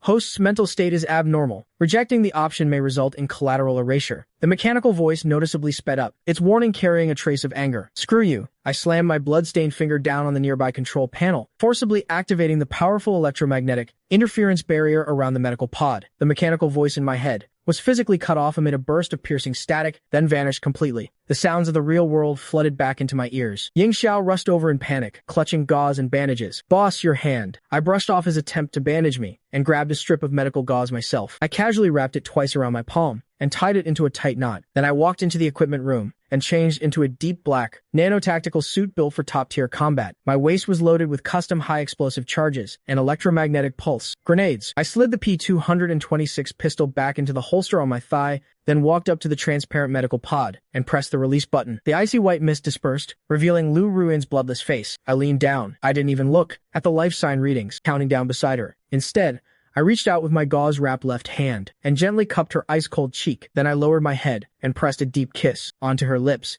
which had already lost all warmth. Wait for me. I'm going to blow that piece of scrap metal calling itself a god into a pile of junk. Wait for me. I'm going to blow that piece of scrap metal calling itself a god into a pile of junk. I turned around and strode toward the exit of the medical base. Ling Xiao's fingers, pale from years without sunlight, flew across the blue glow of the holographic display, dragging out trails of afterimages. He finally caught it. Ling Xiao stared hard at the last string of successfully decoded, endlessly long code. Boss, I've locked onto it. The system's last remaining source of energy in the physical world. Coordinates: 82 degrees north latitude, 100 nautical miles north of Iceland, deep beneath the sea. There's an abandoned nuclear submarine base there. It's been converted into a quantum computing array. Outside, The polar wind howled at 40 degrees below zero. The freezing wind clawed violently at the bulletproof tactical mask covering my face. I was sealed inside a full-body deep-sea, pressure-resistant tactical suit. Too heavy-duty. EMP. Bombs powerful enough to disable every electronic device within a 50-kilometer radius were strapped to my back. I stood atop a massive drifting iceberg. Beneath my feet stretched the bottomless Arctic Ocean, churning with black waves. Keep the communication link stable. Cut me a clean, untraceable route in. My voice was perfectly calm, without the slightest fluctuation. The deep wound in my palm, the one I'd carved open to resist the system. Mental control sent a sharp, bone-deep stab of pain through me. In the 40 below cold, that pain was the perfect stimulant, keeping me sharper than ever. I leaped forward and plunged silently into the pitch-black ocean abyss. Abandoned nuclear submarine base. Level 3 entrance. I flipped out of a drainage pipe and landed on my feet. The water clinging to my tactical boots froze into ice. The instant it touched the metal floor, I shipped the water from my two specially modified, waterproof P-226 pistol and disengaged the safety. The instant I stepped into the main corridor, intruder alert, the entire ceiling erupted in blinding crimson warning lights. Hidden compartments disguised as maintenance ducts flipped open along both walls. Hundreds of miniature attack drones, their sensors glowing blood red, swarmed out from every direction. At the far end of the corridor, two heavy, six-barreled Gatling cannons locked onto my position. It was a full-spectrum, single-target saturation kill zone, with nowhere to hide. But I didn't even slow down. Ling Xiao, take over the radar. 2 targets at 9 o'clock. Feed me their coordinates. I surged forward low against the freezing metal floor. Barely half a second after the words left my mouth, thousands of miles away, Ling Xiao slammed the enter key on his keyboard. The two drones diving in for a strafing run suddenly switched from red to blue. They veered into each other midair and exploded in a shower of blinding sparks. Riding the momentum of my slide, I fired both pistols at once. 2 bullets punched straight through the flames and destroyed the sensors. On the 2 gun emplacements hidden behind the smoke, the Gatling cannons instantly lost their target lock. Their barrels sprayed blindly, shredding the corridor's load-bearing supports as rubble and metal fragments flew everywhere. No wasted movement, no desperate dodging. Against these emotionless machines, the man who once ruled the international dark web unleashed a crushing display of overwhelming combat superiority. I weaved through dense laser beams in a storm of metal rounds. Every step I took landed precisely inside the drone's fire control blind spots. My twin pistol spat fire in a terrifying rhythm. Every twitch of the muzzles was followed by another drone, bursting apart as its core chip shattered. Cut the power circuit at 12 o'clock. Got it, boss. 3-second blind spot. I stepped on the wreckage of a falling drone and launched myself into the air. My tactical boots kicked twice against the metal wall. At that moment, the image suddenly flashed through my mind. The lifeless woman lying inside the medical pod. That female Yama, who had given me all her tenderness, was being erased by the system, piece by piece. You want her life? Then ask the guns in my hands first. I twisted my waist sharply in midair, dodging 3 lethal laser-cutting beams. My pistol magazines ran dry before I even landed. I didn't even reach for spare magazines. With a flick of both wrists, the empty magazines dropped to the floor with a click. 2 fully loaded magazines, spraying from the slots on my tactical belt, and were caught with a downward sweep of my palms, snapped into place instantly. A one-handed reload. My suppressive fire never stopped for even a tenth of a second. 5 minutes later, the last killer drone under my sights collapsed into a smoking heap of scrap metal. I stepped over the floor littered with mechanical wreckage and reached the end of the corridor, stopping before a sealed alloy blast door. Behind this door was the physical anchor point of the system's remaining energy, the core quantum computing array. Boss, the blast door is physically locked. I can't hack it from the outside. You'll have to force it open. Ling Xiao's voice came through my earpiece, mixed with the sound of frantic typing and heavy breathing. No need. I holstered both pistols, their barrels scorching hot, back against my thighs. Then I reached behind me and pulled out a shape-breaching charge from the heavy EMP bomb I planted it against the weakest hydraulic support hinge on the blast door. I stepped back 3 paces and hit the detonator. A brilliant burst of blue electromagnetic light erupted together with the focused explosion, instantly tearing through the massive alloy door. The several-ton slab crashed inward and blasted a cloud of dust into the air. I drew the tactical combat knife that had tasted countless lives, then walked through the dim cloud of dust and stepped into the so-called core server room. But the moment I saw what was behind the door, even a top-tier mercenary like me, someone who wouldn't blink in a storm of bullets, froze dead in his tracks. The space before me wasn't a quantum array center, filled with endless racks of servers at all. There were no blinking indicator lights, no roaring cooling fans. Instead, the air was saturated with an overpowering stench of formaldehyde, mixed with rotting flesh. It was a dark, freezing underground laboratory, nearly half the size of a soccer field. Hundreds of cylindrical, transparent glass tanks, each nearly 10 feet tall, stood before me, packed tightly across the center of the laboratory. The tanks were filled with a strange, sickly green fluorescent nutrient fluid. Inside floated human specimens covered in tubes, their skin stripped away, some even dismembered and pieced back together. Some had grown grotesque bone spurs. Others had metal devices where their eyes should have been. And without exception, on the backs of their necks, was the same mark a serpent's tail entwined with a broken genetic chain. Project Prometheus. My voice turned hoarse beneath the mask. 12 years ago, when Lu Ruyan was 16, she had been locked inside one of these glass tanks filled with green liquid, cut apart and reconstructed over and over like some kind of monster. Suddenly, above the center of the laboratory, without any warning, a blinding blue holographic beam lit up. A cold mechanical voice, dripping with mockery, echoed through the empty lab. Welcome to the Project Prometheus core database, companion of the anomaly. Would you like to see how the woman you love was turned into a pathetic monster? A holographic neural sharing feed forced its way into my brain. The scene around me changed completely. A stark white, freezing underground laboratory appeared. On the alloy operating table in the center was a girl bound in agony. It was 16-year-old Lu Ruyan. Her body was covered in dense needle marks and lash wounds. Her wrists and ankles were locked down by thick titanium alloy chains, cutting bloody grooves deep into her flesh. Even though she was barely holding on, her eyes still burned with defiance and pride, as if she'd rather die than submit. Two researchers in full protective suits wheeled in a stainless steel cart. On it rested an enormous syringe, filled with a sickly green, faintly glowing liquid. My breathing suddenly stopped, even though I knew this was only a holographic recording, but my fingers tightened around the gun until they dug into my palm. My nails nearly broke the skin. The researcher coldly pressed a control button. The operating table automatically tilted, forcing the girl's back to arch upward. Her protruding spine was clearly visible beneath her pale skin. Without any anesthesia,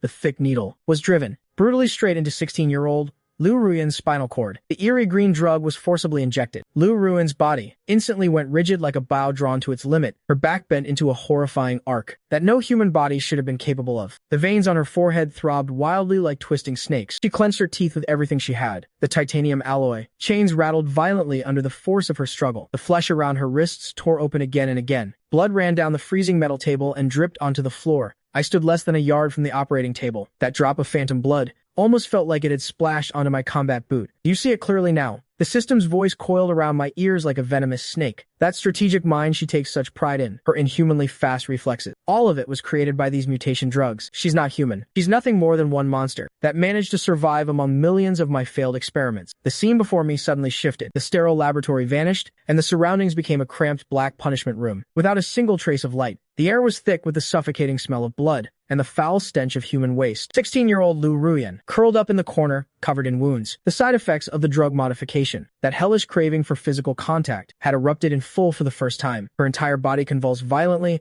as if she were being electrocuted. Her temperature was so high she seemed ready to burst into flames. That torment, the desperate craving deep in her bones, to be touched and soothed, was 10,000 times crueler than torture. But she didn't cry. She just kept biting down on her already mangled arm, her fingers digging deep into the rough concrete floor, until 10 horrifying bloody trails were carved into it. She was trying to use physical pain to fight the emptiness that was driving her insane. My reason, at that moment, was burned to ashes by a fire called heartbreak. I strode toward that dark corner and dropped heavily to my knees in the phantom pool of blood. The blood-covered girl curled up in the darkness. I instinctively reached out with both hands, wanting to pull that shattered soul tightly into my arms. But my fingers passed straight through the illusion, grasping only a handful of cold digital dust. My 5 fingers slowly curled in midair, until my fingertips dug hard into the flesh of my palms. I had slaughtered my way through mountains of corpses and seas of blood, without so much as furrowing my brow. Yet at that moment, for the first time, a tear fell from my eye, not because I was weak, and certainly not because I feared this so-called system. It was because my heart ached for her and because of the fury that came with it. Host, do you understand now?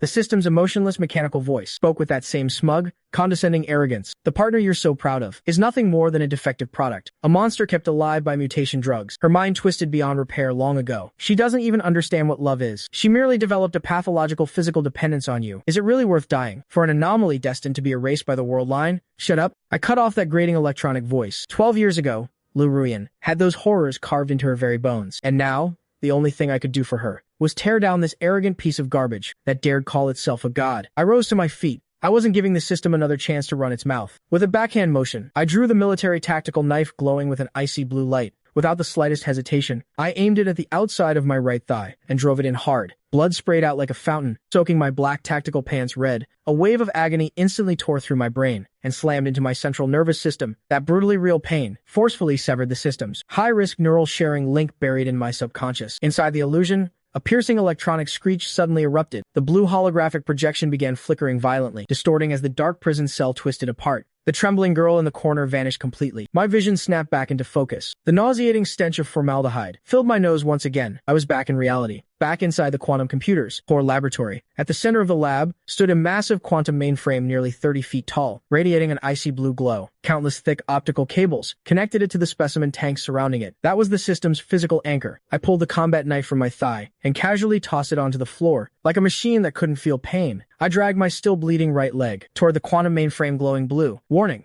Neural connection terminated abnormally. Host's vital signs are dropping. For the first time, the system's voice lost its usual arrogance, and a trace of mechanical panic and confusion crept into it. Host, stop what you're doing immediately. If you destroy the mainframe, you'll be trapped forever in the polar depths of this dimension. You will die. I ignored the warnings blaring inside my head and walked straight up to the enormous quantum mainframe. Blue streams of data raced wildly through its transparent conduits, as if making one final desperate struggle. I reached into the black tactical backpack on my back and pulled out a massive 22-pound military-grade EMP bomb. Ling Xiao had poured everything he had into modifying it specifically to destroy high-dimensional electronic equipment like this. I raised the heavy bomb with one hand. It was heavily attached to the quantum mainbrain's core heat dissipation vent. The magnetic suction device let out a crisp clicking sound, locking firmly onto the mainbrain's metal casing. The red indicator light on the bomb lit up. I entered the activation code, 19. The countdown numbers, in the freezing depths of the polar sea, flashed with the light of death. Lunatic.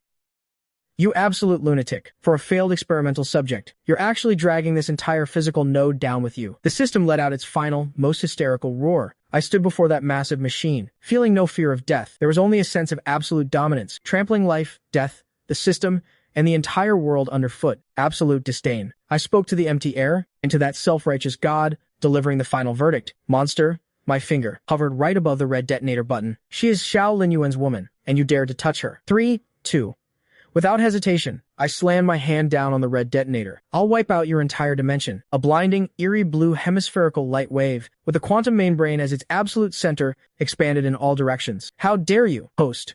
I can give you immortality and endless pow. The system's arrogant electronic voice, the moment it touched the blue light, let out a blood-curdling shriek. Then, the voice stuttered, turning into a chaotic string of garbled code. Finally, amidst bursting electrical sparks, it fell completely dead silent. Wherever the light passed, disaster struck. The entire polar abyss, all the electronic devices in the data center, simultaneously erupted in a blinding chain of sparks. In the center of the lab, those hundreds of massive glass cylinders soaking clone specimens lost their temperature and pressure control support and shattered one after another. The defective corpses, covered in tubes, rolled onto the floor like puddles of rotting meat. It was a gruesome sight. I knelt on one knee in a safe blind spot, 10 meters away from the main brain. The main brain's server rack had already been reduced to a pile of smoking scrap. As the blue light faded, the entire underground base plunged into pitch black, absolute darkness. The backup power was completely fried by the EMP. Without the support of the electronic defense array, the seawater, thousands of meters above, and its crushing pressure, began to frantically crush this abandoned submarine base. The base was collapsing. I gritted my teeth,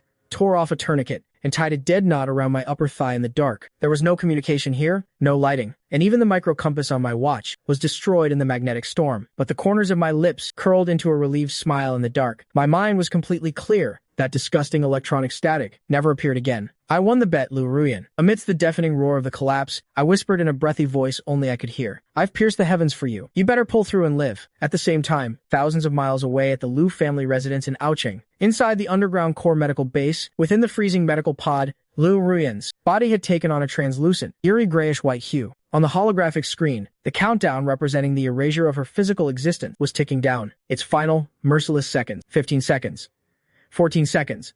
Ling Xiao slumped in front of the console, covering his face tightly with his hands. He couldn't stop it. The data representing Lu Ruyan's vital signs were flatlining one after another. Lu Nian stood to the side, gripping a gun in his hand, his eyes so red they looked like they were bleeding. He was like a trapped beast, yet he couldn't even find where the enemy was. 12 seconds.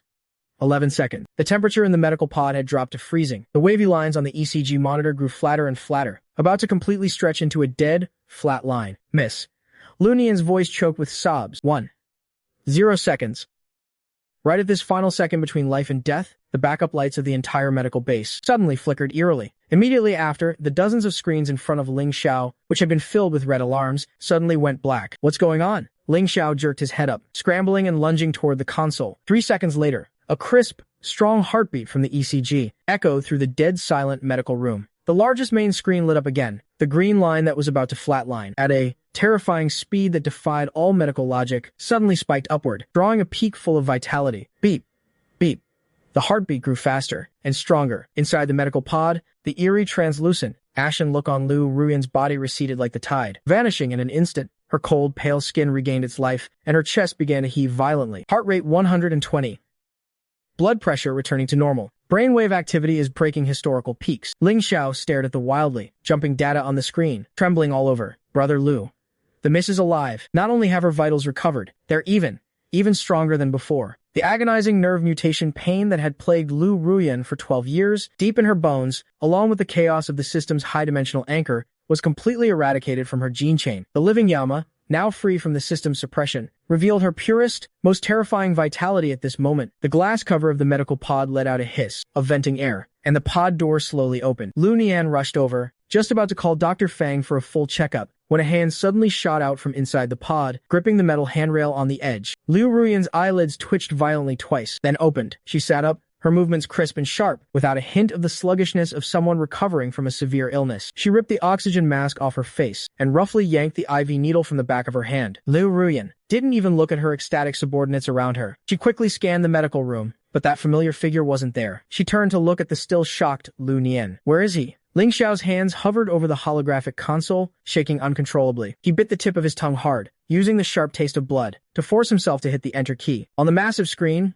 a flashing red coordinate popped up, latitude 82 degrees north, the abandoned quantum array in the deep polar sea. Ling Xiao's voice carried unconcealable despair. 3 minutes ago, a super-strong EMP storm erupted there. The physical coordinates are currently collapsing on a massive scale. Lu Ruyan didn't say a word. She pulled out the last wire on the back of her hand, connected to the life monitor. The agonizing nerve pain that had tortured her for 12 whole years was completely gone. Replaced by it was a chilling sense of lightness. She turned and walked straight to the equipment room next door. Mobilize all of the Lu family's heavy icebreakers near that sea area. Assemble them within 30 minutes. Swap the Gulfstream in the hangar for an armed helicopter. Load it with bunker busters. She casually pulled two P-226S from the weapon rack, her movements so fast they were just a blur. Blast open any ice blocking the way with torpedoes. The supersonic jet left a white trail in the stratosphere. Inside the cabin, Lu Ruyan sat by the window, mechanically wiping her handgun over and over again. Lu Nian had never seen Lu Ruyan look like this before.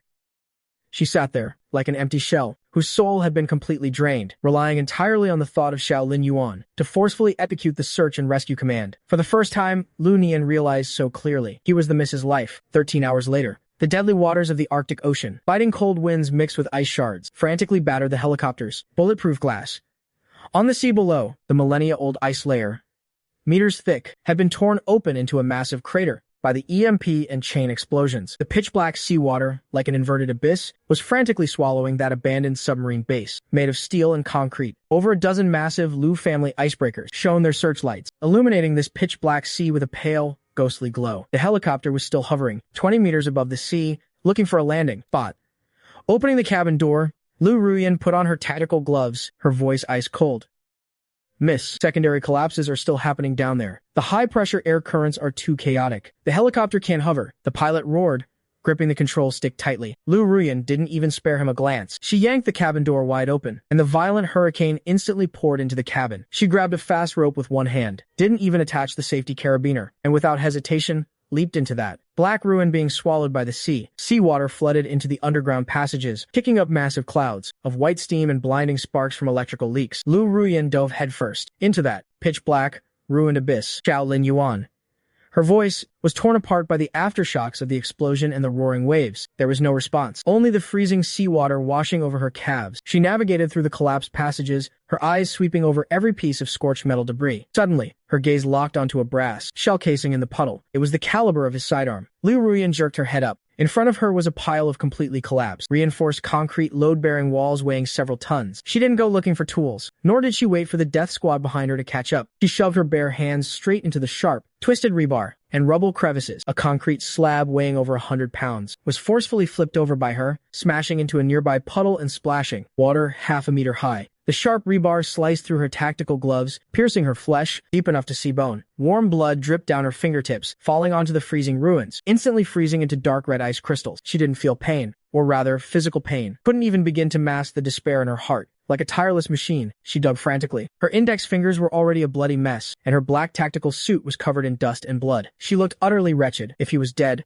if there was only a cold corpse beneath this rubble. Lu Ruyan didn't know what she would do. She only knew that this world would have no reason to continue existing either. Don't leave me behind. Just as her fingernails were about to be ripped off by a collapsed alloy door panel, at that very moment, a muffled clatter rang out. That heavy alloy door panel was suddenly pushed from the inside by someone using a heavy object, prying open a crack with extreme difficulty. The swirling dust mixed with moisture, dancing wildly in the beam of the overhead searchlight. Liu Ruyan's movements of moving rocks with her bare hands suddenly froze. She stared intently at the silhouette, gradually becoming clear in the dust and shadows. In the narrow blind spot of the load-bearing wall, I was wearing that torn and tattered nano-tactical suit. On my left thigh, a hastily tied tourniquet was already completely soaked in blood. My face, which always carried a hint of arrogance, was covered in dust and black machine oil, looking a bit pale. But those clear black and white eyes were still astonishingly bright. I leaned against a slanted stone slab, an unlit cigarette dangling from my mouth. Hearing the commotion outside, I raised my head inch by inch. I raised an eyebrow, a smile tugging at the corner of my lips.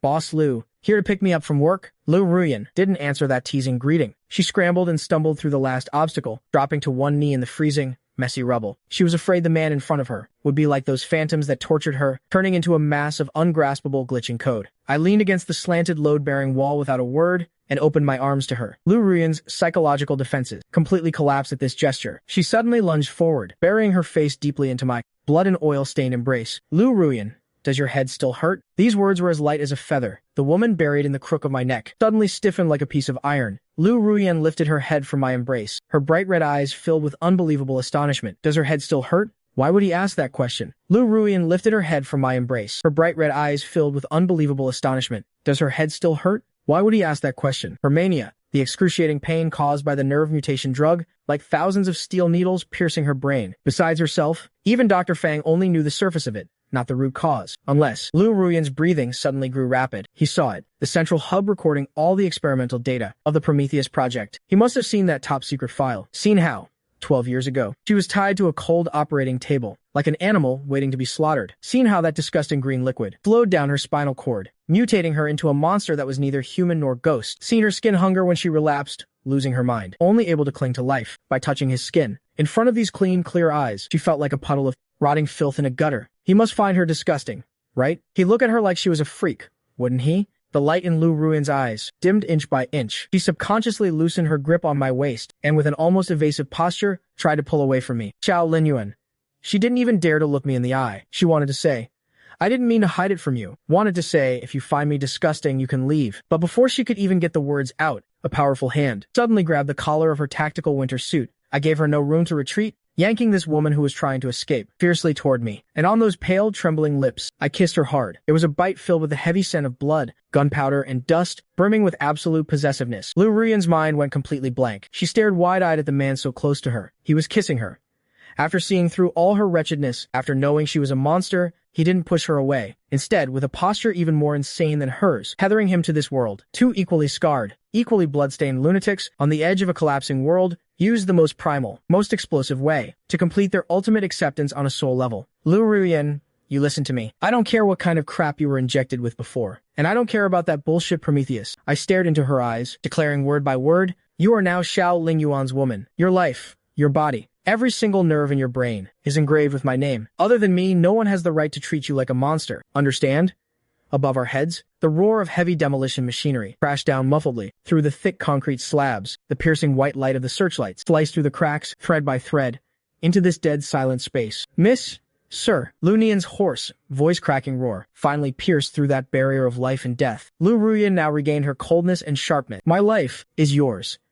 3 hours later, on the returning Gulfstream G700 medical jet, the knife wound on my thigh had already been professionally stitched and treated by the onboard military doctor, but I wasn't lying in the recovery pod. Instead, I sat on the spacious leather double seat, an open first aid kit in front of me, and Liu Ruyan sat obediently beside me, placing those hands, which were scraped to the bone, from digging through the rubble barehanded, flat on the sterile pad in front of me. Holding a medical cotton ball soaked in hydrogen peroxide, I cleaned the gravel embedded in her fingers and the concrete residue. As the hydrogen peroxide touched her flesh, a dense layer of white foam bubbled up. This kind of nerve-piercing pain was enough to make the toughest mercenary change color. But Liu Ruyan didn't even furrow her brow. If it hurts, just say so. I tossed aside a blood-soaked cotton ball and grabbed a fresh one. Boss Liu, with this pain tolerance of yours. It's a real shame you didn't go undercover for the cops. It doesn't hurt.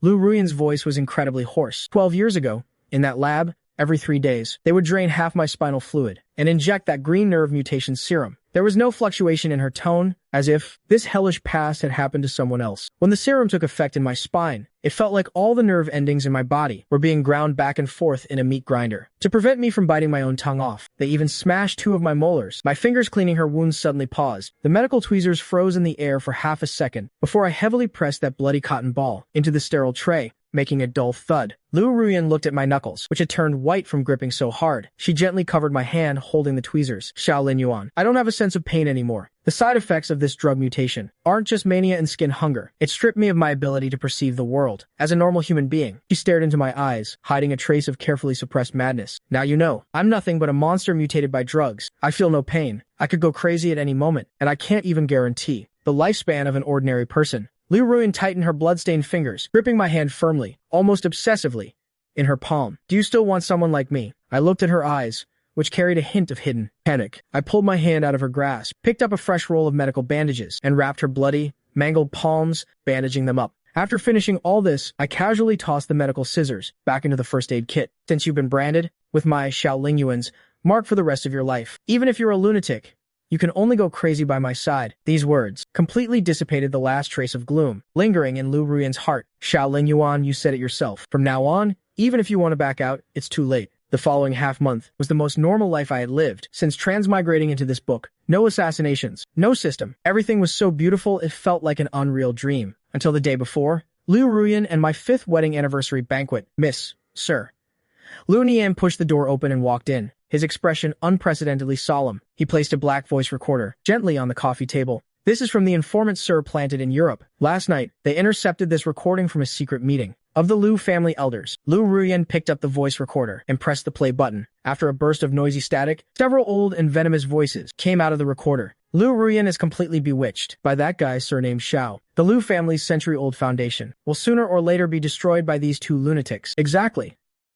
Although the W organization has fallen, there are still many factions coveting the legacy left behind by the Prometheus project. I heard the South American mafia has offered an astronomical price to get their genetic sequences. Tomorrow's banquet is our last chance. I've already contacted the mafia's cleaners. They'll disguise themselves as guests and sneak in. When the time comes, we'll coordinate from the inside and outside and force Lu Ruyan to step down in front of everyone. As for that man named Shaolin Yuan, he's just a low-class assassin. Just take him out to eliminate any future trouble. The recording abruptly stopped there. A dead silence filled the study. Lu Ruyan sat there motionless. No fury. Even the expression on her face didn't change in the slightest. She slowly stood up and picked up the phone on the desk, preparing to directly connect to the Supreme Commander of Dark Blade. For this trash, who dared to target her husband, she didn't even have the interest to put them on trial. Physical elimination was the only option. Just as she was about to press the call button, I gently covered the back of her hand. Killing them is just a matter of lifting a finger, but letting them disappear so quietly. Where's the fun in that? Lu Ruyan's movements paused. She lowered her eyes, looking at the man in front of her, who just wanted to watch the world burn. How do you want to play this? Her voice revealed undisguised indulgence. I looked up. Don't they love pulling little tricks behind our backs, since they want to cause a scene so badly? At our 5th anniversary banquet, in front of everyone, I leaned into Lu Ruyan's ear, and in a whisper only the 2 of us could hear, I said softly, then let's throw them the grandest, globally live-streamed funeral